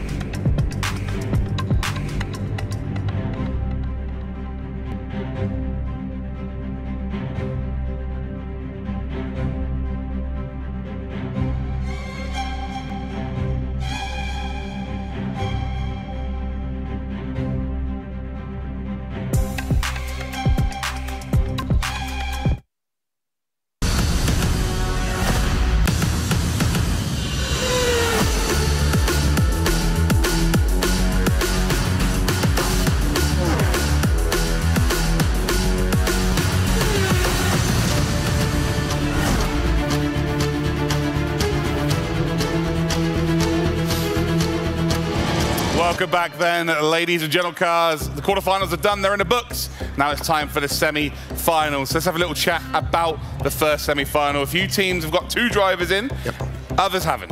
Yes, you've got Team Redline, Apex, RHE, G2, each with 2 drivers, and that can make for a very interesting dynamic. I've seen this in the past, because if you get 2 drivers that qualify, let's say P2, P3, what they can do is what I like to call the double defense.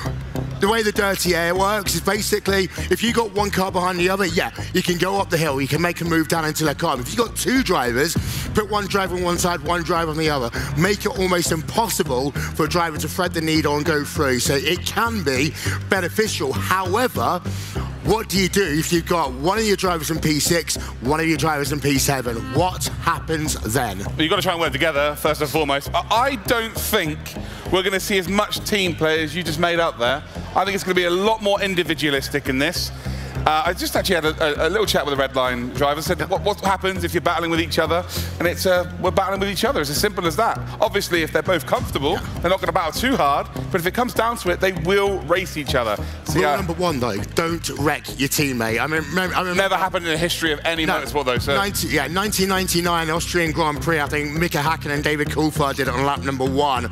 But you've got to remember at the same time, there is points for both the drivers and for the team. So there are advantageous reasons and disadvantageous reasons. I just made up a new word there for racing or not racing and working together. Qualifying, though, is still going to be key, because actually the way qualifying will work, we've seen these gaps be so small. Now we've got to bring it all together, and these teammates, they've done lap after lap after lap. They probably will be very close together. We could see a grid of 2, 2, 2, and 2 for all we know. But that's pressure as well. You know, if you're trying to push for those extra hundredths, because it's not even tenths of a second at this point, it is hundredths of a second. Mistakes can happen. You get one slowdown, it's done. You cut the track once, you are done. You cannot afford to make any mistakes. And realistically, you have to get yourself to that final. I think there's going to be some sort of a relaxed mode for most of our drivers, but by the fact that 24 drivers make it to our major at the end of the season, and basically if you keep making every semi-final, you're going to get to the major, right? You're going to make it to the major, give yourself a chance to win some of the prize pool. So yeah, maybe a little bit of a relaxed mode between the drivers, but ultimately, you know, you just got to get yourself into that top 6, get yourself into the final. If you get yourself into the final every single week, you're golden, right? You are going to be fighting for the big prize. Precisely. You're going to be heading yourself over to Munich 26th through 28th of May, back where it all started. And I think you make a good point here. The first hurdle is done. The nerves for all these drivers now has calmed down a little, because let's be honest, it's not an embarrassment to go home early, because these are 48 of the world's best pro athletes in sim racing in the world. However, there's the pride, both for the individuals and for the teams. I mean, I'm glad that we haven't got a team where no one has qualified, because otherwise that would have been a bit of a bad storyline. Yeah, it would have been a disaster for them. But at the same time, we've got some teams that have got all 4 of their drivers going through. For them, right now they're riding on a high. They will know that there's a good chance they won't get all 4 drivers into the final. We might get one. It's a possibility, and then at that point, in terms of the team championship, that is really, really going to be good for them. Let's head backstage then and speak with James. Hi guys, I'm here backstage again. This is just where I live. As it is, we have Team R8G and Team Apex Racing, with the only 2 teams with 4 drivers left. But that leaves us with the really interesting scenario that they can produce the Great Wall of Apex. And will you be using any of this Great Wall of Apex to secure your place in the final? Maybe a bit of bump drafting might help us out. I know it's a bit of a thing. I don't know.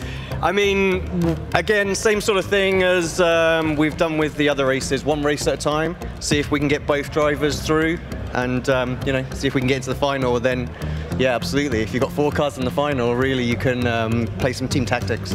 So there will definitely be team orders involved with this. Now I guess the biggest team order will be, do not drive into your teammate. Are you worried about that at all? I think the guys are pretty savvy. They'll know not to do that, especially if they're in a position where they can qualify for the next stage. So I feel like they're going to be good, and I don't need to give that order, but we'll see.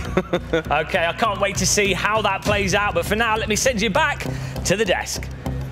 So quarterfinals are done. It's now time for semi-final number 1. Let's welcome in our 12 drivers.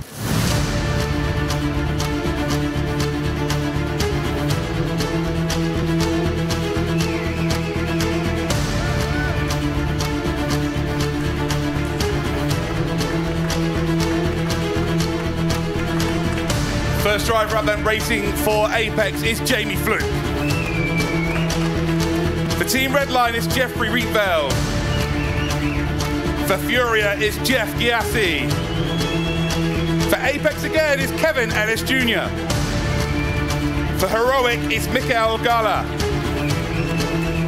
For Mouse it's Moritz Lohner. For Team Redline it's Luke Bennett. Our 8th driver for RAG, Erhan Yoyovsky. Another driver for RAG is Marcel Shinchik. For Williams Esports is Dennis Schuniger. And the first of 2 G2 racers is Robbie Stapleford. And following him is Joni Tormala.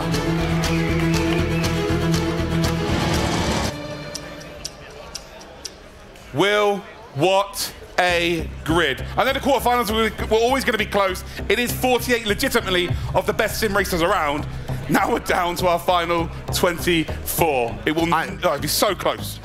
You're not going to ask me for a winner of this one. I'm not going to give one to you. I will say it will come down to qualifying once again. And I think now is probably a good time to just recap what their qualification system is. So they get 1 lap. They don't get anything else. They get 1 lap only. They'll basically be parked just before the bus stop chicane. They'll be released at 15-second intervals. And then after that, they will basically have that 1 lap to go as fast as they can. Now, if they go off track, that car will be slowed down to 60 kilometers an hour, which basically will put you towards the rear of the field. And for these drivers, they didn't do it in the quarterfinals, but it means that you don't rage quit. And some of these drivers have done that in qualifying in the past. And also, it's different to the way that they might have been used to in other simulators. The key thing to note here is that in the quarterfinals, they might have taken it a little bit easy. Now, you've got to ramp up that pressure. Maybe you go from that 95 to that 97%, making sure that you don't make a mistake, but at the same time realizing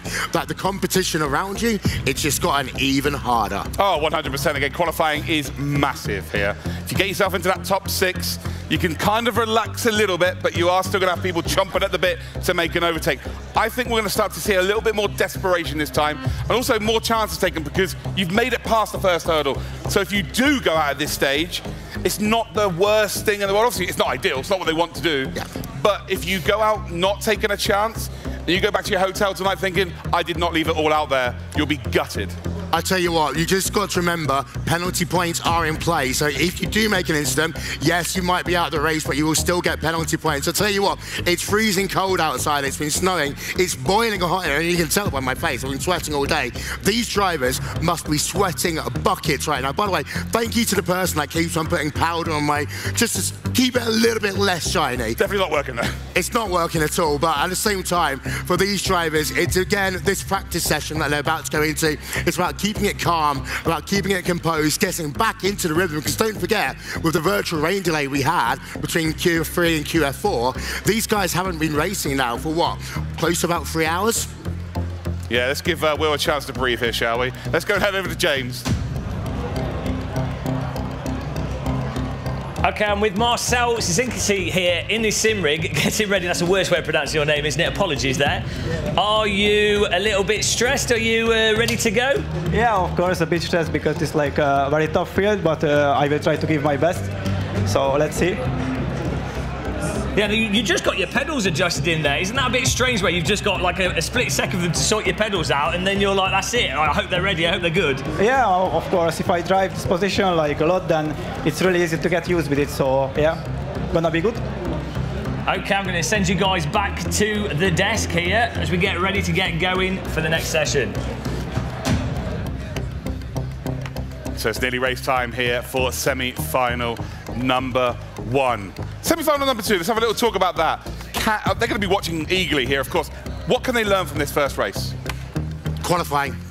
how intense qualifying is. That's the key thing I would take away. I wouldn't worry about the race at all. I'd look at what those sector times is, and of course they've been talking about it, George and Lewis, in terms of sector 2. If it's below a minute, it's a good sector time, and I think we're going to see more and more drivers aiming to get that middle sector below that 1 minute, pushing it as far as they can go, because let's be honest, sector 1, you get last horse right, you're pretty much still fine until you get into the start of sector 2. Sector 3, it's all about how much you can really be pushing it through Blanchimont into the bus stop chicane. So for me, qualifying and also the intensity of lap number 1. You're absolutely spot on, yeah. Sector 2 is definitely where you're going to lose the most time or gain the most time.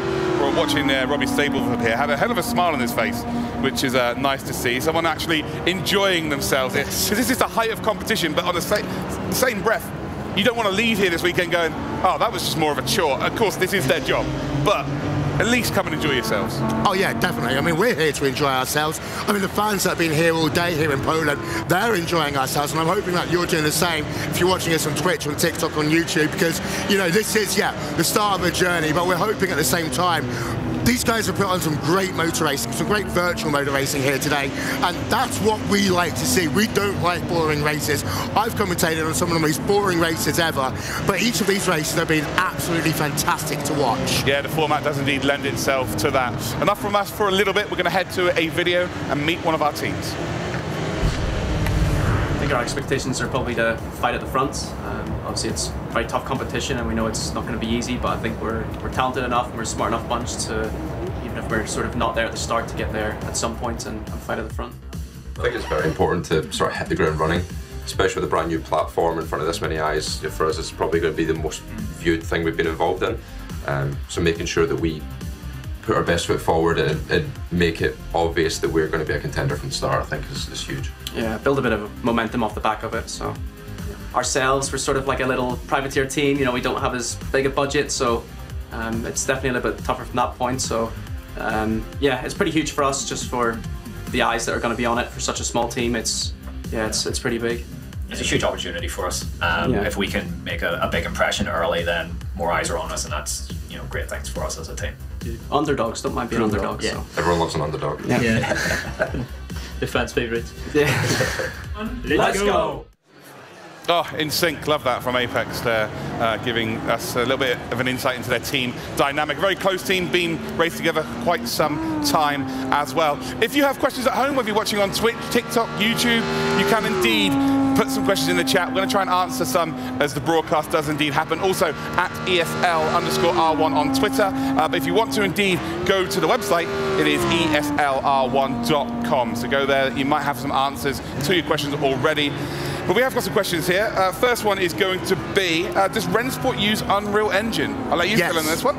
Yes, it does. It uses Unreal Engine 5, and they did that from the very beginning because they wanted to make what's called a modern racing game. And it's one of those key choices because it actually helps a lot in terms of development, helps in terms of them being able to get a product to market quicker. And of course, it aids. I mean, the pictures that we're seeing, they are absolutely beautiful. If you were to watch this from afar, you could almost think that it's actually not a racing game, but actually something that you're watching in real life. Yeah, I spoke to a few of the drivers over the last few weeks who've been obviously preparing for this event, and they said graphically it was lacking, but over the last week they've improved it with a couple of updates, and I'm telling you now, it looks stunning, genuinely looks stunning. Also, I was facing away from the broadcast area on Thursday, and an Audi just sort of shot past in the speakers, and I'm like, was that a real car? The sound of this sim is actually really, really good. It's really, really realistic, and yeah, it caught me off guard a little bit. Yeah, it's incredible. These sounds are, I mean, I've had this in my ear, and basically when we go and break, we're still listening to the commentary, and the car noises, they go through it, it pierces. The same way that, I mean, I've been to the 6 Hours of Spa a couple of times. You know, you sit down, you have yourself your pommes frites or your little waffles, in your case, maybe a beer, and it sounds exactly the same as if you were to be at the racetrack. Absolutely. Well, maybe you've just joined the stream. We have had 4 quarterfinals, but now we're going to have a video explaining how the season works.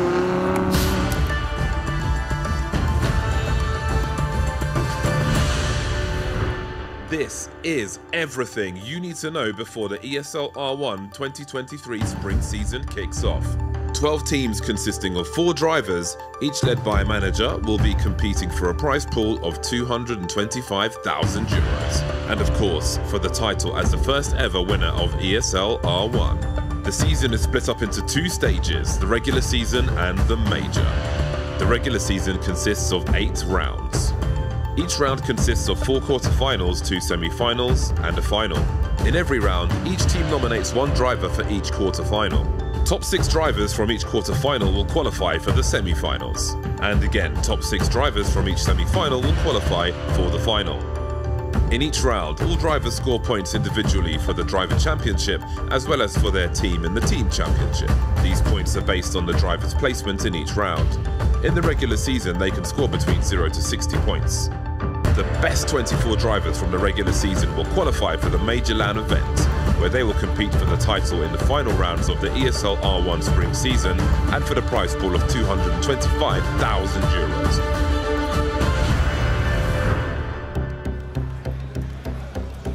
So we are about to head towards our semi-final number 1.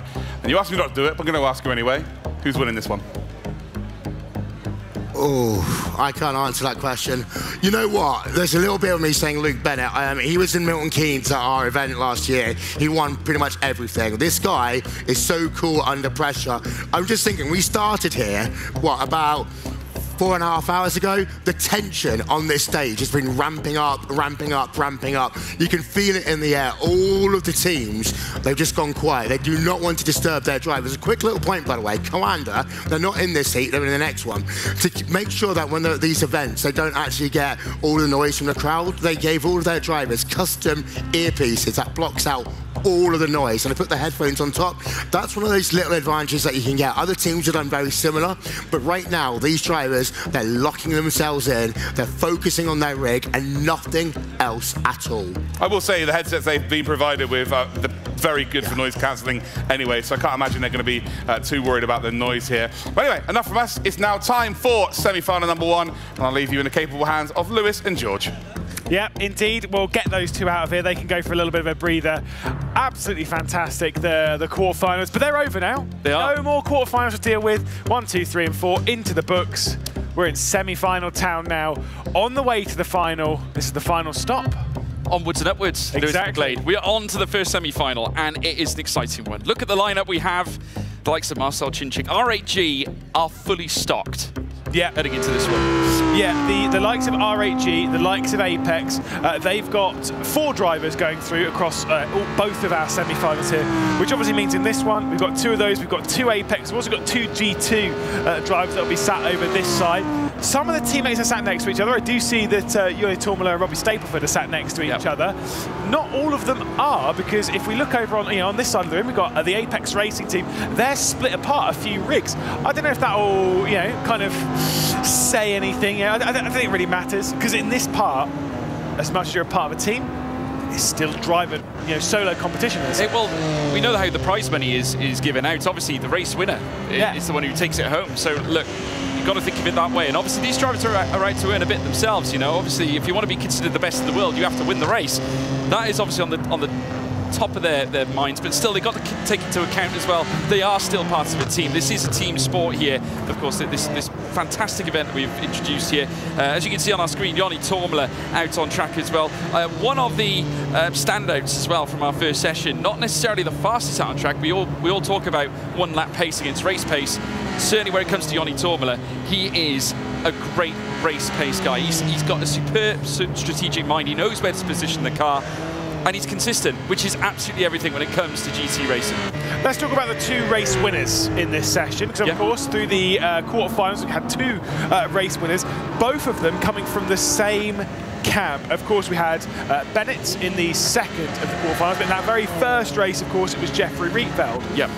They carrying any extra pressure on their shoulders into this one, you think, or they're actually coming into it unbelievably confident? I think if you're not Team Redline right now, I think you're going to be really scared. I think, honestly, if you look at Rietveld at this moment, obviously taking the win like he did was sensational in that opening round. Redline couldn't have had a better start if they tried. Yeah, they were absolutely superb. They controlled, the first 2 races in their own way. And they are honestly, in my view, the ones to beat in this particular race. So they've certainly made themselves coming in. This is the kind of thing with this kind of event. Coming into it at the start of the day, we were all talking, Porsche Commander and Mouse even. Of course, as the day kind of goes on, we're now leaning towards Apex and RAG, who have four shots in the gun at the moment. But then we lean towards Redline. They have looked incredible, at least between these two. Obviously, they have had issues. They're not immune to problems, but they're in a really good spot. You can see as we go around in the arena, they're preparing themselves for that qualifying session. Dennis Schoeniger, Marcel Chinchik, you've got Patrick Holt. Nope. Haniowski. Nearly got caught out then. No, I'm joking. It was close. It was close. I did get a message by them being like, "Are you serious?" Like, yeah, no, I am. They do look similar. They do. I'm defending you, Lewis. Yes, thank you. We'll put the BMW flags away. We'll bring those out in the next semi-final, of course. So I want to see lots of people in this arena going into that semi-final too, getting their flags ready. Qualifying underway then, and it is, of course, the race winner and pole man from Quarterfinal 1 getting us underway here. Let's see what Jeffrey Rietveld can do.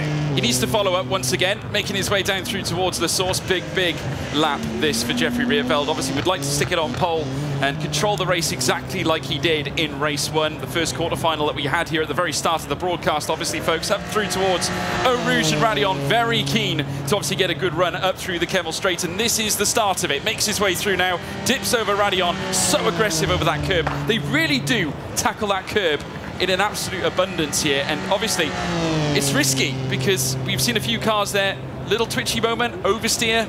It's known to happen. I can't remember. I think it was quarterfinal 2 that was faster than quarterfinal 1, at least in qualifying lap time. I kind of consider if that's going to be the case in this, because if it is the case, then obviously then the advantage would potentially lean towards the likes of Luke Bennett, Ellis Jr., especially those that were on the podium. Moritz Lerner getting up there, Robbie Stapleford, they were on the podium with Bennett in that race. We'll have to wait and see, though. First sector ticked off at 39.0. It's okay. Yeah. It's not great, though. I mean, you've got to look at Mouse as a potential major threat here, because Moritz Lerner, of course, in race trim was absolutely spectacular. And obviously, looking at his teammates as well, Maximilian Benecke, he's going to be in the next semi-final, and he commanded his race as well to, just sort of add to the, the superiority that Mouse had in that race. I tell you what, they are one of the main dangers too, and you've got to fancy them as outsiders to take this particular one. It's a real opportunity here for Mouse to really get their campaign off with a winning start. You just want to say outsiders because of our little exploits yesterday. We did take a trip yesterday. We tuned into some CSGO yesterday, and we had a blast. We had an absolutely great time. It's one of the joys of events like this is you get to come along and you get to see the wider world of esports that not necessarily we always get to see. Decent second sector from Jeffrey Rietveld. Is it going to be good enough for pole position? I kind of feel he's lost a little bit in that first sector. Maybe didn't get quite enough of a run off of La Source. Comes down and towards the bus stop. And again, a reminder of the times we're looking for. Somewhere in the 2-minute 14s, hopefully lower. If it's in that mid to high region, I'm not sure it'll be good enough. Let's see what Rietveld can do as he crosses the line. It is going to be a 2-minute 14.9. That is not going to be good enough. Not quite, no. We've seen better than that. Remember, 2:14.5, I believe, was our fastest time. Erhan Jajovski now coming up towards the line. He didn't go below a minute in the second sector himself, but he'll cross the line to a 2:14.6. A massive final sector there from Erhan Jajovski. Sends him to the top, and that could be the fastest lap we see. That is a massive lap time from Erhan Jajovski. Qualified in 4th in his quarterfinal. Here comes Ellis Jr.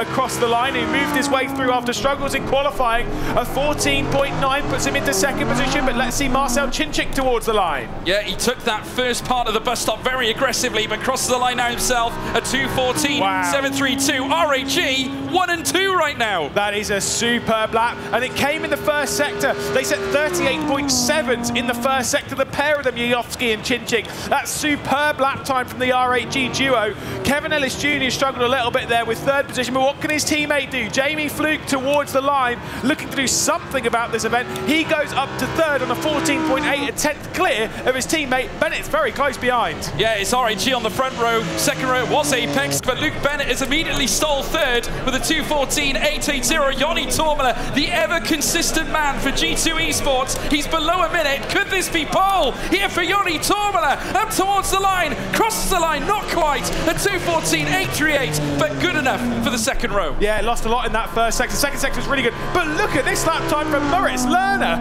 First sector, 38.7. That is superb. 59.8 in the second. That is also superb. And for Mouse, could this be pole position? A little bit of a slide coming out of the bus stop as he heads towards the line. Is it good enough for pole? Oh, it is! Brilliant. 2 minutes, 14.5. Absolutely sensational lap time from Moritz Lerner, but the session's not done yet. Yeah, Jeff Giassi, can he join him at the top end of 2:14.570 to beat a 2:52 for Giassi? That is not going to work at all. That's P9 for now. In comes Robbie Stapleford. Sensational performance earlier on today as he now crosses the line himself. 2:15 flat near enough, and that parks his car down into 9th place. But here comes Mikael Gala.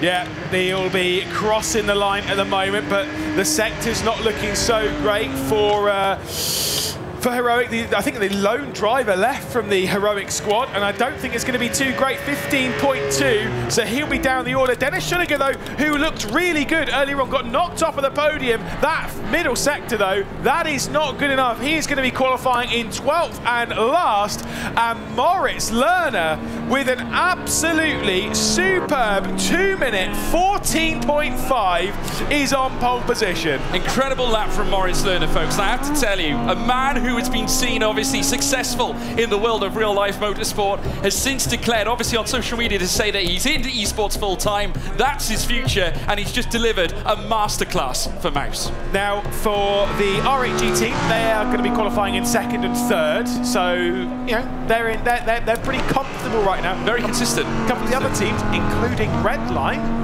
not so much. No, not at all. It's a tough day at the office for them. Jeffrey Reerveld certainly not following up his exploits from earlier on in the same fashion. But hey, it's another race. There is certainly more opportunity for these drivers to come and fight back. And obviously, as you can see, as they get themselves settled and ready to go, obviously we've got another race session, folks. More laps to undertake, and we know what Spa can deliver. We've had many incidents already. Could be another 4-wide moment, perhaps. Oh, I have absolutely no doubt. For the Redline team, they qualified in 5th and 8th. 5th for Bennett, and 8th for our opening pole sitter and race winner. That's a big one. That's a big moment for Jeffrey Rietveld, and a big struggle for the team. They'll go out and warm up.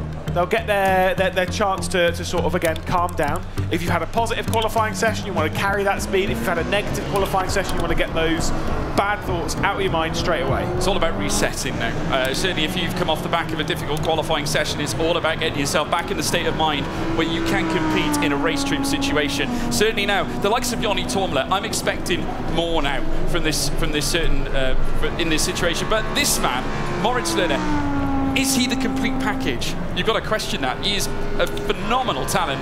We've seen his racecraft in the race earlier. Obviously, some of the overtakes he was making were absolutely sensational. But the fact that he can match it with a brilliant quali pace, ideally one of the best laps we've seen in qualifying today so far, is breathtaking. Obviously, the only lap that I think was faster was Dane Warren's one, which was the second quarterfinal that he was obviously a part of earlier on. In the same temp for the second. In the day, yeah. They're absolutely incredible, though. I mean, Lerner is incredibly fast. I've commentated on Lerner, and raced against is a way of putting it. Not true, though. You know, we're on the same grid. Very different sides of it, though. Lerner's been in sim racing for a long time. I've raced him and been around him for 5 or more years now. He is a super talent. He's got that experience, and I almost think that him stepping away from sim racing, doing the real-world motorsport, taking part in DTM Trophy, has almost given him more of an understanding as to the strength and mentality required, and he just looks breathtakingly calm. I think it also opens your mind in terms of what you can do on track. I think also it's a little bit of extra expertise that you can bring to the table, and I think he doesn't live in fear of anything, does this man Moritz Lerner, and that for me is a dangerous quality to have if you're a racing driver. Obviously it means that you'll go for those big moves, you'll know where to stick the car. He is so intelligent when it comes to racecraft. Not anywhere else though. Well, I don't know. No, he is. He's a smart. You're very intelligent, Moritz. Well, you can but tell him. I don't know which one he's in. But I wouldn't go over there now. No, I wouldn't. He's calm and composed. He's just over here. He's ready to go. I mean, I've had events where I've done nothing on this scale, but I have had events where you're trying to focus on your race, but you've got like. You can kind of hear these noise cancelling headphones that they've got are very, very good. But you've got like a cameraman that's kind of like trying to get, and you can kind of see him out of the corner of your eye, and you're thinking, I can't focus because I've got all this going on. For him, not a problem. Not a problem. Well, now for people in the live chat now, I want you to let us know who is going to win this first semi-final. I'm going to charge it across now to you, Lewis McGlade. Take us away. Let's see what Moritz Lerner can do then. He's on pole position at the moment. They'll start their way in the first of 2 semi-finals here in ESL R1. We're racing at Spa. We are underway. And for R8G, it's not a particularly good launch as Marcel Chinchik's got down the inside of his teammates. There's going to be contact between the two. No, there isn't. It's Audi R8s 1, 2, and 3 as we power our way down the hill. Moritz Lerner with the advantage. R8G back to single file. And everyone else in a big cluster behind. Yeah, brilliant start certainly for Moritz Lerner. Needed to make sure he stayed in front of the R8G machines there in behind. Chinchik in second, Yuyovsky in third as well. But a big run here certainly would be useful for Marcel Chinchik. Here he comes now as they head up towards Lakecom. Side-by-side moment now as Chinchik looks to try and take him. Yuyovsky just trailing him behind. Further back as well, Bennett. But Moritz Lerner defending the expertise there once again on show. Chinchik found no way through. Yeah, look at this. Dennis Schillinger already trying to attack, getting down the inside of Jeffrey Riefeld, who's going backwards in position. There's bits of contact. I can hear it in the background. They're not particularly pleased. Look at that, though, for a move straight back down the inside in the background. That was Jeff Giassi with a proper send on Dennis Schillinger. Absolute madness down in this mid-pack. Robbie Stableford, though, able to keep up. There is the move once again. Dennis Schillinger coming into contact with Giassi again. Mikael Gala all battling it out. 10th, 11th, 12th, and you've got to question why. Yeah, well, Schrödinger needs a little bit more aero off that haircut, I think, making his way down through towards his next left, looking to try and take Jeff Giassi for that 10th spot that is getting all squirrely now. And again, a late move here. He's going to tuck it up the inside through Lefanier as they make their way through now out of this next section. Is he going to hold on? Giassi still looking for a way through off onto the gravel trap, and that's cost Schrödinger. Gala moves up into 11th place. Yeah, Schrödinger back down to the final position on the grid in 12th. They're all dropping off the background of the field, though, because Jeff Riefeld's already teched out by 1.2 seconds, keeping up with the train directly ahead, looking at Kevin Ellis Jr. behind his teammate of Jamie Fluke. It's very close between these two, but Kevin Ellis Jr. is looking backwards, not forwards, because Yoni Turmula and Robbie Stableford, the G2 Esports duo, are sat right there. And of course, QF1 winner Jeffrey Riefeld sat in 9th. He'll want to move forward. Defensive move taken by Kevin Ellis Jr. Let's look into the outside. Yoni Turmula's going for it, and he's made it stick. What a super move for G2 Esports. And that's not the first one they made. Remember Isaac Price earlier on for G2 pulling off the most dazzling switchback. Yoni Turmula has certainly been taking some notes out of his copybook, but it's not over yet. Look at this now. Kevin Ellis Jr. looking to fight back. Oh, the rear end being lost there from Yoni Turmula, but did well to recover. But now he's got a fellow G2 stablemate, Robbie Stableford, now looking to go side by side and through. Yeah. He's going to back out though. Very sensible decision. Smart from the stabler. Nick Dealey will be in their rear, obviously running things behind the scenes as their not team boss, but he's their essentially a race engineer for this. He's the captain for G2 Esports at this event. He'll be in their ears telling them, oh, don't do that, do that, do that. Robbie Stableford's going to look down the inside of Yoni Turmula again. They're both going out at the moment with 7th and 8th position, but right now all ahead. Kevin Ellis Jr. has built up a decent gap between them, but has lost out to his teammate to the tune of around a second. Oh, that's Giassi going for a spin. It's Giassi. He caught it. Yeah, he did catch it. It looked like he was coming together with Schrödinger, heading through out of Malmedy, and unfortunately just dipping into that gravel trap. Giassi now down into 12th.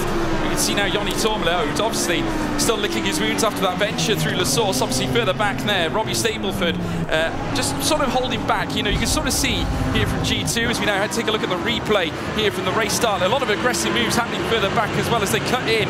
But this was the moment. Moritz Lerner having the tiger line through La Source, but it was a case of the R8G cars coming together side by side. They had to make a decision as to who would take over Rouge and Radion. Eventually, Marcel Chinchik was allowed that 2nd place. Yeah, it was amazing, though, to be fair, that by lifting out, didn't actually drag in the likes of Bennett and all the likes behind, but you know, even climbing up the hill, you can still see in the background Jeff Giassi was really going for stuff. You've got Robbie Stapleford in here, look for the attempt. You obviously had Moritz Lerner holding at the front. Marcel Chinchik wanted to go for the race lead, but you called it brilliantly.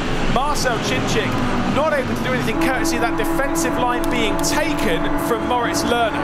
Yeah, it was superb. And like I said, I talked about that racecraft, that intelligence, and that is again on show. Moritz Lerner delivering a clinic. Oh, Tormala! Tormala's round at the bus stop chicane. Incredible scenes here. He's rejoined Baspier. Here's the replay. I think he might have had an issue. We don't have that one yet. That's fine. That would have been very quick for very impressive. That one up. That's fine. Yoni Turmelo dropping back behind Jeffrey Rietveld. I get the feeling he might have overcooked it in the braking zone or potentially assisted from the rear. Again, we'll try and find out exactly what's gone on there. But Yoni Turmela down to 9th position. He wasn't inside the top 6 anyway, but the person who was directly behind him was his teammate. It was. What are you suggesting, Lewis McLean? Well, I'll never. Did Robbie Stapleford make a potential mistake in there? Of course, that would be, you know, it's all speculation at the moment. So right now we won't draw any conclusions. Could have just been overcooking in the braking zone, but each to their own. In that, it was overcooking in the braking zone. It was very significant. Well, I tell you what. Once again, RHE and Apex. Both drivers still in the top 6 for both teams, and Moritz Lerner now with a healthy advantage of albeit half a second is now raised up to 6/10 now. But if you're Marcel Chinchik, Erhan Jajowski for RHE, you're just going to be happy, aren't you? Content, just manage the situation. Jamie Fluke and Kevin Ellis Jr. slightly trickier, but you can see they're already gapping Robbie Stapleford in that 7th place. We couldn't have it with a final where 4 of the cars were RHE and 4 of the cars are Apex. It's a possibility, isn't it? Could we do that? Could we see that? I mean, again, you can let us know, obviously, in all the social media, the chat, of course, here on Twitch, or let us know at ESL_R1. Make sure you follow as well. Exactly, and also watch, George Morgan this week. Go and have a little bit of a search. I mean, to be fair, there's a great picture. Again, that's very egotistical of us lot, so you know it's fine. Jamie Fluke's been told to give up a single position. Thankfully, it's to his teammate. Yeah, absolutely. And thankfully for Kevin Ellis Jr., he can now sort of control the pace his end. Obviously doesn't have to worry too much about Jamie Fluke in 6th place. Robbie Stapleford, though, as a result of the slowdown, being able to bring himself into this mix now. 7th place and now in to 0.8 of a second. This is the moment. Let's see what happens to Turmela then. So he's got his teammate directly behind him in Robbie Stapleford. Stapleford looks down the inside now. He's overcooked it. He's gone. Yeah, very late on the brakes in the bus stop then. That's what cost him. But obviously, that's technically a cut course violation, so I suppose he's got to give the time back. Yeah, and like I say, you will be quite slow leaving it anyway, so pretty big disaster there from Turmela. I mean, like I say, those things happen. It's easy to make that kind of mistake, battling it out there with Jeffrey Rietveld coming through the first corner.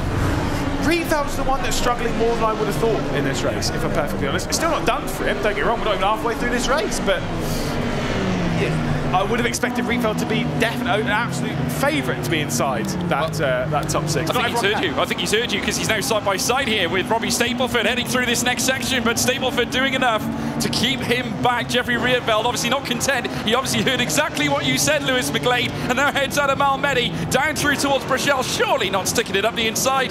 Not this time. He's also lost 1 point. He lost another couple of seconds, a couple of tenths of a second rather in that, so it's now up to 1.1 to the Apex Racing Team duo, who they'll try and help each other out wherever they can, which means it's even harder for Rietveld to try and make a move. This is not going to be an easy one for the red line driver to try and do anything to get himself inside that top 6, which at the moment belongs to the mouse driver of Moritz Lerner, to the RHE duo of Marcel Chinchik and Erhan Jajowski, to the Apex Racing Team duo of Kevin Ellis Jr. and Jamie Fluke, and then of course to the Team Red Line solo driver at the moment inside that top 6, Luke Bennett. Yeah, red line obviously with one name at least in the final situation. And at this point, RHE outweighing them, as do Apex Racing.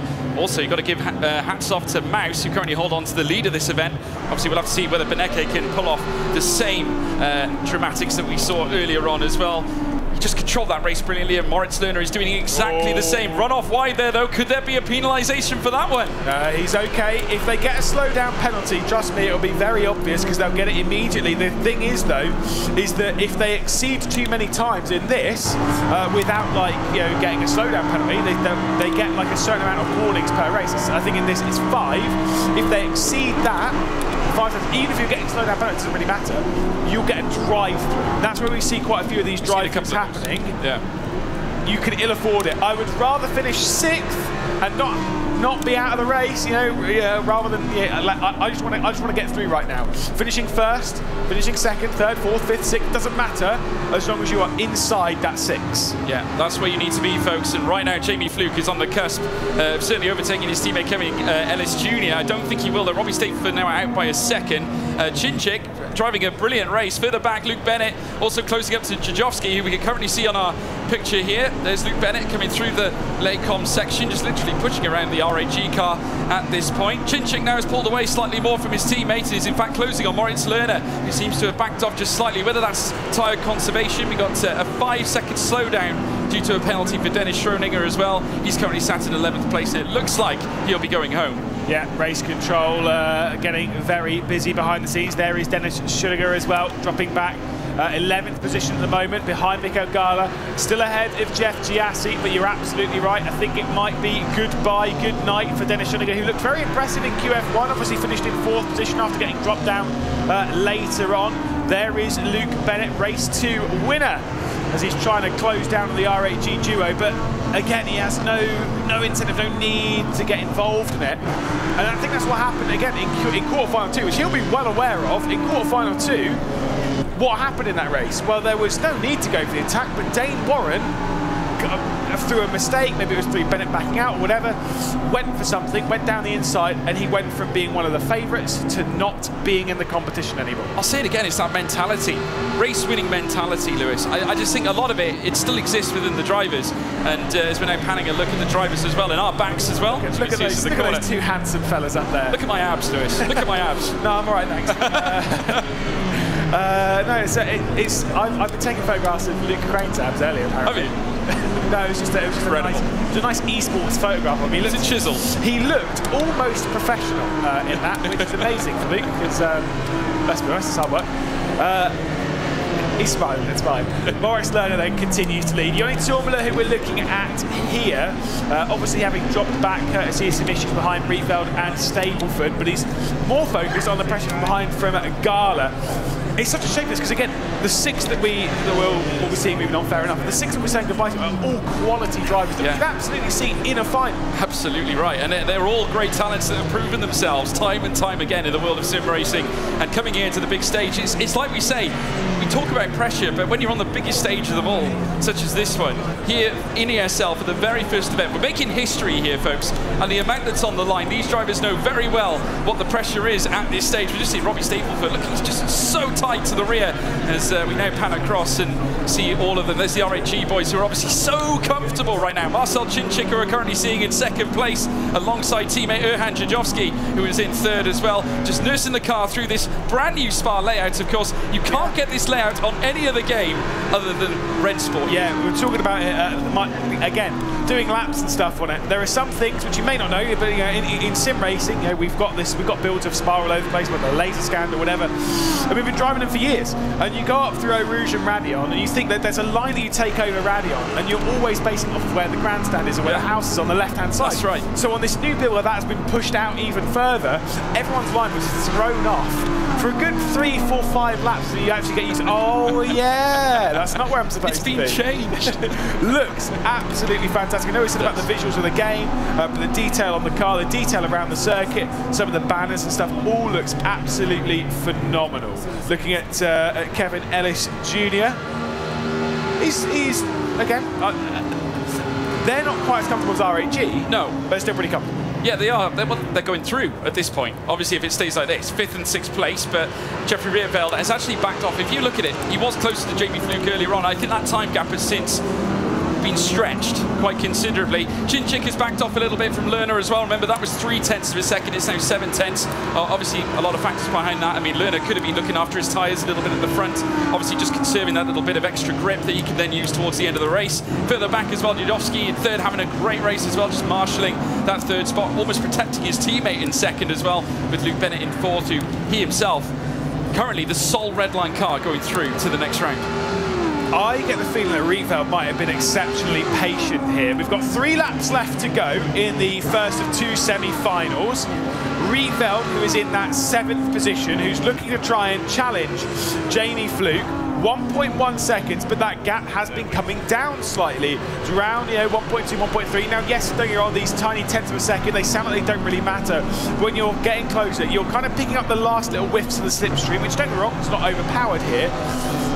But it's just enough to sometimes drag you in, give you that motivation. There's the target. You are getting closer. You are faster than them. Just don't care about the tyres. Don't care about any of that. Just attack, attack, attack. Yeah, that's right. I mean, look, at this point now, Jeffrey Rietveld, he's got to lay all his cards on the table. It's lap 7 of 9. We're going to be going on to the penultimate lap next time around. And then, of course, the final lap. Time is running out if you're Jeffrey Rietveld. If you want to place in this final, he needs to pull out the goods now. And now is the prevalent time. You can just see him there looking to work it back. 1.1 seconds still to find. Jamie Fluke, approximately 0.4 away from his teammate. What probably doesn't help him right now is the fact that Jamie Fluke is getting a tow from Kevin Ellis Jr., therefore protecting him against Jeffrey Rietveld. Yeah, exactly. Like the assistance between the two of them, and also the fact that they're the 2 same cars I had, not just in team, but obviously in manufacture as well. The advantages and disadvantages of that car are the same. Sometimes you might see Audi R8s and Porsches and the BMWs and the Mercedes. They all kind of like ebb and flow. They have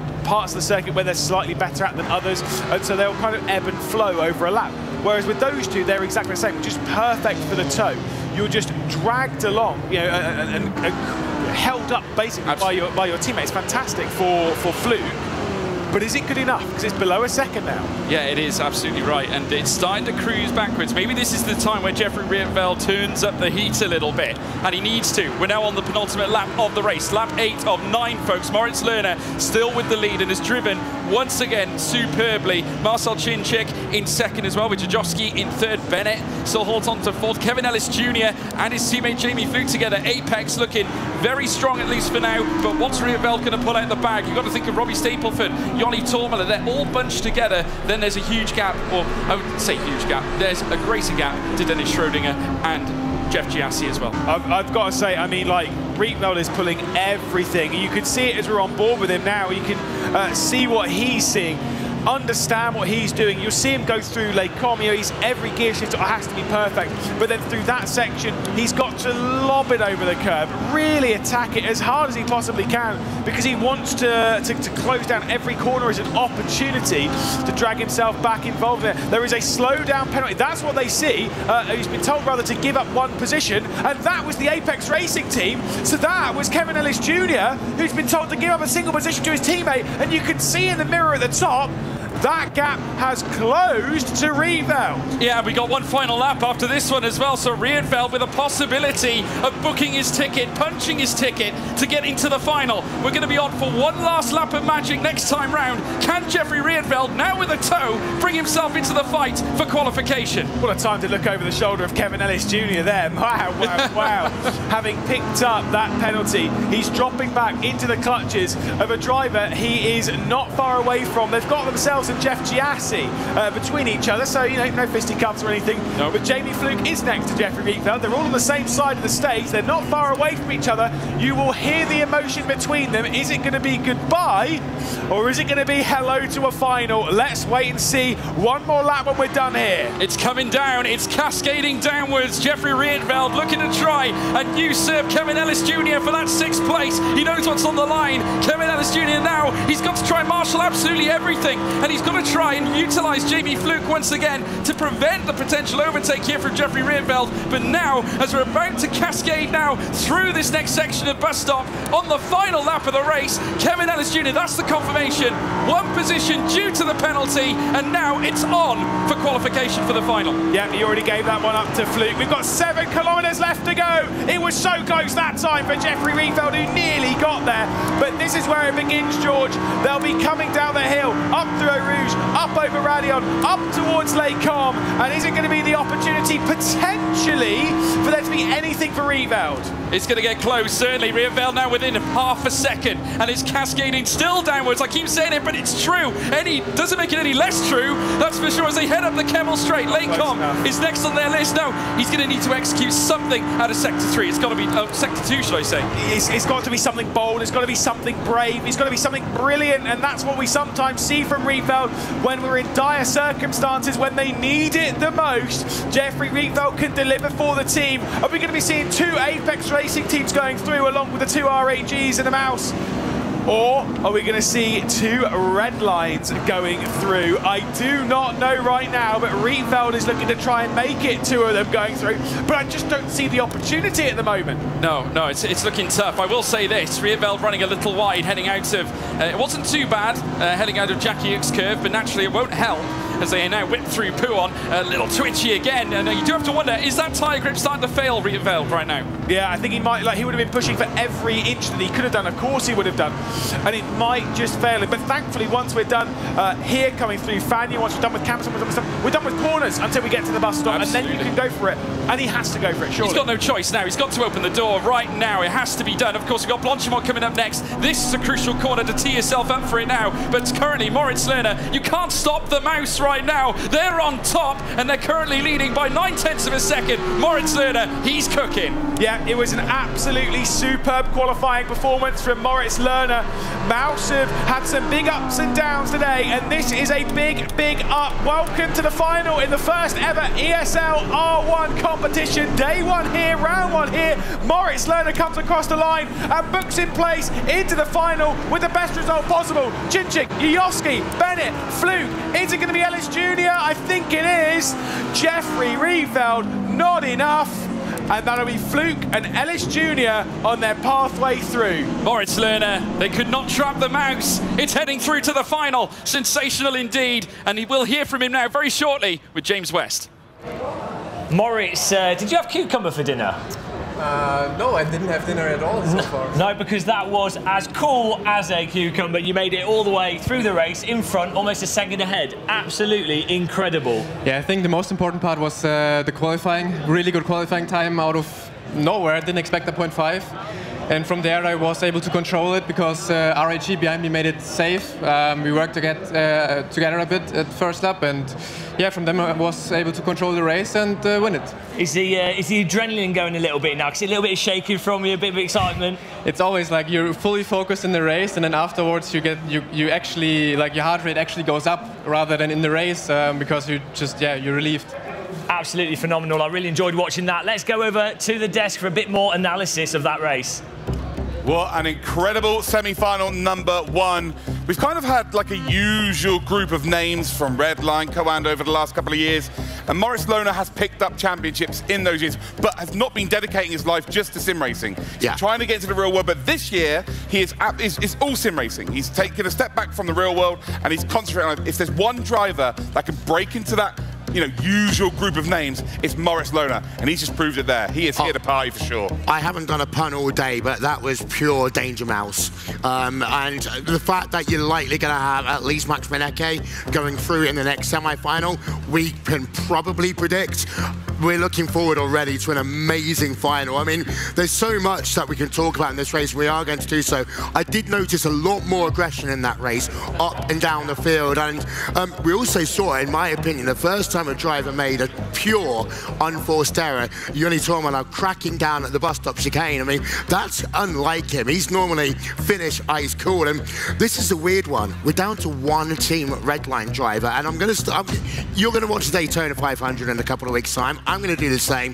What do I always say? Unlikely dance partners. I've got a feeling that in semi-final 2 and in the final, you might see some unlikely dance partners. Yeah, well, and they're going to have to as well. It does get to the point where you have to work with other people to get a result, especially at Spa, because of the slipstreaming. But yeah, an incredible semi-final number 1. Let's head back to James with some more insight with the team managers. Hi guys, I'm back here with the team managers, but I'm actually with Jeffrey Rietveld, and unfortunately for him, he was just one place out of being able to continue on.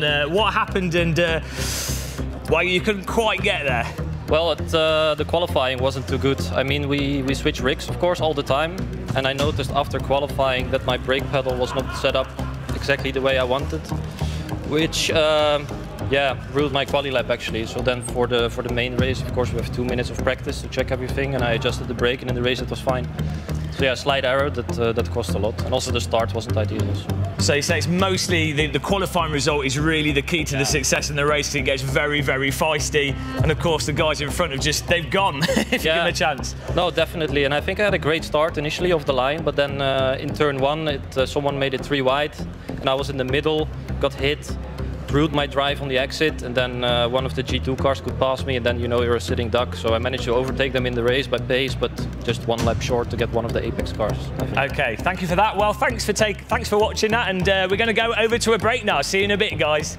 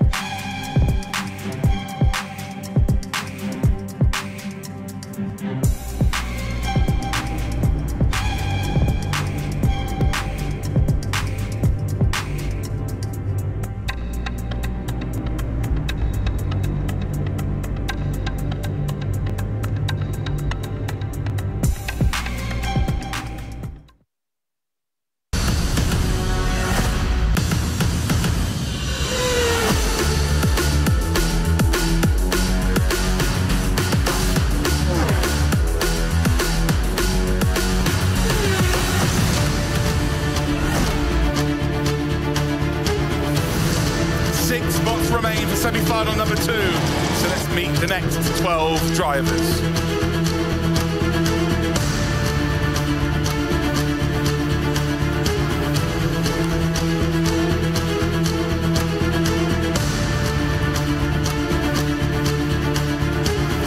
Our first driver for Williams Esport is Nikodem Wisniewski.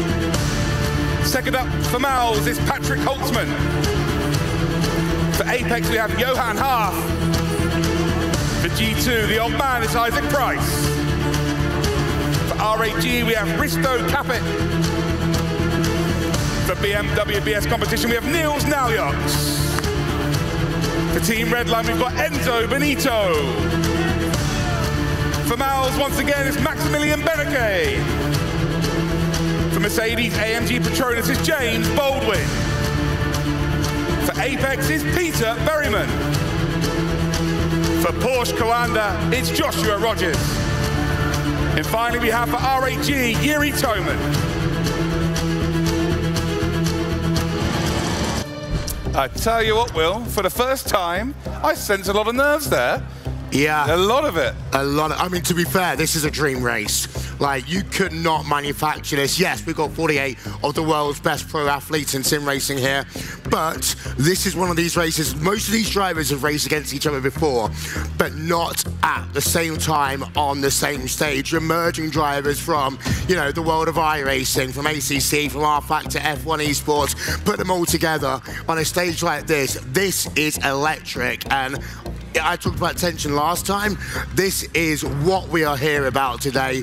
You can't have this anywhere but on ESL R1. I can see how excited he is. Luckily, we got a desk here to hide it from you guys at home. It's going to be an incredible semi-final number 2 for sure. But for me, the biggest story here is we've got 2 teams that potentially could have all 4 of their drivers reach the final.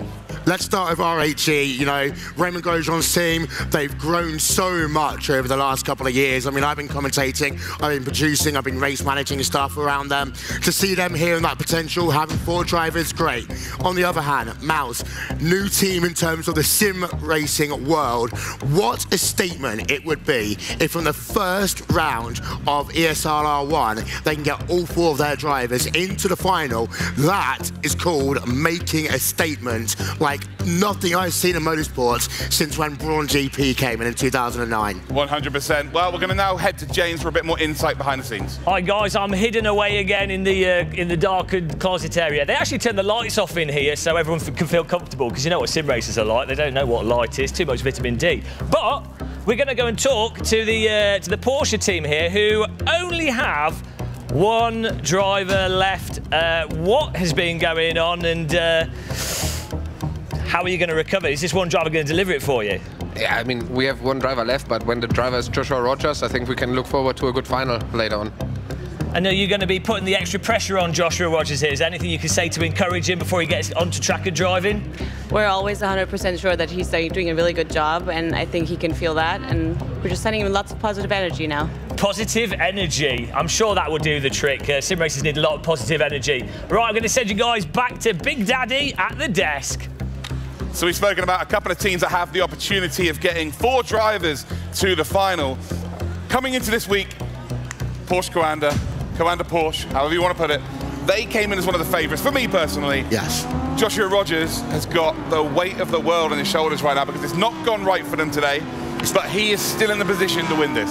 Yeah, I saw Philip Stam earlier on. He didn't have the biggest smile on his face. But Josh Rogers has been here before. He's had the weight of the world of, you know, Coanda Esports, now Porsche Coanda Esports on their shoulders. And he's delivered. He's delivered in some of the biggest sim racing championships in the world, like the Porsche Tagway Esports Super Cup, not once, but twice. He's also done it winning the Pole Award as well. So when it comes to that single lap qualifying, there's not many people that's good in doing 1 lap. He did exactly the same in the virtual 24-hour series. So I'm I'm not worried for him. I'm more worried about, we've got the talent we have here. It is going to be the biggest run down to Lecombe we're going to see. I think we are going to have a moment. I don't know how big it's going to be. We talk about the big one, of course, all the time in motorsports. I just hope that these guys need to remember, A, penalty points. Don't start picking them up. And B, you've got to remember that to get to the final, you just need to be in the top 6. And that's the thing that I wanted to mention. P7, P8, they keep on fighting against each other, when actually what you should do, work with each other, close up to P6, up to P5, then fight out. Because as soon as you start battling, we saw it in the last race, they just lose so much time. But it's very difficult because if you're in P7 and a car behind you can't actually tell you, right, with any voice chat or anything like that, oh, I'm not going to overtake you. So you have to defend, ultimately, because if you do leave the door open, 9 times out of 10, you are probably going to get overtaken. So it works both ways, right? Yeah. It's always that, are you playing offense, are you playing defense? You've got to do something in the middle. And, you know, these are sprint races. Some of these guys are really used to sprint races. A lot of the guys in this field right now, Patrick Holtzman's done it in the past. Isaac Price has done it in the past. We've had Josh Rogers, of course. Peter Barrowman has done it for so many years. This is sprint racing. Some of these drivers are used to more longer races, 60 minutes, 90 minutes, longer endurance races. This is really a 20-minute race. And because of that, you have got to be a little bit more aggressive, but at the same time, losing a second in a race like this is a lot different to losing a second in an hour-long race. Yeah, you've got to be very calculated with your approach. We want to hear from you, though, at home. This is the first event we've ever put on with the ESL R1, and there is a survey for you to pick up and give us some improvement. We want to kind of cater to the audience, make it a better viewing experience, and maybe there's some things within the race structure that you don't like and you may want to see improved. So there is a survey on Twitter at ESL_R1. It'll also, the link will be posted in the chat that you're watching on right now, and you can win yourself some Rennsport goodies. So we've got t-shirts, we've also got ourselves some jumpers. So don't worry, I can't steal it because I'm definitely too big for this one. Yeah, if you want to win yourself some goodies, get yourself involved in that survey. Right. That's it now from us for a little bit. We're going to go and see one of our teams. My sim racing journey really started with Need for Speed and ESL. So it's really interesting to, 20 years later, come back to ESL again, that they're back in the game of sim racing. I started when I was 8, around that somewhere in the 90s, with what you'd hardly call sim racing these days, but it was the best at the time. To have a long career in sim racing, I think first you need to really stay hungry. You need to have that will to win, else there's no chance you'll put the effort and time into it that it just needs, no matter the talent.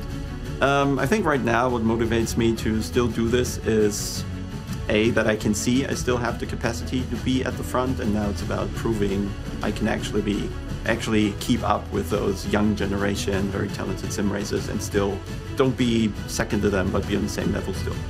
And yeah, I've been on site, I've raced in front of audience already, so I hope that some people will just have some what we call lamb fever, which I hopefully don't. As for mentoring in the team, I think they're all already professional enough to know their own ways, how to get going. But yeah, maybe I can just infect my teammates a bit with a passion that's still there, and they can also see a long career ahead of them. Great to hear there from Nils. I like having Nils around because he makes my grey hair feel like it's pretty normal. I don't feel quite so out of place. But he certainly showed some serious pace today. We're about to find out how he gets on in semi-final number 2. So I'm going to hand you over to the capable hands of George and Lewis. Thank you very much, Luke Crane. I think your hair looks superb in Arctic Blonde, my friend. Thank you for passing it over. Lewis McGlade, the second semi-final. It all comes down to this, a spot in the final. 6 spots remain. Where are they going? Oh, I can't answer that. I genuinely can't. I mean, this driver, Josh Rogers, I think, like, realistically, if you want my opinion, I think the drivers that could grab one, Baldwin, Benecke, Toman, Wisniewski, Nyox, Berryman, Holtzman, Capit, Benito, Rogers, Price, Half, yeah, everyone. Everyone can absolutely qualify for this. It's, again, the further we get in this competition, the crazier it gets. The quarterfinals are absolutely insane, but the semis, everyone can get through into a final, and I'm not joking about that. It's all to play for, and this by far looks like one heck of a grid that we have got here, and it marks the return of one Maximilian Benecke, who absolutely dominated his opening race. You know, and it was sensational, wasn't it? A sensational performance. Can he pull off the same thing here? There's a couple of really feisty contenders. Obviously, we know the likes of James Baldwin, world's fastest gamer, British GT driver, competed in the Spa 24-hour as well, and also, as I said before, one of the greats in esports. They've got to step up now, haven't they? Yeah, absolutely. I mean, in this as well, you've got a few, well, we had quite a few teams where they had 2 drivers in the previous one. In this, we do have quite a few singles, especially with those German manufacturers. Of course, the Mercedes having just the one with Baldwin, Porsche just one with Rogers. And of course, I know we're not on camera, we might be able to go through on here, but anyone who's got a BMW flag, BMW are in it. The BMW, there's Niels Nyok. Niels Nyok is in the session. I had to pick my BMW flag up. I keep waiting, that's fine. Again, love the fact that BMW have got all of these flags. Yeah, but you know, we play, we joke, we just like the support and stuff that comes from some of these teams. Yeah. But for some of them, where they've only got that one driver, it's now or never, isn't it? It is, and it's pretty much the last chance saloon now. And obviously, where there's obviously games, you're going to wave the flag. Here we are. We're on camera now. Let's get the flag waving in. We're there. There we go. We've done it now. But yeah, like you say, last chance saloon now. Final is upcoming. Obviously, 6 spots remain. It all gets decided in this session. But firstly, we have a qualifying session to deal with. And naturally now, track position has never been more prevalent. We've seen it time and time again. If you're on pole, there's a good chance you're going to win this race. Yeah, big time.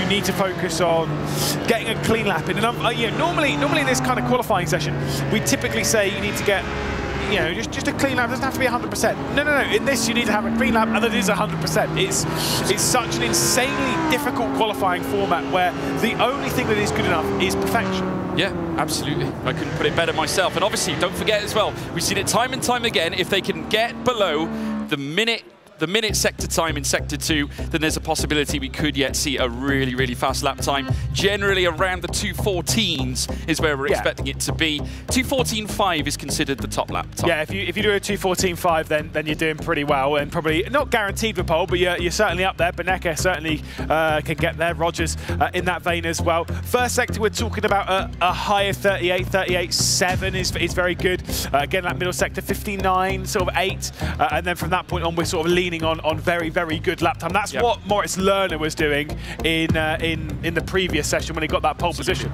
Yeah, it was spot on. I mean, to be fair, I mean, he was on point throughout that as well. I mean, look, I mean, Mouse have come here certainly to party. As I said before, bringing their first team into sim racing, they couldn't have brought it better, in my view. No. Bring in such big names, iconic names, Beneke, Moritz Lerner.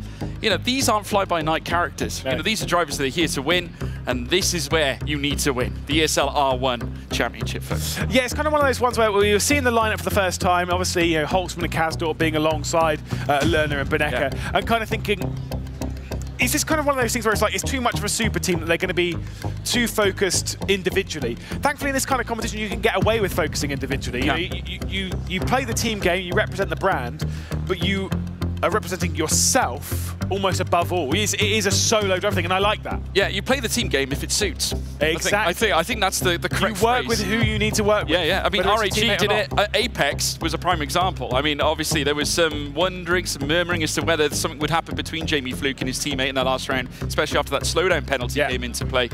It's a very big bone of contention, obviously, with many factors. But here we go. I think we're going to be jumping into qualifying very shortly. Obviously, Joshua Rogers. This is the big one, folks. Rogers and Beneke. It's what, Rogers, Beneke, Baldwin. I mean, like, I know like the whole grid. But honestly, if you're like going to list off drivers who are the best in sim racing, not leaving like, oh, arguably the best in sim racing, these lists aren't really complete without the likes of Rogers, without the likes of Beneke, without the likes of Baldwin. Absolutely. I mean, they have won awards for that very title. They are, you know, the cream of the crop. They are the best of the best. Yeah, no, absolutely right. There again, the pineapple socks on display. We like that. We like the pineapple socks POV. Brilliant stuff indeed, as we're now seeing the drivers get themselves set for what will be their last qualifying here in very shortly, obviously, in this semi-final. Obviously, this will determine eventually that who will effectively move to the final. As we said before, obviously, the top 6 will carry on through. Joshua Rogers, a 38.8 in that first sector. Really good. Yeah, we'll have to see what he can deliver in the second.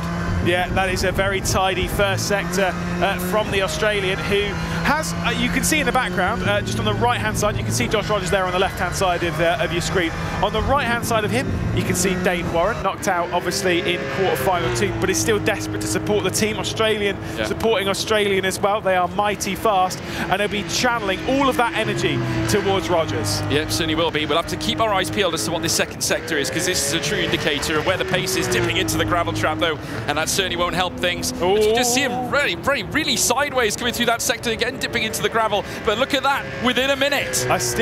It's okay. Look, he would have lost a couple of tenths there. It's going to be, at this point, it's tracking for somewhere like a 2:14.8 in that kind of region. And you can also see on the right-hand side here, tyres are slightly overheated. That'll cost him a little bit into the bus stop, you know, in that kind of area. Tyre temperature is absolutely crucial here on Renge Sport. We'll see Rogers complete the first lap of this session. Yeah, coming into bus stop now, and as you can see him there, just playing with the brake and the throttle, just easing the car through, putting the foot to the floor now. Where is Joshua Rogers going to see his time here at the start? Well, certainly here in this qualifying session, 2:14.7. We've seen better.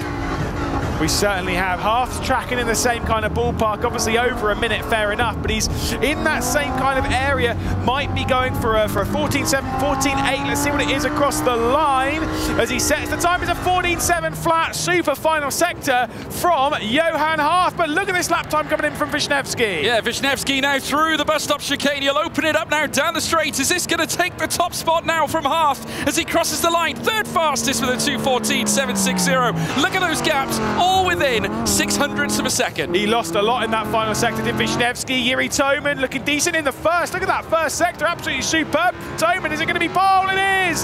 2:14.625. We've still got a bit more time in the tank. What can Benito do? Again, they're bringing their A game to semi-final 2. Yeah, the Italian certainly looking to try and grab the top spot too. He's also within a minute in the second sector. Not enough though, and this is where we're seeing the 2:14s really come alive here in this second semi-final. As now Maximilian Benecke, now he'll be looking to take the top spot. Remember, this man took pole in his previous race in the quarterfinal, but no, it's looking like it's below a minute in the second sector. Very good. Needs a meaty third sector as well to help his cause as he crosses the line, and that's a 2:14.659, second fastest. This qualifying session is off the scale, absolutely crazy. What can Niox do in the final sector? First and second decent. Niox going for somewhere inside the top lot, but it's only good enough for 6. He knows there's a good lap time. You see the response. He knows it's good. Then he sees the position and he thinks, are you serious? Have you seen these gaps? They're absolutely sensational. Risto Capet, though, unfortunately over a minute in the second sector. That is not going to be anywhere near the 2:14 to 2:15.132 for him.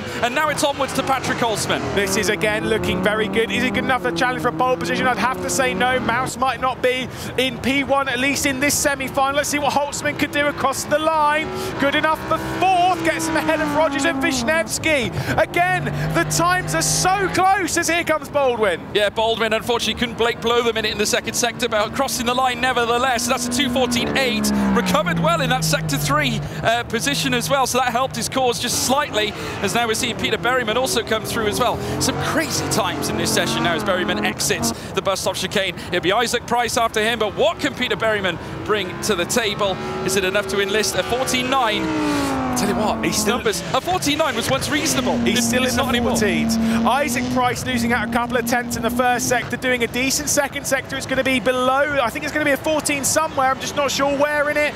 14.851, which you're absolutely right. Earlier in the day, I would have told you every single day of the week that was going to be a good position. But Yuri Toman, who I'd said before, has this year, you know, particularly towards the end of last year and the start of this year, you know, with various competitions, he's found like another level and another gear. And he looks absolutely superb, and that qualifying session shows exactly why. RAG, they're in dreamland right now. Chinchik and Jajovski, 2nd and 3rd in the previous race. They're going into the final already, but Yuri Toman is looking well on course to punching his ticket into the final as well. I mean, RAG looking to be stacked for this next round. Obviously, they've got 2 drivers in this because Risto Capet is in this too, so there's a good chance that they could yet get all 4 talents in the final round. Obviously, these athletes are sensational. They know what it's all about. There's a lot of money on the line, but I have to tell you, those lap times, we haven't seen anything quite like it before. Obviously, we've seen faster in terms of P1, but in terms of the whole grid, I mean, 4 tenths in amongst the whole classification is sensational. Yeah, absolutely. I mean, for drivers that could be looking to get 2s through in this one,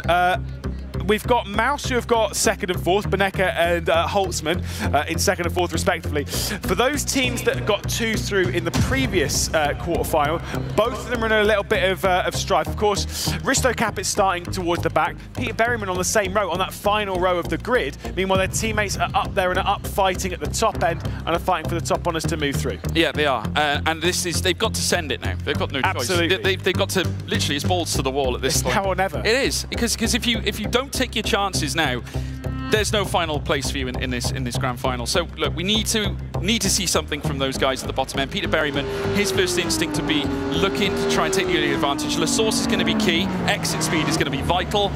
Then it's Rouge and Radion. Take your chance heading up Kemmel Straight. You can already see, you saw Yuri Toman pulling off there over to one side on the Kemmel Straight, trying to get a practice start. It's not 1-for-1 because the start-finish straight is uphill, not quite as uphill from memory serves as the Kemmel Straight, but a couple of little bits of battle here in warm-up between Niels Nyok, showing Johan Harth how it's done. Great exhibition, brilliant. To be fair, he might be showing Johan Harth a bit of a party trick, and Johan Harth might remember that one. So, you know, each to their own. Niels Nyok knows better than me when it comes to sim racing. So, yeah. Well, hey, we know that Isaac Price can overtake. We saw his incredible switchback going through Lake Com, which was absolutely brilliant. No doubt, move of the championship in my view. I know that Will Vincent agreed with me earlier on as well when we looked into analysis. But I wouldn't disagree. I would. No, it was so calculated and so raw. Yeah. You know, forcing a mistake out of Talva it was just brilliant. It's what you want from a move. There was respect between the two. Yeah. But there was... It was an outsmarting. That's no disrespect to Rainer Tauer, who's a fantastic driver. Brilliant. He had to do everything he could to try and defend his place. I mean, look. But he was pushed onto the wrong bit, out of the right mindset. Yeah. Again. And obviously brilliant. It ended up that scrap between him and Graham Carroll, which obviously ended the way it did. But obviously, look, these drivers know how much this means. There's so much money on the line for this one. Not only that, it's about respect in this industry as well. Sim racing, we hear it time and time and again. You want to earn your place at the top. Absolutely. It's not all just about the money, even though the money's brilliant in this series. It is all about it's not bad. That reputation as well. It's not bad. Are you speaking of your own? No, I'm joking. So Yuri Toman starting for pole position. Is he a guarantee win in this? I don't think anything's guaranteed in this race, Lewis McGlade. I think, if I'm honest with you, I think the first lap is going to be unreal. Do you not think it's mad though that of the 3 drivers that we were saying about, that Yuri Toman beats all of them? That's absolute madness. Well, RAG will be delighted, but here they come now, folks. Obviously getting this race underway, so keep it with us as we're about to go green here in this final semi-final race. All 5 lights are lit. And it is pedal to the metal, and it is go, go, go, go, go. Yuri Toman getting away well. Mouse certainly looking to try and make a charge. You can see that Maximilian Benecke trying to find his way through too as they weird through La Source curve. Yuri Toman out in front. Benecke sits in second alongside Johan Harth. Wisniewski, they're further down as well in fourth with Holtzman in 5th. Mouse now currently 2nd and 5th. They're both qualifying into the final. Should it stay like this? But coming through Rouge and Radion. Toman on top. Benecke holds on to 2nd. Isaac Price having a massive moment with Niels Nyok as well. They're both going to lose out as James Baldwin's going to make his way through. It was a costly error. Not 100% sure what happened, but it was certainly side by side between the two. And here comes Risto Capit involved in the mix. Look at Baldwin to the inside of Isaac Price. It's all kicking off down the order because they're desperate to move forward. There is Baldwin through, but is Capit going to make the move? No, he's not. Noah's Ark heading through Lake Com and now through Malmedy, but look at that, Baldwin managing to move himself up into 8th. Isaac Price did not take that too kindly. Outside line through Bruchels. The Mercedes with the Tiger line, looking to try and hold on, at least for now, as they now wheel through. Oh, goodness me, Isaac Price, major moment there when he came together with Niels Nyok, heading through now the Jackie X curve. Look at him getting bent out of shape. Risto Capit now up into 10th as well, taking full advantage of that. Madness on the opening lap. Sim Racing's Iceman, Risto Capit. See how calm he was with all that going on. Didn't even sweat a bit. Meanwhile, I can see it on Josh Rogers' face. He's feeling the pressure. He's seeing the stress. He's in that final transfer spot. He's the only driver representing Porsche, and he's trying to do something special here. But behind him, it's Enzo Benito, one of the most, if not the most adaptable driver in sim racing. If there's a new sim, if there's something else thrown at him, nah, I've got it, Chief, don't worry about it. And so he won't want to go down without a fight. Well, look at that Joshua Rogers right on the tail now of Patrick Holtzman now. He would love to take one of the Mouse drivers out of this race. He knows how strong they are. Holtzman currently sits in that 5th spot. Josh Rogers might choose to go for a tactical overtake here just to help his cause. Down the outside at bus stop, now inside line for Holzman, sneaking through though, brilliant move, and certainly now it will be Josh Rogers up into 5th place. Majesty here at Spa. That was superb from Rogers, but he's defending already because Enzo Benito wants to get himself involved. Holtzman's trying to fight back, a bit of a squeeze. Baldwin down the inside though, he sent in, Holtzman's gone round. Holtzman sent for Mouse, and that is a big drama. Baldwin making it 3 wide, and he's still dragging it there with Benito, side by side to Eau Rouge. Yeah, Baldwin now still remains in the fight for this P6 as well. Well, this case it's 7th spot. Here comes Isaac Price. Oh no, goodness me, taking an off track there, and now another collision as now they work their way through the Kemmel Straight. There you can see that Benito is certainly trying to get himself back into this charge. Isaac Price alongside him as they head up through Lake Com. Baldwin now in the top 6. I tell you what, I saw it coming. This top 6 fight is sensational. That's a big moment for Berryman, who's gone wide as well. It is absolutely off the chain here in semi-final 2. We can't keep up with what's going on, but that was a big moment for Baldwin down the inside. A huge one for Benito, who's thanking his lucky stars are on the new builder Spark, because he would have been deep into a barrier, let me tell you. Yeah, to quote the kids of today, Major L heading up through there. Certainly a solid F, I think. A solid F, yeah, we'll go with yours. But certainly heading through now this next left at Puton. James Baldwin, 6th place right now. Who'd have thought? Who'd have thought that? Obviously where he was before. Remember, 8th place he was earlier, and then of course that late move into, it was actually quite intelligent, taking the tight line through La Source, and that is just how great he is. An expert, obviously, when it comes to real racing driving, but can also apply it in an esports platform too. It was just...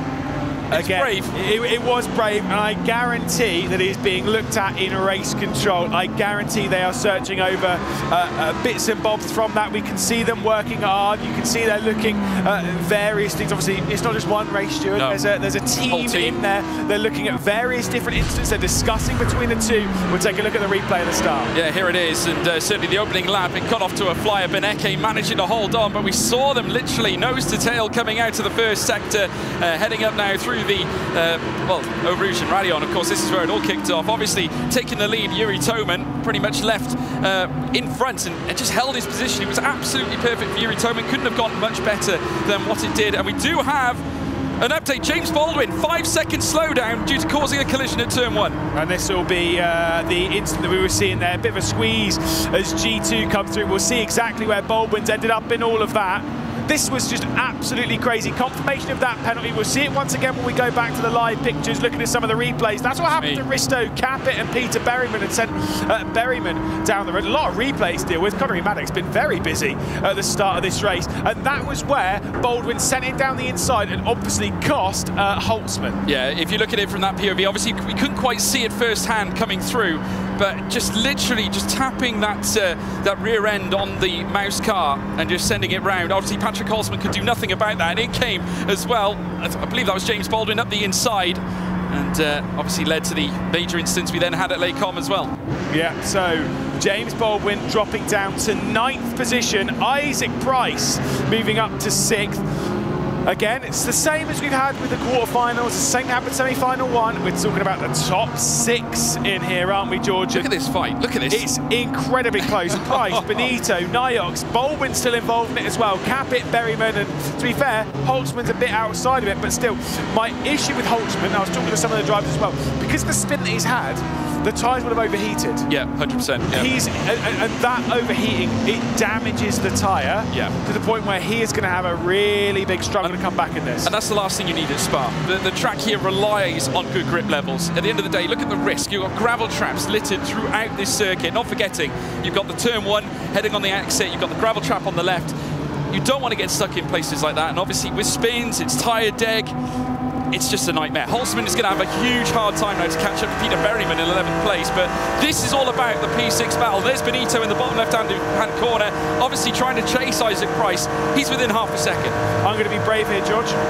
Be brave, yeah, Luke. I'm going to do that. Lewis. Oh my goodness me, you've crossed him out. I've crossed Holtzman off of my list already. I don't think he's coming back. You're going to be so red if he does. Yeah, no, I would. Red as in, you know, the mouse red. I'll take some of their merch, if that is the case. Enzo Benito, though, 7th place. Eyes backwards, but mostly eyes forward. You can see Berryman in the background going down the inside of Capit. Yeah, Berryman now down the inside. Capit, Risto Capit, getting the better exit, though, heading out of the source. Was able to hold on to the position. Of course, Berryman is certainly a very feisty contender. He won't go down without a fight. Apex obviously looking to try and retake some sort of an advantage here in this race, but very much like they did in the previous semi-final. Of course, Johan Hath still holds on to 3rd, but they would love to have 2 in the mix on this occasion. But bear in mind, Capit over 1.2 seconds behind Baldwin, and that's certainly nowhere near 6th place. Yeah, you can see the tiny gap of 0.2 of a second back to Niox. Double it, and you can see forward to Isaac Price, half a second. Price plays Benito. It is incredibly close. It is very, very tight. This is back down the order with Berryman, who's still behind Risto Capit. Risto, by the way, he was telling me that his quarter-final qualifying lap was a personal best. Not a personal best, you know, just here in Katowice. A personal best including all of his practice at home, including all of his preparation. He set a personal best here, quality drive. I do it on the night, mate. I do it on the night. He did look at, he paused a second, he looked at me and he said, that probably means my lap was very, very bad at home. Very true. And we're just looking now, Peter Berryman here, Risto Capit coming together, and Capit able to hold on as they made their way through Lake Com on that occasion. You're here on lap 4 now of 9. Plenty more time to go. 5 laps remain. Yuri Toman with the advantage, but look at Beneke, still within 5 tenths. You never know, Beneke might want to take the race lead, or never know, being a little smarter, maybe just assure his place in the final later on. I don't think Beneke is doing anything here. I think he is assuring his place. I think Toman knows that. Toman's happy. Obviously, he's happy. Yeah, he's happy. He's going to win if it stays like this. But I think Yuri Toman's a very smart driver. He'll be knowing, looking backwards, Beneke, Hath, probably not going to attack Vishnevsky. To be fair, the top 5, Toman, Beneke, Hath, Vishnevsky, Rogers. If I am any one of those 5 drivers, I ain't changing anything. No. I'm happy with where I am because I'm guaranteed, if I keep going where I'm going, I am guaranteed a place in that final. Absolutely right. I think the more fascinating thing is this P6 battle. It's absolutely tremendous. Isaac Price still currently holds on to it, but Benito now will certainly look to try and close the gap. 0.4 of a second. James Baldwin seed and give up 1 position due to a penalty. I think that might have been contact between himself and Enzo Benito at Oak. Correct. So yes. 2 corners, he's received a 5-second time penalty and a 1 position drop. Yeah, which is painful for James Baldwin. You can just see the look on his face. He looks a little dejected. You could understand it, because currently the way things are stacked right now, he will not be going into the final. Naturally, he'll have to wait until we go to Hockenheimring tomorrow to return to the rig. Yeah, I think he's already given up that position, so no worries on that one. He's still involved in the fight, and it certainly isn't done yet. Once we're halfway through this lap, we're halfway through this race, and we are well on our way, ladies and gentlemen, and we are nearly in final town. Aren't you getting the same vibes as me that we're going to be seeing a firecracker finale at this race? Look, the thing is we're sat here seeing the top 5. They're not fighting. Yeah. Trust me. In the final, that ain't the case. Because at that point, well, this is it. This is what you're here for. They are being patient. They're being cautious, and they are waiting for that moment. The only place where caution is not being played is here. But we're looking backwards from Isaac Price. Move of the day, still holding that candle, I think. 100%. Yeah. I mean, look at it this way now. I mean, I've got goosebumps, literal goosebumps at this point, because I know what's coming, and I know what Benito's like. He doesn't go down without a fight. Redline already have 1 car in the final. They'd love to make it 2. I think so. I mean, right now, like you say, Redline already have Bennett. Benito, I don't think, like I say, the team thing, I don't know if it's playing in his mind at all. No. He is only thinking about what does Enzo Benito get from this. And right now, at the moment, it's diddly squat. He needs to get on with this right now. And like I say, I agree. We've commentated on Enzo Benito enough. We know exactly what he's made of. Yeah. And he's made of quick stuff, good stuff. Well, I called him a diva earlier on. He's a diva. Yeah. He did it. Just to clarify, that was to his face. It was, yeah, he was there. And I said, anyone with dashing good looks. Kevin Siggy agreed with me. Yeah, but Kevin Siggy is a diva as well. So it's fine. Let's see again. So this battle is getting closer every time we kind of look at it. Just 4 laps left to go in the race, and Isaac Price, the pressure's building. Yeah, it is. I tell you what, it is cooking at this moment in time. Lap 6 of 9, 3 laps to go. Yuri Toman on top, Max Beneke there in second. We got Johan Hath in third. Wisniewski there in 4th as well, with Josh Rogers in 5th as well. He's obviously delighted that he's going to be going through should he stay in this position. Of course, anything can happen. We've already seen James Baldwin pick up slowdown penalties and having to give up a position as well. But Enzo Benito, just look at him moving up. You can just see a little concern flickering in the eyes of Isaac Price right now. Yeah, every time he looks up, you can see that's him looking at his mirrors, getting very close. There was Enzo Benito, had a quick look down the inside, but the fastest way around the circuit is the racing line. Deviating from it costs you time, and Isaac Price is not about any of that at the moment. Enzo Benito sat there and is looking for any opportunity to pass. This will build and build and build, and I promise you later on in the race, it's going to do something out wide, different lines through Ravage. I've got to say, Niox was looking. A glimmer of fear in the eyes here of Isaac Price as they head out very wide though from Benito, picking up some of the gravel there on the left-hand side as we look at it, making their way down through towards Puon. I am keeping my eyes, as you say, on Niels Niox. He is looking so good in behind. Oh, another moment there for Benito. He's going to go wide at Puon. He had a snap between the two apexes, heading through the double left-hander in the middle. Again, a look from Niox.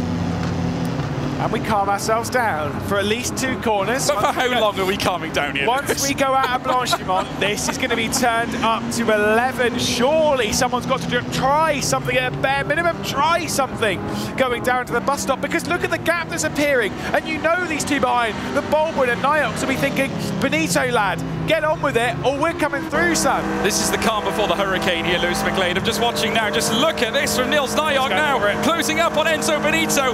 Really up and close and personal with that rear wing as well. Oh, twitch there. And again, a statement to the dirty air. Here comes James Baldwin. Side by side with Niels Niox. Contact as well. Heading a bus stop. A major moment here in lap 6 of 9. Niox stays on the track. Baldwin rejoins. But that is certainly going to send Baldwin reeling at this point. That for me, I don't want to speak on behalf of race control, but that's in the range of slam dunk pens for Niox. You can't squeeze him in the braking zone, not like that. Stewards will be looking over that ad nauseum at the moment, and Baldwin will not be happy at all. You can see straight on it, race control very fast at the moment. We'll have to wait and see if anything comes of it, but potentially Niox might have to give this one back as Holtzman and Capit. Whoa, here we go. Yeah, certainly now Patrick Holtzman side by side through Rouge and Radion now. Capit still together as they now head up through the Camel Straight, side by side as they now head up towards Lake Com. They remain still side by side as the mouse car certainly looks at the RAG alongside it. Capit looking to go full send in towards this Lake Com corner. Contact as they make their way through. They rub wheels, but it will be Holtzman to the top. Patrick Holtzman holds on to 11th place, reduces Capit to P12. I mean, I know they're fighting over what will effectively become the minor points, but they're putting on a show for us. I did say this to Risto and to quite a few other drivers. Put on a show for us, lads. Yeah, and you know, come on, it's a semi-final, Lewis McLean. Side by side between Eau Rouge and Radion. I mean, it doesn't get better than that. Great stuff between the two of them. Respect there. And look what I've just seen come through on our little tablet here. Niels Niox has been told to give up 1 position due to a penalty. That'll be down to that, so we will have to give up the spot, I believe, to Baldwin. It's not come through just yet in game, but if we see that switch come, that'll be why. And this brings Baldwin straight into the fight for that P6, because he'll be in behind Benito and Price. So I tell you what, he's had everything thrown against him. Obviously, being pushed wide there at bus stop, he's had 2 penalties himself. He's on the right end of one this time. Obviously, Niox will have to give the position to him. But Baldwin still has a chance of getting something in this final semi-final. There it is, confirmed on your screen. The 89, Niels Niox receives the 1 place position penalty. So we'll have to give that one up to James Baldwin. He's not done so yet, unless I don't think he wasn't ahead of Enzo Benito at any point, so he's not giving that one back. So you'll need to do it soon. Well, he will. But the thing is, time's running out now. Lap 8 of 9, penultimate lap now underway. There is James Baldwin making his way out of bus stop. There's Niels Niox there in the bottom left of your picture. He's still yet to get the position up at this point, so I'm not sure when he's going to plan and do it. Maybe up the Camel Straight, perhaps. Yeah, we'll have to wait and see as to whether he maybe he's having a disagreement with that and he'll deal with it going into race control. But take a look at this. I mean, we're on board with Baldwin. For me, that's alongside. That is a slam dunk, and it's only on the fault of one driver in there. And again, I mean, this brilliant. I still think Isaac Price. It's just the knowledge of that move. But this is exceptional bravery between two fantastic drivers. And you could argue as well that Kappa had a very uneasy sort of run through Radion. But did you see it? Like literally took all the curve, but side by side up through this segment. You know. Never a more picturesque overtake than at this point at Spa-Francorchamps, but you've got to give credit to Holzman. Late on the brakes, Tiger Line heading through Les Combes. He made use of it, got the nose in front a little later, in fact, than Capit on the brakes as well. But yes, made the most of it. Yes, indeed. Again, absolutely brilliant. Penultimate lap of the race then is what we're on. We can see 11th place there still with Holzman ahead of Capit, but this remains close. Price, Benito, Niox, Baldwin. Niox still not switching that position, at least not as far as our knowledge, but you know, we'll call it as it is. That's fine. We'll have to wait and see where this battle ends up. But right now, Isaac Price, I think he's weathered the major part of the storm, but the second wave of that is on its way. And he's gone full defensive as well. He's backed off away so much from Josh Rogers. It is now 4.2 seconds. Isaac Price, he is in defensive mode right now. Just going to literally try and stop Enzo Benito at every turn. Of course, Nils Niox is still in the fight as well, further back, but he's got to give the place to Baldwin. They still haven't swapped yet. I've crossed off Holzman, I've crossed off Capit. I promise you I can't cross anyone else off at the moment. Berryman, Baldwin, Niox. I mean, Berryman, yeah, sure, he's 1.2 seconds off. I think there's some tyre woes going on there, but that's not enough. Like, he's definitely in the mix if something dramatic happens. And everyone else behind, at the moment, Isaac Price is in the penalty. He's the one that's, you know, obviously he's in charge of it because he's the one in the spot. I was almost thinking that Niox was doing something. It did look like it. It did look. What he was going for. Well, it did almost look that way. We're just having a look down in the managers' room. You can see their team RHG just looking on. Obviously, they've got Capet further down. Obviously, they're going to be looking onwards and hoping that they can get something out of this. Obviously, Yuri Toman has driven superbly for the RHG team. But we are on the final lap now, folks. It's all or nothing now. Certainly, Benito, Niox, and Baldwin all looking to have a pop here at Isaac Price, who's going to look to try and defend this situation. There's Yuri Toman. He's leading the way here at Spa-Francorchamps in our second semi-final with Beneke breathing down his neck. Yeah, I don't see any changes happening inside that top five. Maybe Josh Rogers might try something on Vishnevsky at some point, but look at this gap for sixth as well. Isaac Price has it, but look at Baldwin. So he has got through, so Niox finally gives up that position. I don't know why he left it so late, if I'm perfectly honest. But up to eighth goes Baldwin.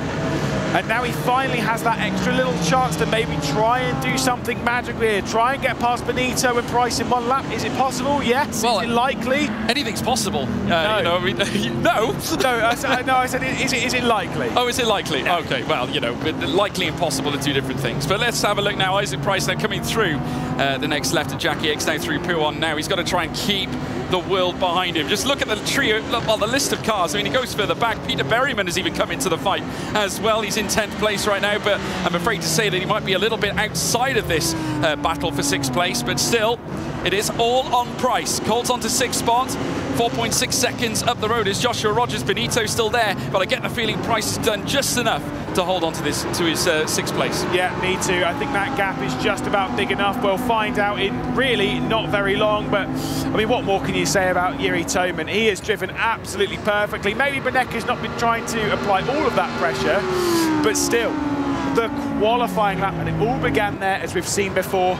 He's booking his place to a final. Yeah, RHG have been in wonderland so far this entire competition, this first event in the ESL R1 Championship, and Yuri Toman is going to punch his ticket and venture into the final as he now rounds the final corner at bus stop. Will cross the line. Yuri Toman wins the second semi-final for RHG. Mouse celebrates as Max Beneke also goes through. Johan Hart in third. Wisniewski in fourth as well for Williams Esports. Joshua Rogers will cross the line for Porsche. They've got one man in the final. Isaac Price, he'll take the final spot in 6th place. Yeah, that'll do. And unfortunately, you know, it's not going to be the perfect sweep for some of those teams. You know, RHG not getting all 4 through, Apex not getting all 4 through, but hey, 3's pretty good. It is, certainly is. And we're going to hear now with James West.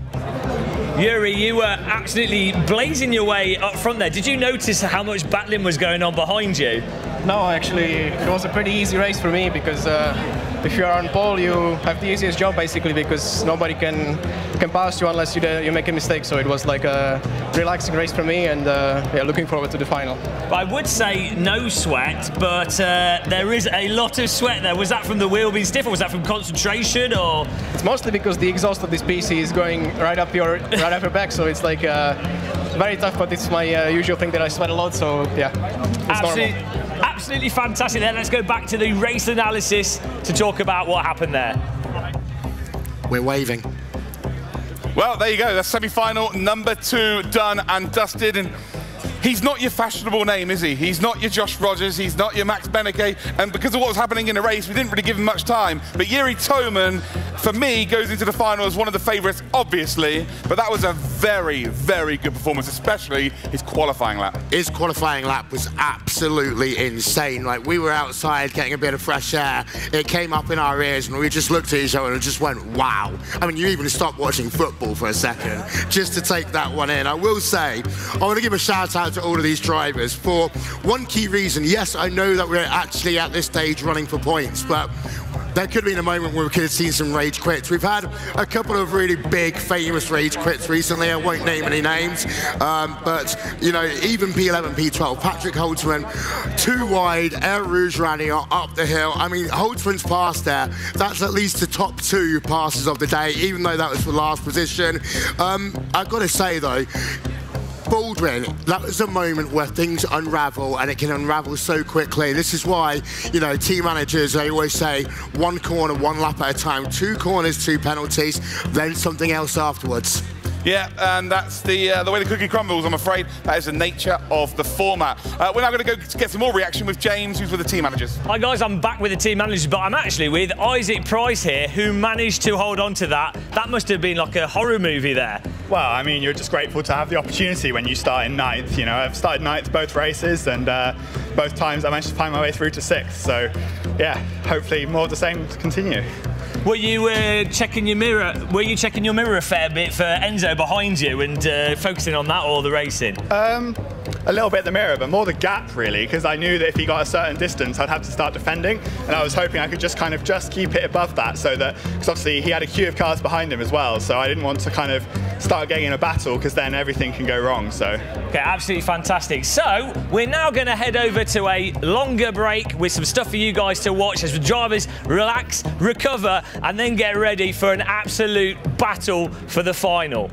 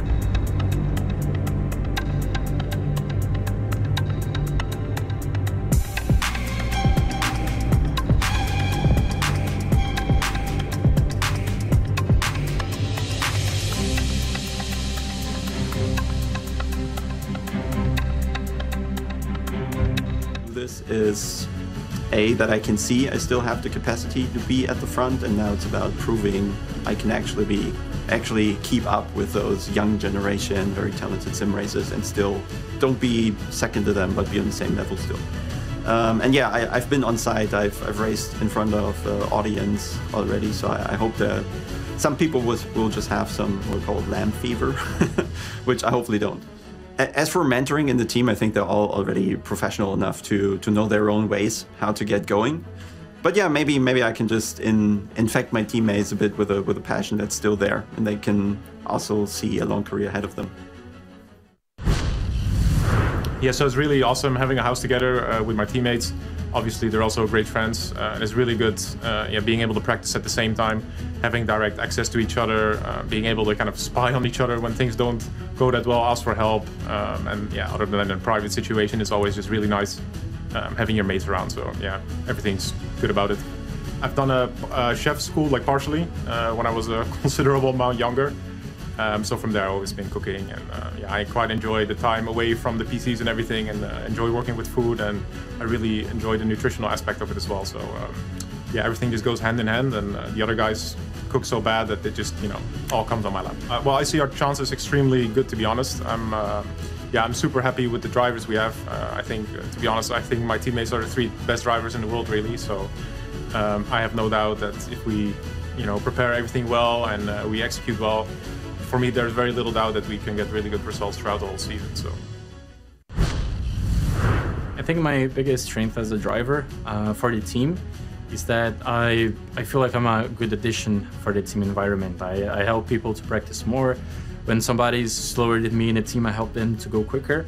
And this way I can help the team, and then it gets back to me. And in the race, I think my strongest point is my racecraft. I do think I have a pretty good racecraft. To win the whole thing, how big it would be, I'd say as big as you can barely imagine.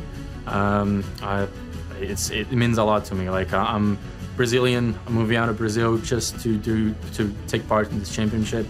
And I'm going to Europe, live with my teammates, and we're going to full focus in this. So to win this thing, I don't think there's even a way to describe it.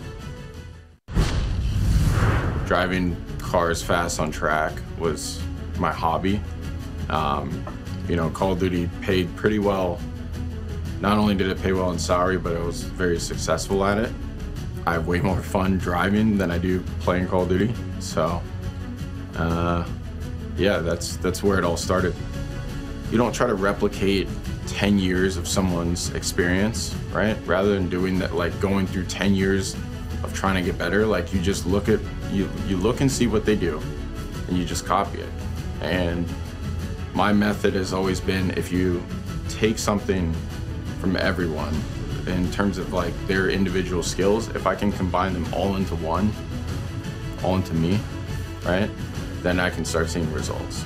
I definitely would say I have an edge in mindset compared to everyone else here. That comes from experience. The main point is that I'm probably about a week of like taking this to the level of seriousness that I did in COD, which was literally just study, study, study, study.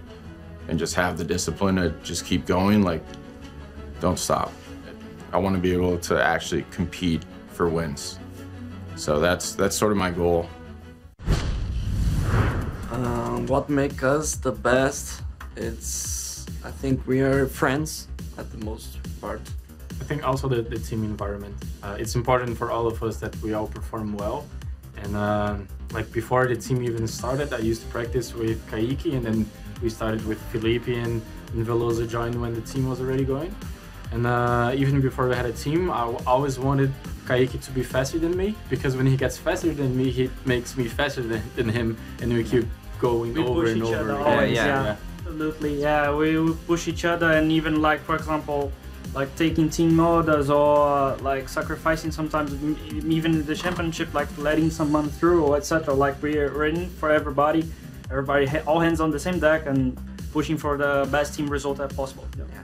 Yeah, we are looking forward to make a very good debut and throughout the season a good result. Show that Brazilian sim racing is super strong and can compete among the best. Representing our country, I think it's the best thing to be here.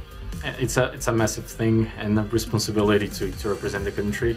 Not even a country, a Brazilian organization as well. So Furia, it's a very honor to represent Furia and Brazil overall. So yeah, we're quite honored and humbled to be part of that. Dia de Fúria! Our teams make the best. It's like, I think we have a lot of experience from all different sims gathered in one team right now, and I think it's a huge opportunity for us to have the upper hand of the other teams. I think what works really good for us is that we don't really have one guy who's leading. I think we all work together like in a synergy, and that's, I think, what you need in a team, because if you have one leader, then everybody else is like, what am I supposed to do, right? So I think we're all very strong in what we do, so, and that is like our strong performance side. Yeah, we're all just really motivated and we try to hop on and practice together as much as possible. Top 5 or whatever can be really good for us, because I mean, it's a tight competition, but it's always about winning. Or maybe you. Maybe I would be. Who knows? No. Maybe all of us can. Yeah. Maybe up the Joe. Okay. Likely me. As most aggressive. Same. It was the latest to come down right now to the... That was like a one-time thing. That's interesting. Arham, because he's gonna steal the trophy, so... My tires are the hottest after a stint, so yeah, I need to work on that maybe still. You do? I think he has always the quality. He was the best. Yeah. Like in tire preservation from all of us. The time management is quite like natural in this game. Like with Benny? I think I'll be Marcel. Yeah, I don't know me. Yeah. He's keeping the pace for the, when it matters. Yeah. And chilling when it doesn't matter. Nicolauda said he's not going in a hurry and not getting paid, not need to go fast. I don't think we have any of that with our car. We only have oversteer with our Audi. Yeah. Him as well. Yeah, again, to compensate for speed, so I do other stuff. I mean, Kata is cool. We have like a sheet with all the times and everything, and he's always updating like rankings of average times. We're gonna win! I think our expectations are probably to fight at the front. Obviously it's very tough competition and we know it's not going to be easy, but I think we're talented enough and we're a smart enough bunch to, even if we're sort of not there at the start, to get there at some point and fight at the front. I think it's very important to sort of hit the ground running, especially with a brand new platform in front of this many eyes. For us, it's probably going to be the most viewed thing we've been involved in. So making sure that we put our best foot forward and make it obvious that we're going to be a contender from the start, I think is huge. Yeah, build a bit of momentum off the back of it. So ourselves, we're sort of like a little privateer team. You know, we don't have as big a budget, so it's definitely a little bit tougher from that point. So yeah, it's pretty huge for us, just for the eyes that are going to be on it for such a small team. It's pretty big. It's a huge opportunity for us. If we can make a big impression early, then more eyes are on us, and that's great things for us as a team. Underdogs, don't mind being underdogs. Yeah. So. Everyone loves an underdog. Yeah. The fans' favourite. Yeah. Let's go!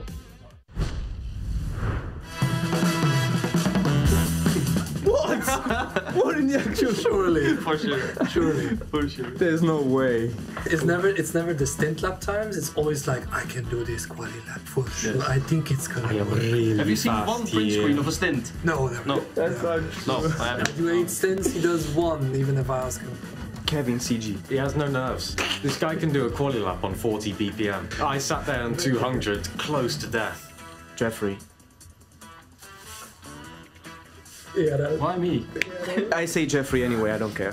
Why? Explain. I think because Jeffrey drives like, I can't say like who, and Jeffrey wrecks GTE cars as well a lot with his prototype car, so... Never done that.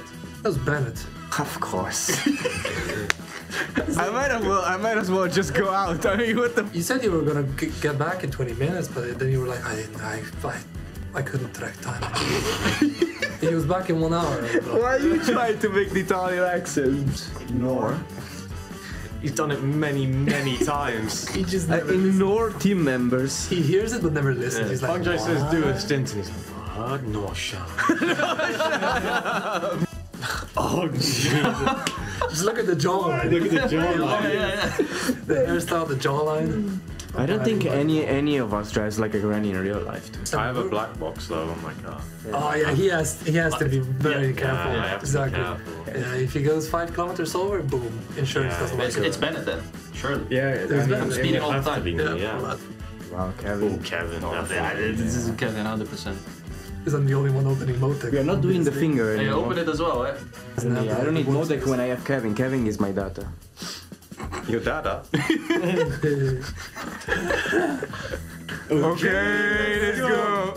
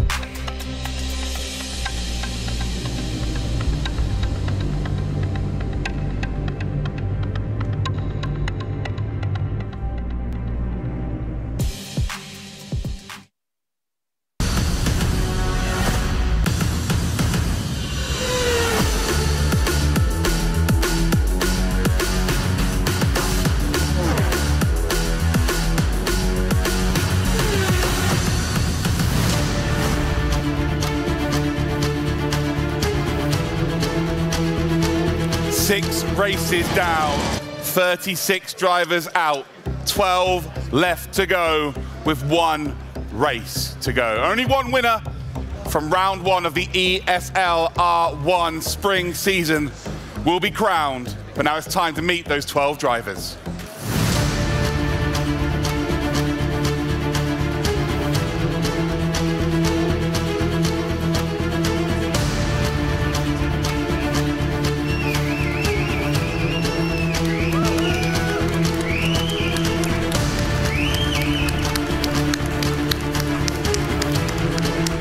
Driver number one, then the first of three R8G drivers, it's Marcel Shinchik.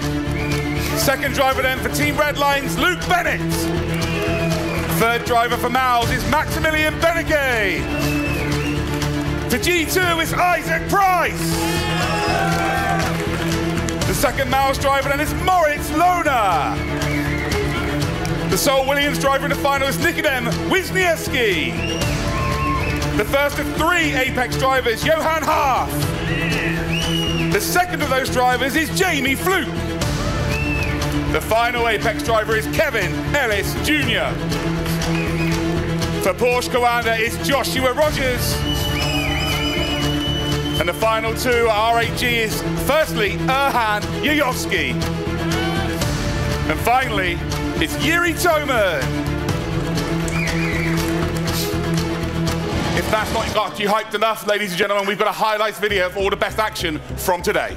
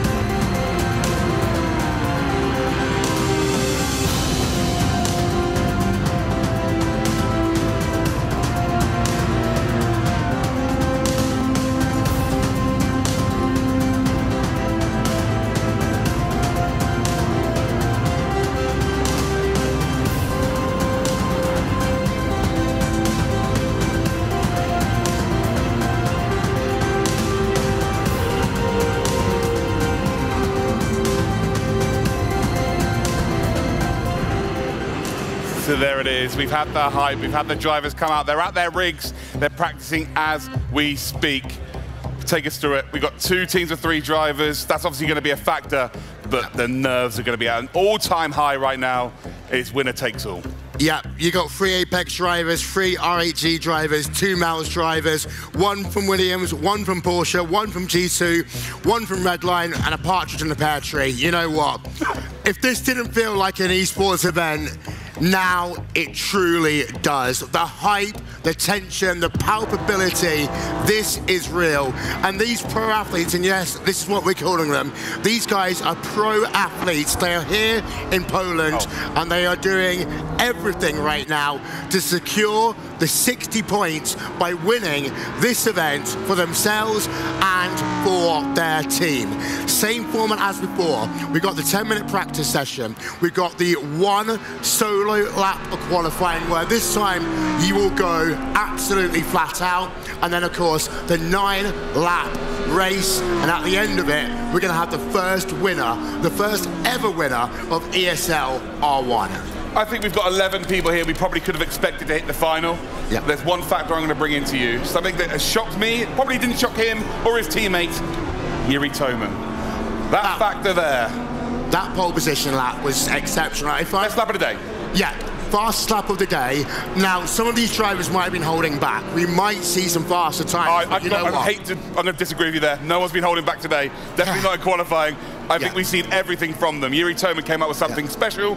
Can he replicate it? Yeah, and again, you can do it once, can you do it again? I've had pole positions in my life, and I just sit back and go, whoa, what did I just do? These drivers, what they need to do, and hopefully the extended break that we had, the team managers would have sat them down, calmed them down, and reminded them this is the first round of many, and the points matter. Yes, the victory is important, but the last thing you want to do right now is mess up your qualifying, mess up the race, end up in P12, because yes, you will get the points, but you don't want to end the first day of ESL R1 on a bit of a downer. Yeah, it's a positive. You made the final, right? You've made it the top 12. Top 12 get paid at the end of the season, so you're already going to feel like you've got the pace to be in the paid positions. But there's two factors here. Yeah, you don't want to finish last in this. You don't want to make a mistake. You don't want to be in a negative feeling going towards tomorrow, because we've got a whole thing to do again tomorrow at Hockenheim, which is going to be equally as good. Yeah. If you guys would like to indeed get yourselves involved in trying to reshape the way this broadcast has gone, maybe even some of the rules of how things have gone in terms of the format, please head into the Twitch chat right now. You can indeed get yourself involved in a survey. We've got some goodies here as well. We've got some Rensport jumpers. It's got all of the teams on the back of it, which is pretty cool. It's like a festival jumper, if you like. Yeah, so you could win yourself some goodies, but also you can help shape this. I know there's a lot of you out there who've got massive opinions in the chat. Some of them may be negative, but we need to hear from you. So this is your chance to do so. But enough from me for the time being. We're going to head backstage once again and speak with James. Hi guys, I'm backstage and we've got G2 Esports here, who have just one driver left for the final, Isaac Price. Are you optimistic for him to deliver for you with that one driver? Don't know, I think we'll just see how it goes and yeah, take it as it comes really. See where we qualify and take it from there. I'm going to translate that to absolute maximum pressure. He has to deliver or he's out of the team. No. No, okay, fair enough. Back to the desk, guys, and get ready. Oh, full of words there, of course. I think the nerves is not only going to be with the drivers, but of course with the team manager as well. Isaac has done a sensational job and this is actually his career. He just gets results, right? He does. Again, he's not your celebrity name. He's not the fashionable name. Never has been, but has always got results. Yeah. And in motorsport or sim racing, that is exactly what it's all about. Yeah, exactly right. And he's started from P9 twice, managed to get himself through to the final. I mean, I've commentated on Isaac for so many years. What a great driver. And you know what? My favorite band says, nice guys finish last. Actually, today, the nice guys are the ones that work themselves through the field. Isaac's a great guy. He's got a really calm demeanor. When he's on track, he isn't ultra aggressive. He will make the passes when they need to be made. I've got one more point. I keep on seeing people backstage, both in the manager's room and also backstage in our production room. Everyone's eating ice cream. Where are our ice creams? Well, I can't have one. As you can see, I'm obviously, you know, fasting at the moment. I don't know, where is it? Yeah, that's a good point. Where is the ice cream? Right, it is the final. They are all on exactly the same sim rigs as each other. We've got a video explaining exactly what equipment they are using. Well, not quite got one there. So, come on, who's winning this? Who's picking it up? Do you know what? I'm going to throw it right out there now. I'm going to say Yuri Toman. I think that was such an amazing performance in the semi-final, and he's admitted himself, he, from home to here, is getting faster and faster and faster. We might not have even seen the best of him yet. If he can get himself pole position again, he will win the race. Not because of dirty air or anything. His run, even though Beneke might have been holding back a little bit, his run at the front was completely calm, completely collected. I mean, anyone in this field can win, and this is not hyping this up. We've got 12 drivers that can win this race. I'm going to say, I'm not going to give you a name. I've got my money on someone from RHE. Okay, that's a very bold prediction because they got 3 cars, Will, but fair enough, I guess. I'm sorry. Now we will be checking out exactly what equipment these drivers are using in our final. So here we have the actual chassis of the T-Slot sim rig, and it's of course made of aluminium. The crucial thing with T-Slot is that it allows you to really adjust the position of everything from the pedal tray, with you being able to move the pedals forwards and backwards, where the wheel's mounted, the wheel height, and the most important component is that T-Slot is completely rock solid, meaning that when the drivers are pounding on the accelerator or pounding on the brake, it's completely firm and there's no flex or movement to throw the driver off. So all the information of what the car's doing, what's moving the car around, and when you're actually at the limit, all that information has to come through the steering wheel, and that's where these high-end direct drive steering wheels really come into their own. It's just really, really solid, which allows you to then feel the forces that are coming from the servo motor that's providing those forces without any flex or movement in the wheel face itself. And keep in mind that you can get up to 20 Newton meters of force coming through this as the car's going through corners. We're going to take a look at the VRS pedals. All of them on these pedals have a load cell and allow for incredible high fidelity of input and high precision, which allow for absolutely crazy levels of adjustment. Things from the actual resistance that you get from the feel of the clutch pedal here by adjusting the spring, the angle of the spring, and then you can also configure the actual throw distance of the pedal to limit where the end point is on the pedal. Basically, a driver can just set the pedal up to totally absurd levels of customization. And that high-end equipment and high adjustability is what enables the top-level drivers to be able to adjust it exactly to their liking.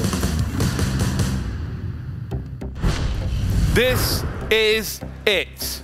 12 drivers, 20 minutes of racing, winner takes all. It's round 1 of the ESL R1, and it's the final. Lewis and George, take it away. Yeah, here we go. One final race on the horizon. It's all built up to this. We've had 6 races so far, 4 quarterfinals, 2 semi-finals, and we are here with the final 12 drivers ready to come to a close. It is going to be breathtaking. I'm not even going to ask who your favourite is for this. It's so hard to tell. 12 of the absolute best in sim racing about to go toe-to-toe. I want to ask one question. That's to everybody here. Katowice, are you ready? Here they are. One more time. Are you ready?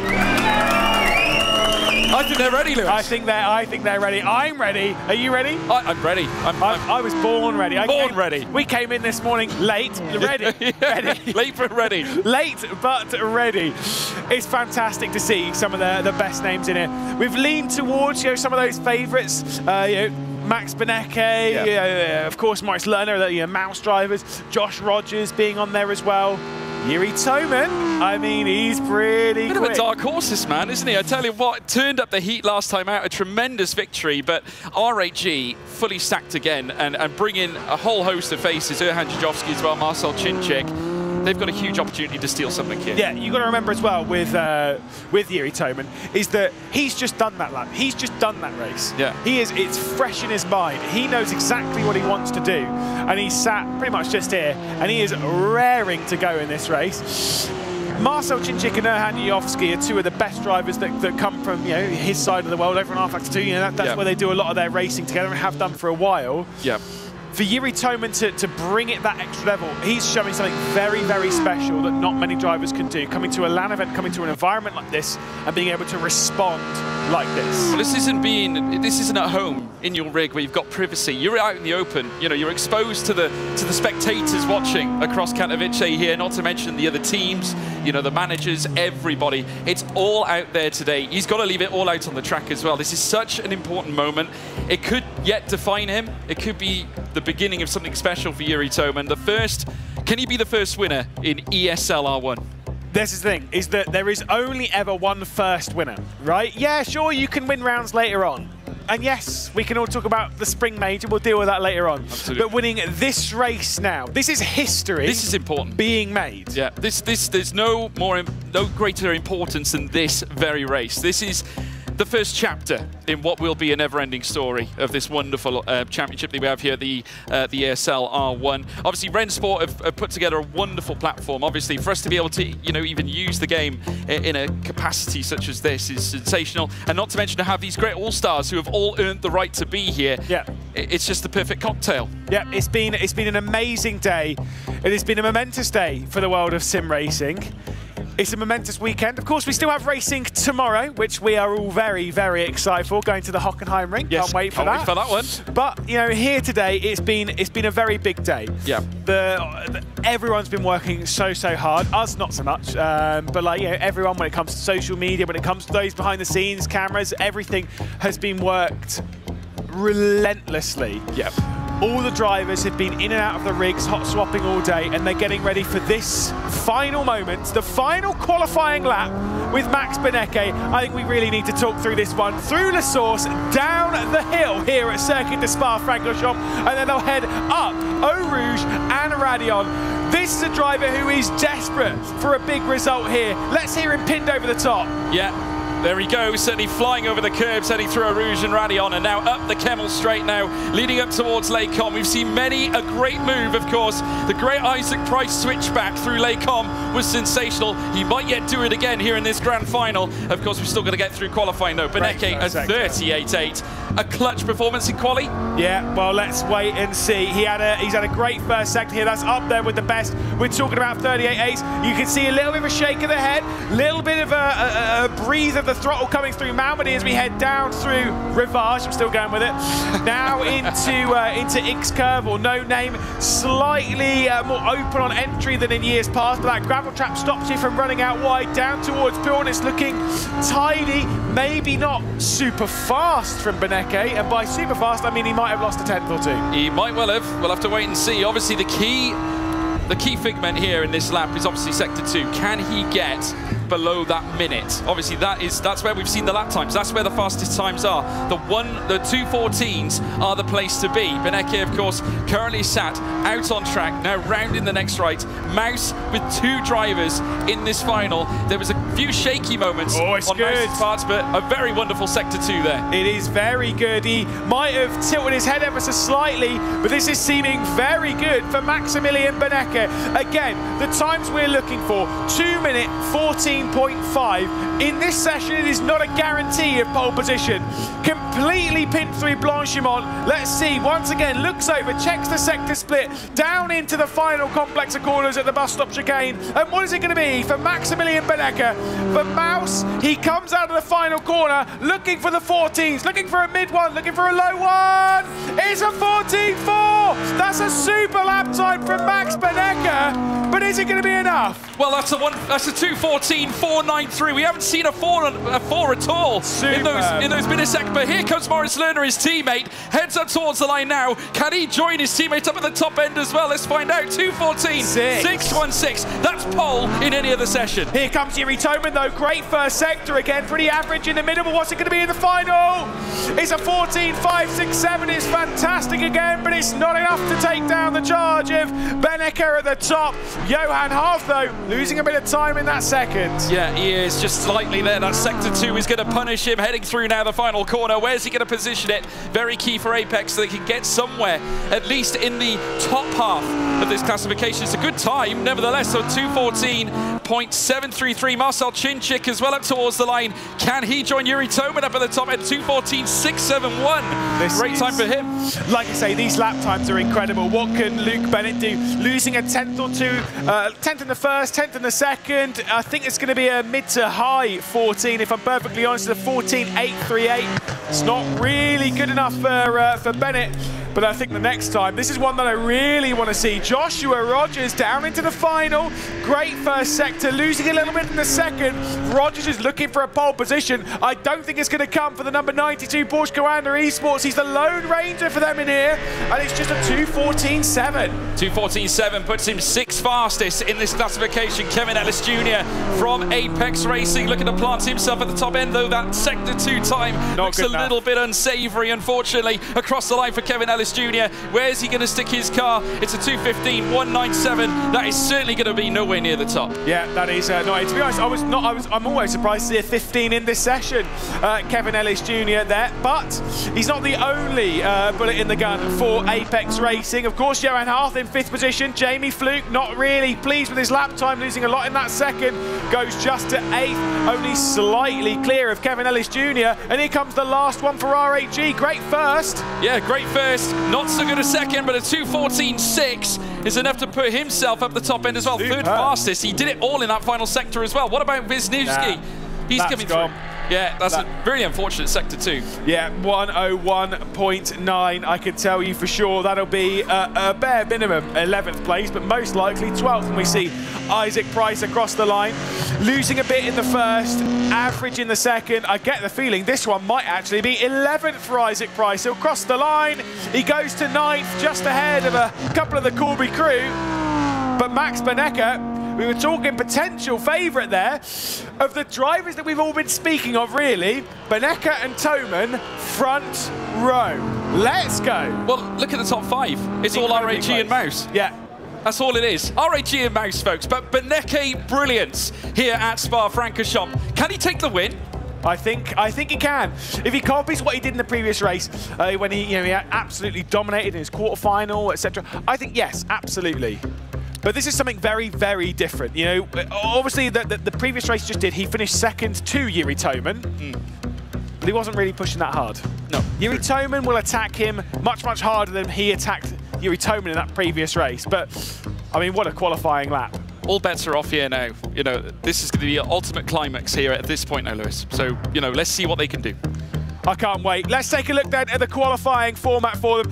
Benecke's taken pole position, just a little bit clear of Yuri Toman with a 14.568. Erhan Yovski and Moritz Lerner will start on the second row, with Marcel Chinchik and Johan Half, the highest of the Apex Racing team cars, starting from 6th. Josh Rogers will start from 7th place of the Porsche Commander Esports car, and then Luke Bennett, shockingly, the lone Team Redline car in here, just from 8th. Isaac Price, Jamie Fluke, Kevin Ellis Jr. and Nikodem Vishnevsky round out an all-star 12-car grid. We are in for an absolutely tremendous fight, George. I can't wait for this one. And the thing is, all bets are off now, Lewis McGlade. Obviously, there's no need to lift off. They've got to send it. It's all about P1, folks. And that is certainly what will be on these drivers' minds. Naturally, this is the first final we've experienced here at ESL.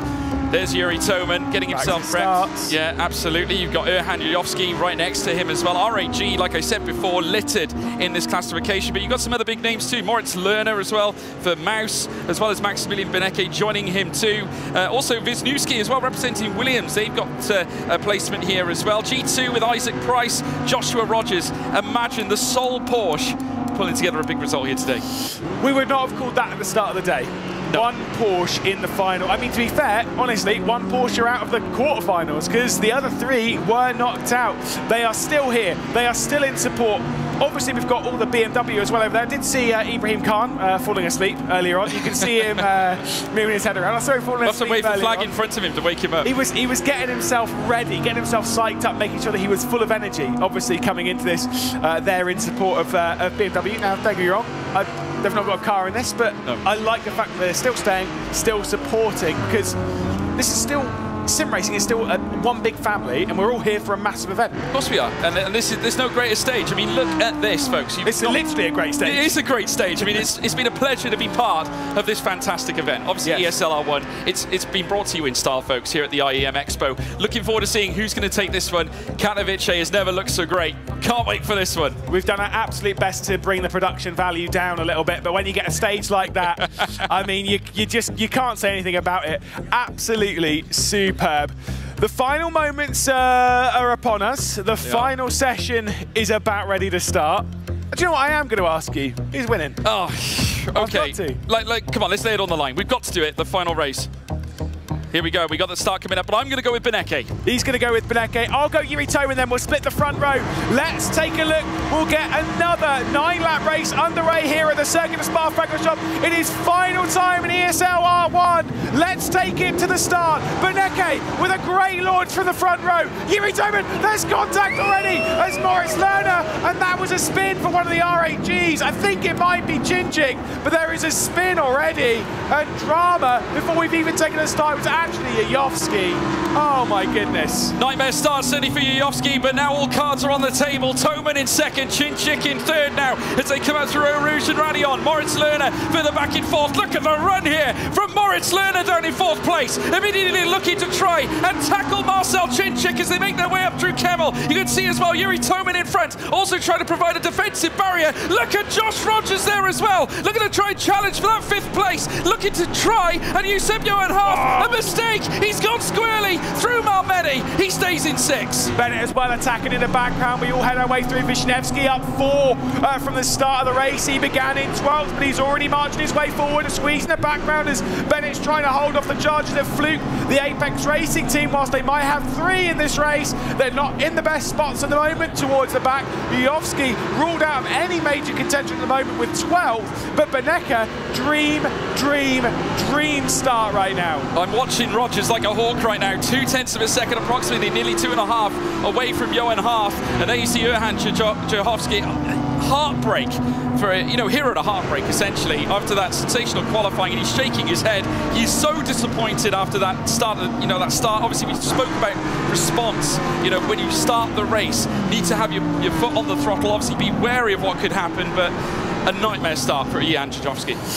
Let's see what Yuri Toman can do then. He's got an 8/10 buffer up towards Max Benecke, who's trying to do something special here for Mouse, who's trying to make history in the first ever round of ESL R1. There is no better place to do it than here in person, and Benecke's dealing with the pressure, and he's almost splitting the entire grid by a second. Look at that from Arthur in the background. He was trying to look on Lerner.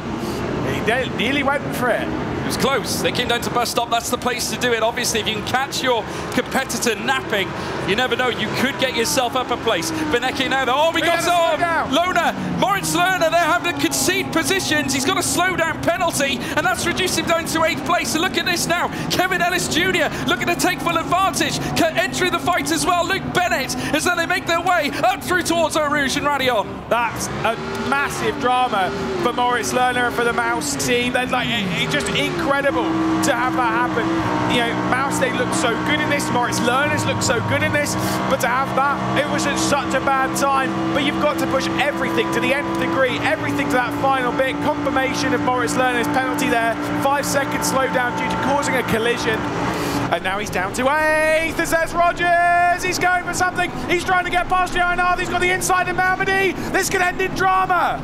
It certainly can do. Just entering Malmedy now. Brachel's corners next, and look, entering the fray now. We can see that we got Lerner, I think, further back. Just look at Isaac Price coming into this. A switch back. It's Rogers. Rogers has moved up. Isaac Price also looking to take the advantage as well. Johan Haaf fighting back as they enter the Jackie X curve. The G2 Esports car, though, could not quite get through. If I had a seat, I'd be on the edge of it. I'm telling you, super stuff there from Rogers to have got through into 4th place. Johan Haaf dropped back, but he managed to fend off Isaac Price, who's trying to represent G2, the lone driver for them. But you got Williams Esports in tow as well. Moritz Lerner on the comeback charge. He looked to the inside of Wisniewski there, coming into Fania.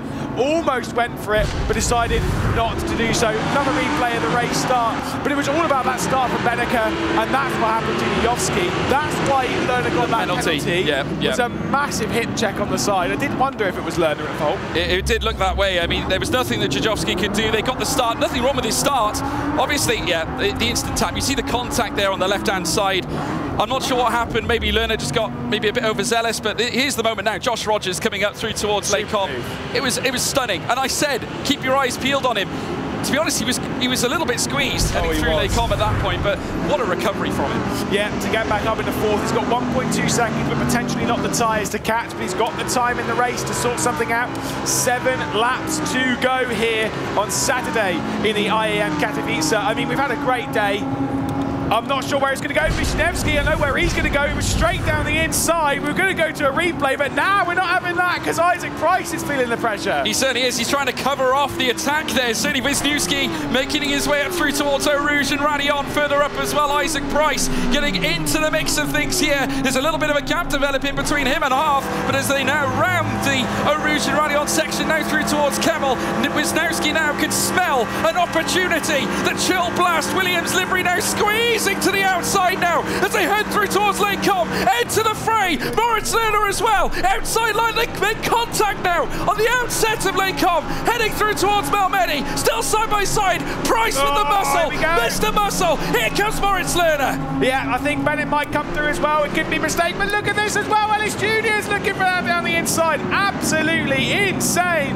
Morris Lerner down the inside of Nikodem Wisniewski. Bennett to the outside, coming down towards the X-curves. Falls back into line, but Wisniewski absolutely on the limit there. And I've got to say, very, very good racing from Morris Lerner as they come down into Puon. I'm not sure that's the great move. not at all. Kevin Ellis Jr. looking. I mean, you had a look. You can't fault him for having a look. He wanted to at least put a little bit of doubt perhaps in Luke Bennett's mind, but heading through now towards Lafanier, you just see this is what it means. Everything's on the line. They're trying everything to gain places. And Johan Haaf, he's got to give up one position.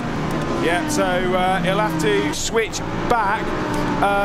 He's not given that one up yet because I think he would have to be to Isaac Price because I think he was obviously he was ahead of Rogers unless that came out earlier and he knew about that before. I don't know. It's a possibility. But either way, Haaf being dealt that one from race control, so giving up that one position. 1.3 seconds between Marcel Chinchik and Rogers. 1.1 between Benneker and Toman. Let's look at this from Bennett. Oh, he had a little tap of the brakes going into Blanchimont. They're going to be slow on the exit towards the bus stop. Yeah, getting a little squirrely heading through Blanchimont, but now through towards the bus stop chicane. And look at this. Oh, very late. A big move there from Kevin Ellis Jr. trying to take the advantage. Obviously, Luke Bennett was looking to try and make a move on Wisniewski to try and take that 8th spot. Wasn't quite able to pull it off, but going immediately defensive, Luke Bennett. Just see there, looking very present. Look, we got a move here. Isaac Price too. Yeah, we're getting squeezed potentially off a little. I think there might have been a bit of contact between Isaac Price and potentially Johan Haaf. And look at this. Surely we can't have some side-by-side down towards Eau Rouge. Morris Lerner realises that, backs out of it, and he thinks, let's fight for a better day. Whilst we're in the final here, we've got to go on the attack. Now probably isn't the time. A bit of a gap appearing between them as I think Johan Haaf was actually trying to rescind the position back to Isaac Price, who I think there might be some side-by-side towards Lake Calm. Isaac Price lets that one go. Yeah, probably a smart move in that instance. To switch. Yeah, he didn't. Well, bear in mind he didn't have the toe anyway, but Morris Lerner able to make the move further back as well. Kevin Ellis Jr. getting ahead of Luke Bennett and his teammate looking to do the same. In comes Fluke now, side-by-side with Bennett through Malmedy. Bennett just has enough there to hold off the assault, but in comes now Lerner on Haft as well. Isaac Price obviously given the penalty now as they round Brachel's corner. Here comes Price. Price sticking it up the inside, can't quite find it, but still Haft remains in 6th. Isaac Price was going for it again. A couple of switches happening here, and Lerner has absolutely checked out from this fight. Going off slow though, coming down towards Puon. What does Isaac Price do? He looks to the outside and does nothing more from that. Nikodem Wisniewski, he is waiting for it again, representing Poland, his own event basically, and he's trying to do something special with it. But at the moment, I don't see anything better than 6th for the pole. No, it's going to be tough for him right now because obviously the gaps starting to spread out between Haaf and Lerner. Lerner is actually 3 seconds away from Josh Rogers, who's further up the road, and Josh Rogers 1.2 seconds away from Marcel Chinchik. But how about Benneke's performance? Already 1.1 in the lead so far. This is a very similar display from what we saw earlier on today. See, I get a feeling it went up to like 1.2 and that Toman's closing him back down. Maybe Toman's using his tyres now, maybe Benneker was using his tyres earlier. I don't really know what the dynamic is going to be between the two of them, but right now, Benneker definitely is not safe. Somebody definitely also isn't safe. This man here, Isaac Price, he's got a lot of cars waiting to come past behind him. But he's done this before. Remember that semi-final? He kept them all behind him. He was like the iron wall, the master of defence, the minister of defence, certainly at this point. Yeah, absolutely right. The T1 G2 now have got all their cards stacked in the corner of Isaac Price as they head now down in towards La Source. Further up as well, you've got Johan Haaf, and obviously we're currently looking at Haaf right now. Further up, Moritz Lerner, who's managed to nurse a gap of a second in front of him. Now this could potentially open up the door here for Wisniewski, who will have a great run should he be able to secure one heading through Eau Rouge and Radion. Certainly the Mercedes is looking mean right now, skips over the curbs as they enter through Eau Rouge and Radion. Could he tee himself up and move heading up towards Lake Com this time? Yeah, I've got to say, in their rear, of course, they've got their race engineers that are behind the scenes, the team captains. I'm not sure how much Nick Neely is telling Isaac Price right now. And to be fair, if I was Isaac Price, I don't want anything in my ear. Leave me to it. If I'm any of these drivers, I don't want to know what's going on. I am in a race. All I care about, car ahead, car behind, and what I'm doing. Isaac Price, once again, doing a fantastic job, but it might well be coming to a close because Wisniewski's there, and I know he's going to give it a look. Trust me, I've raced with Wisniewski enough. He is not going to wait. Yeah, this is a sheer war of attrition, folks. And certainly Isaac Price knows exactly what's on the line. Defending that 7th place like his life depends on it. Further back, the Williams Esports car of Wisniewski right in behind with Kevin Ennis Jr. joining the party. The Apex cars certainly looking like the Predators here at this point as well. They're queuing up in behind Wisniewski. They're just waiting for the cork in the bottle to pop. Yeah, let's see then. So looking over the shoulder of the main man himself, I think it is Isaac Price anyway. Yeah, it certainly is, obviously, with where he's looking. Moritz Lerner to the left of him, Nikodem Wisniewski, one driver that he's fighting with directly behind, but 2 spots to the left. You can see that G2 Esports car directly ahead. Obviously, they don't really know where each other are. You know, they're not communicating with each other. I did see a fist bump earlier on between a couple of drivers. I think it was Niels Nijholt and Mitchell de Jong earlier on in the day. They do get along quite well, all of our squads, until this happens. Yes. And then they don't. And suddenly they don't. We're in a situation now where we've pretty much got 5 to 4 laps left now, and this is where the heat is going to be turned up because, you know, obviously Toman needs to add a little something extra if he wants to try and close up with Maximilian Benecke, who's now still nursing that 1 second advantage. And you can imagine easily that Toman does have what it takes to challenge. But further down here, this is chaotic. You've got Price there still holding on to that 7th spot, but look at the queue of cars that want to take his place. Yeah, it's absolutely insane. Where in the previous race we were talking about the top 6, in this race, none of that. It's as good as you can get. If you can finish 1st, 2nd, 3rd, 4th, 5th, 6th, 7th, 8th, 9th, 10th, 11th, 12th, you've got to go for it, whatever position you can get. I mean, you don't want to finish 12th. That's one thing you really, really don't want. No, not. It's one thing that I think almost Erhan Jofsky is potentially a guarantee for after the issues on the start there. Yeah, it's a bit of a heartbreaking one for Hannah. He didn't deserve that. Obviously a wonderful semi-final performance from RAG, and they came in here certainly in fine fettle. They're currently still in a great spot. They've got 2 drivers in the top 3, which will certainly go a long way towards their hopes for this season's championship. And we're now seeing Isaac Price make his way around this this very tricky section, and then dipping down in towards the very, very tricky right as well. And there you can see the sternness on his face. He is so wary about what's going on behind him. He's looking in that rear view mirror. He knows exactly what Wisniewski is capable of. Literally, it's sensational, honestly.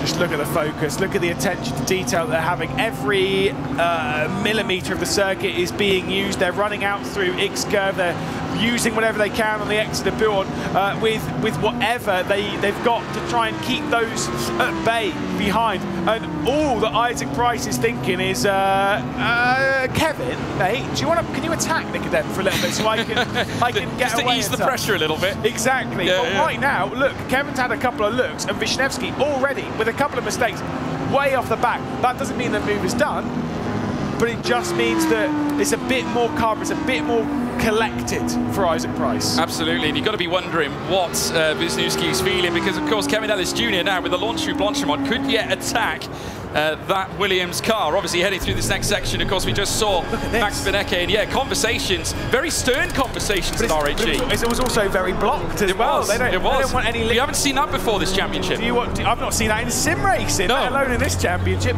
Do you lip read?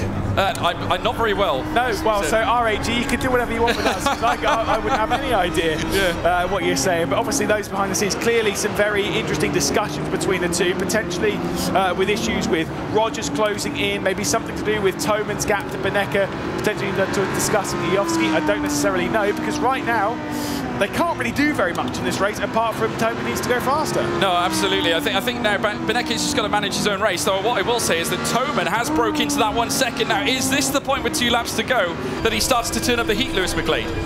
Well, there's even more than that. There's 3 laps left to go. So there is plenty of time for Toman to do something here. It's just about what it is. Like you say, it's the first time we've seen that gap come under a second. A bit of a moment there going through the first part of Les Combes from Benecke, but still it seems fine enough for him to hang on. A look behind the scenes at Mouse and everything that's happening there. It looks calm, to be honest. It does, yeah. I mean, to be fair, they haven't put a foot wrong yet. Mouse looking very content.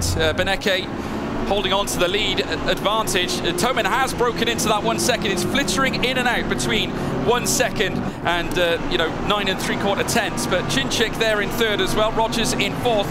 Got to give credit to Josh Rogers as well, considering where he started, 4th place, and wheeling down the lap time between him and Chinchik.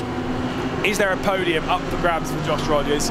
I absolutely think so. Possibility. I think Chinchik, I think Toman, I think they are there for the taking. But I think those gaps, they're a little too big at the moment for them to do anything. We can see, looking at Johan Hart here, of course, who is the highest place in the Apex rating. I think they're going to be a bit disappointed at the moment. They're having an absolutely stunning day. And for them to have got 3 cars in this final is incredible. But I think that they will probably be sat behind the scenes thinking 6th, 9th and 10th. We could have done better than that. Well, in terms of the percentages, they had the better chance of finishing on top, given the fact that they got the 3 cars ahead of the likes of Mouse, not to mention G2, Wisniewski as well. Obviously, Williams was only have 1 driver in this affair, and of course Porsche, who are having a great run so far. Josh Rogers really bringing his speed to the table, and he has broken into that 8 tenths now between him and Chinchik. So Beneke still marshalling the gap now between him and Toman, but Joshua Rogers, I think, has just turned up the heat now. Yeah, I mean, I say that about Apex being like, oh, 6, 9, this is a team that's used to winning. Now, I can tell you some other teams that are used to winning. Mouse, RAG, Porsche, G2. Yeah, you get where I'm coming from. Absolutely. You know, everyone here, they expect to come in to win. And yes, I do also mean AMG team, well, Williams as well. Yeah. Don't Can't forget them. We know, like, everyone here, they expect to win. Anything less than that, like even Mouse, like, yeah, sure, they're winning, but then Moritz Lerner's in 5th. That's not... That's the level of esports at where they're at. No one is satisfied unless they are at the front. At the moment, Beneke's satisfied. I'm not sure how 100% satisfied everyone else is. Well, no, absolutely right. And I think RAG themselves, I think, would be kicking themselves. They couldn't take advantage when they could. Obviously, I think if they had the lead heading out of La Source, that could have teed up perhaps an easier affair for them. Still, Toman is fighting to stay within the 2nd gap between him and Beneke. And certainly now with 2 laps to go, we're on lap 8 of 9. You know, that timer is starting to tick downwards. As we're getting close to the end of the race, Beneke has started to pull out that gap. I think his patience and his timing was absolutely exceptional. It's gone out to over a second once again, not too far over it, but still, it's gone back out a 10th the last couple of laps, meaning I'm not sure how much Yuri Toman has in the tank. The gap though between Rogers and Chinchik, that is under a second and is closing in even more. Looking backwards from Max Beneke, this is what he'll see in his rear view mirror that I have no doubt he'll be checking time and time again. He's been in this position before, though. At the end of the day, Lewis. I mean, how many times has he had to defend a lead like this? I mean, this is familiar territory here for Maximilian Beneke.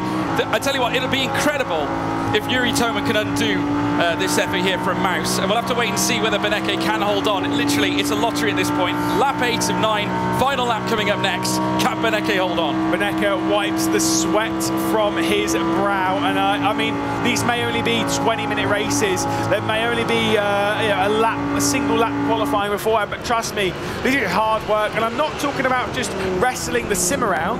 That is hard work, yes. Oh, yeah. But it's the mental focus. It's the amount you have to keep your head in this race. That's what's causing the sweat. And as he comes on to start the final lap of this race, it is Beneke in control.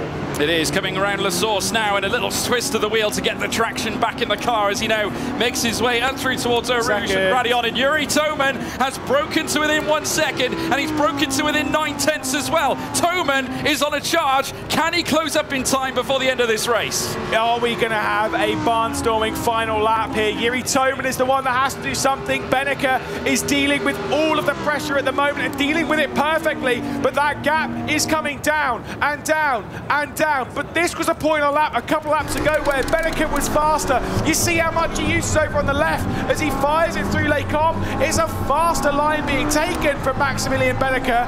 Mouse still well in control. Yeah, absolutely right. He's certainly in control for now. Mouse looking on. I'm sure their team in the back are just wishing and hoping that Beneke can get to that line first and foremost. Obviously, Toman in behind is starting to chip away at that delta. The wood is coming down, and certainly Toman looking to try and fire on all cylinders to try and bring that gap into proximity so he could perhaps land a charge through Blanchimont. What an amazing final lap from Yuri Toman. I mean, he's selling everything. Look at the gap that's appeared to Marcel Chinchik. 1.2 seconds.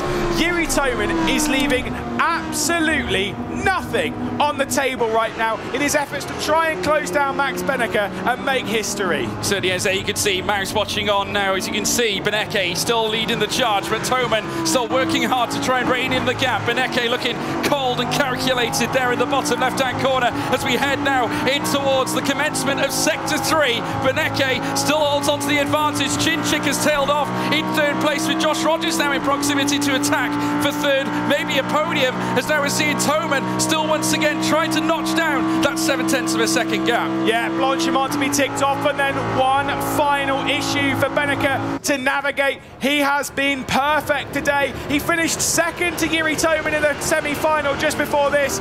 The final chicane beckons, and history is about to be made as Max Benneker wins the very first round of ESL R1, and you can see how much that means. Absolutely incredible. Let's head straight down to James West. He's there with Max. Absolutely fantastic stuff there. Absolutely fantastic stuff there. Congratulations on that. Let me lead you to the commentator's desk. But you absolutely dominated qualifying with a 2-minute 14.493, and then throughout the entirety of the race, you just stayed in front, and no one was catching up with you. How does that feel? Very relieved right now. Yeah, very happy to nail qualifying. Was probably my best lap today, obviously with the lap time. But then Thomas gave me a very hard time at the end, so I was just trying to focus as much as I can. Absolutely incredible. He's gone, Mike. Thanks. Even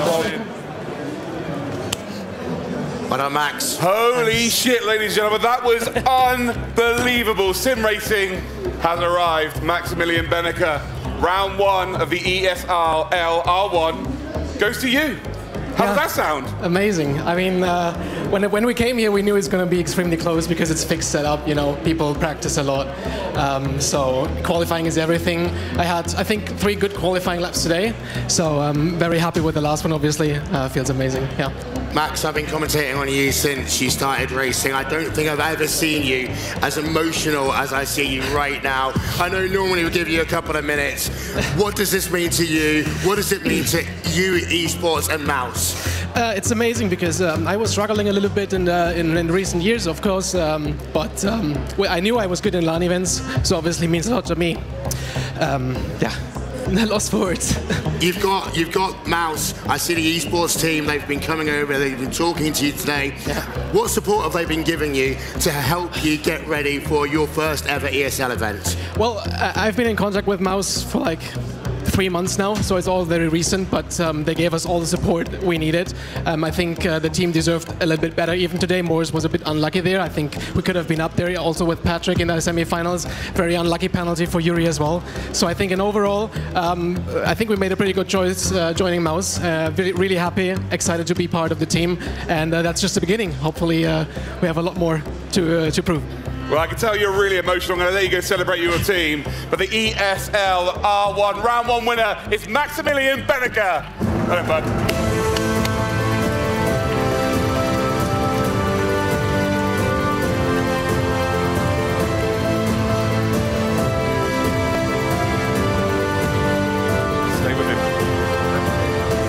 We're now going to see the official results pop up on the screen here, but what an incredible event we have had today. 7 races, you can see the emotion there on the winning driver's face. He was almost in tears. I saw a smile from him as well, twice today. Just doesn't normally happen. But here are the official results for round 1. It's Maximilian Benneker that does take the checkered flag. R8G with 2 drivers on the podium, Yuri Toman and indeed Marcel Shinjik, which is good for the team championship. Remember, we've then got Josh Rogers, who was trying to fight all the way through the pack and took a P4 again. Looking on at Maximilian there, celebrating. You can tell teammates Moritz Lohner embracing him, and I just said to some of the guys down there, Will, sim racing has finally arrived. It really has. And you know what? That was a really poignant moment you would have just seen there before we went to the race results. Philip Stam from Porsche Commander Esports. Of course, Max Benneker for many years has been their big rivals.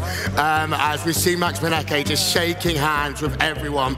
I think everyone at this point is like massive respect to him, to Mouse, and the hugs from everything that's going on. Well, they all know. They all know exactly how much work has been put in. You've got R8G there celebrating. And they're even smiling. They've got good results, but they know what he's had to do to achieve this because they couldn't beat him. It's an exceptional result. Maybe the most important race win of his young career. As much as Max Benneker feels like he's been around forever, he's only been sim racing 6 years. I know, it's incredible. 6 years. He's changed teams from arguably the biggest team in sim racing at the moment in Redline. He's gone to Mouse, who's done a massive esports organization. They've come into sim racing and they smashed it straight off the bat. That is so hard to do, to transition from a comfortable team, go out your comfort zone, and then make your way to another team, and then straight away hit the ground running, be successful, getting race victories. There's someone who's got the stat book somewhere, but I don't remember the last time a new sim racing team came in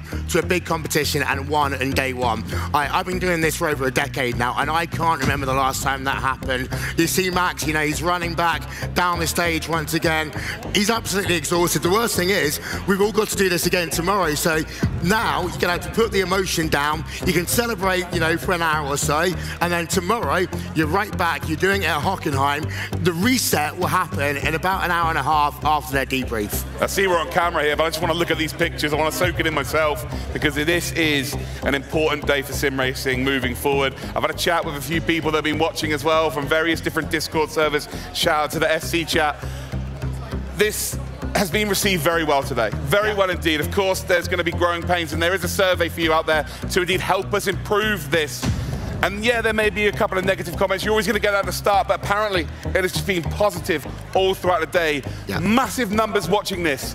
This is the beginning. It is, and you know what? Negative comments is what makes things better. So honest opinions is what we want. It's easy to say this has been amazing. Tell us what works, tell us what doesn't. And again, that fan survey is available in the description if you're watching online on Twitch, on YouTube. You can check that one out. Again, honest opinions is what we want. Rensport's policy is that they want it to be driven by engagement. It's not about, oh, we're just going to make a product and sell it to you, take your money. No, this is something that's made in partnership with the drivers, with the teams, with the fans.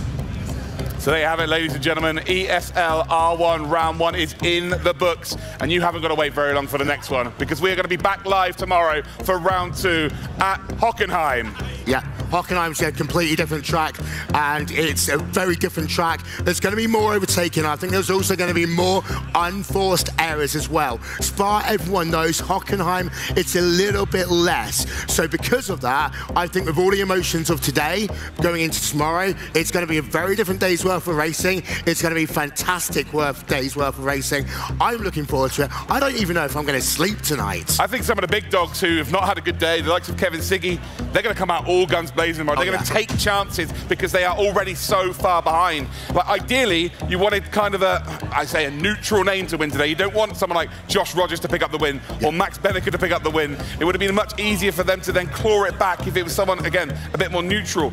But it wasn't. It was Max Benneker that picked up that victory, so tomorrow is going to be fireworks all over the place. Yeah.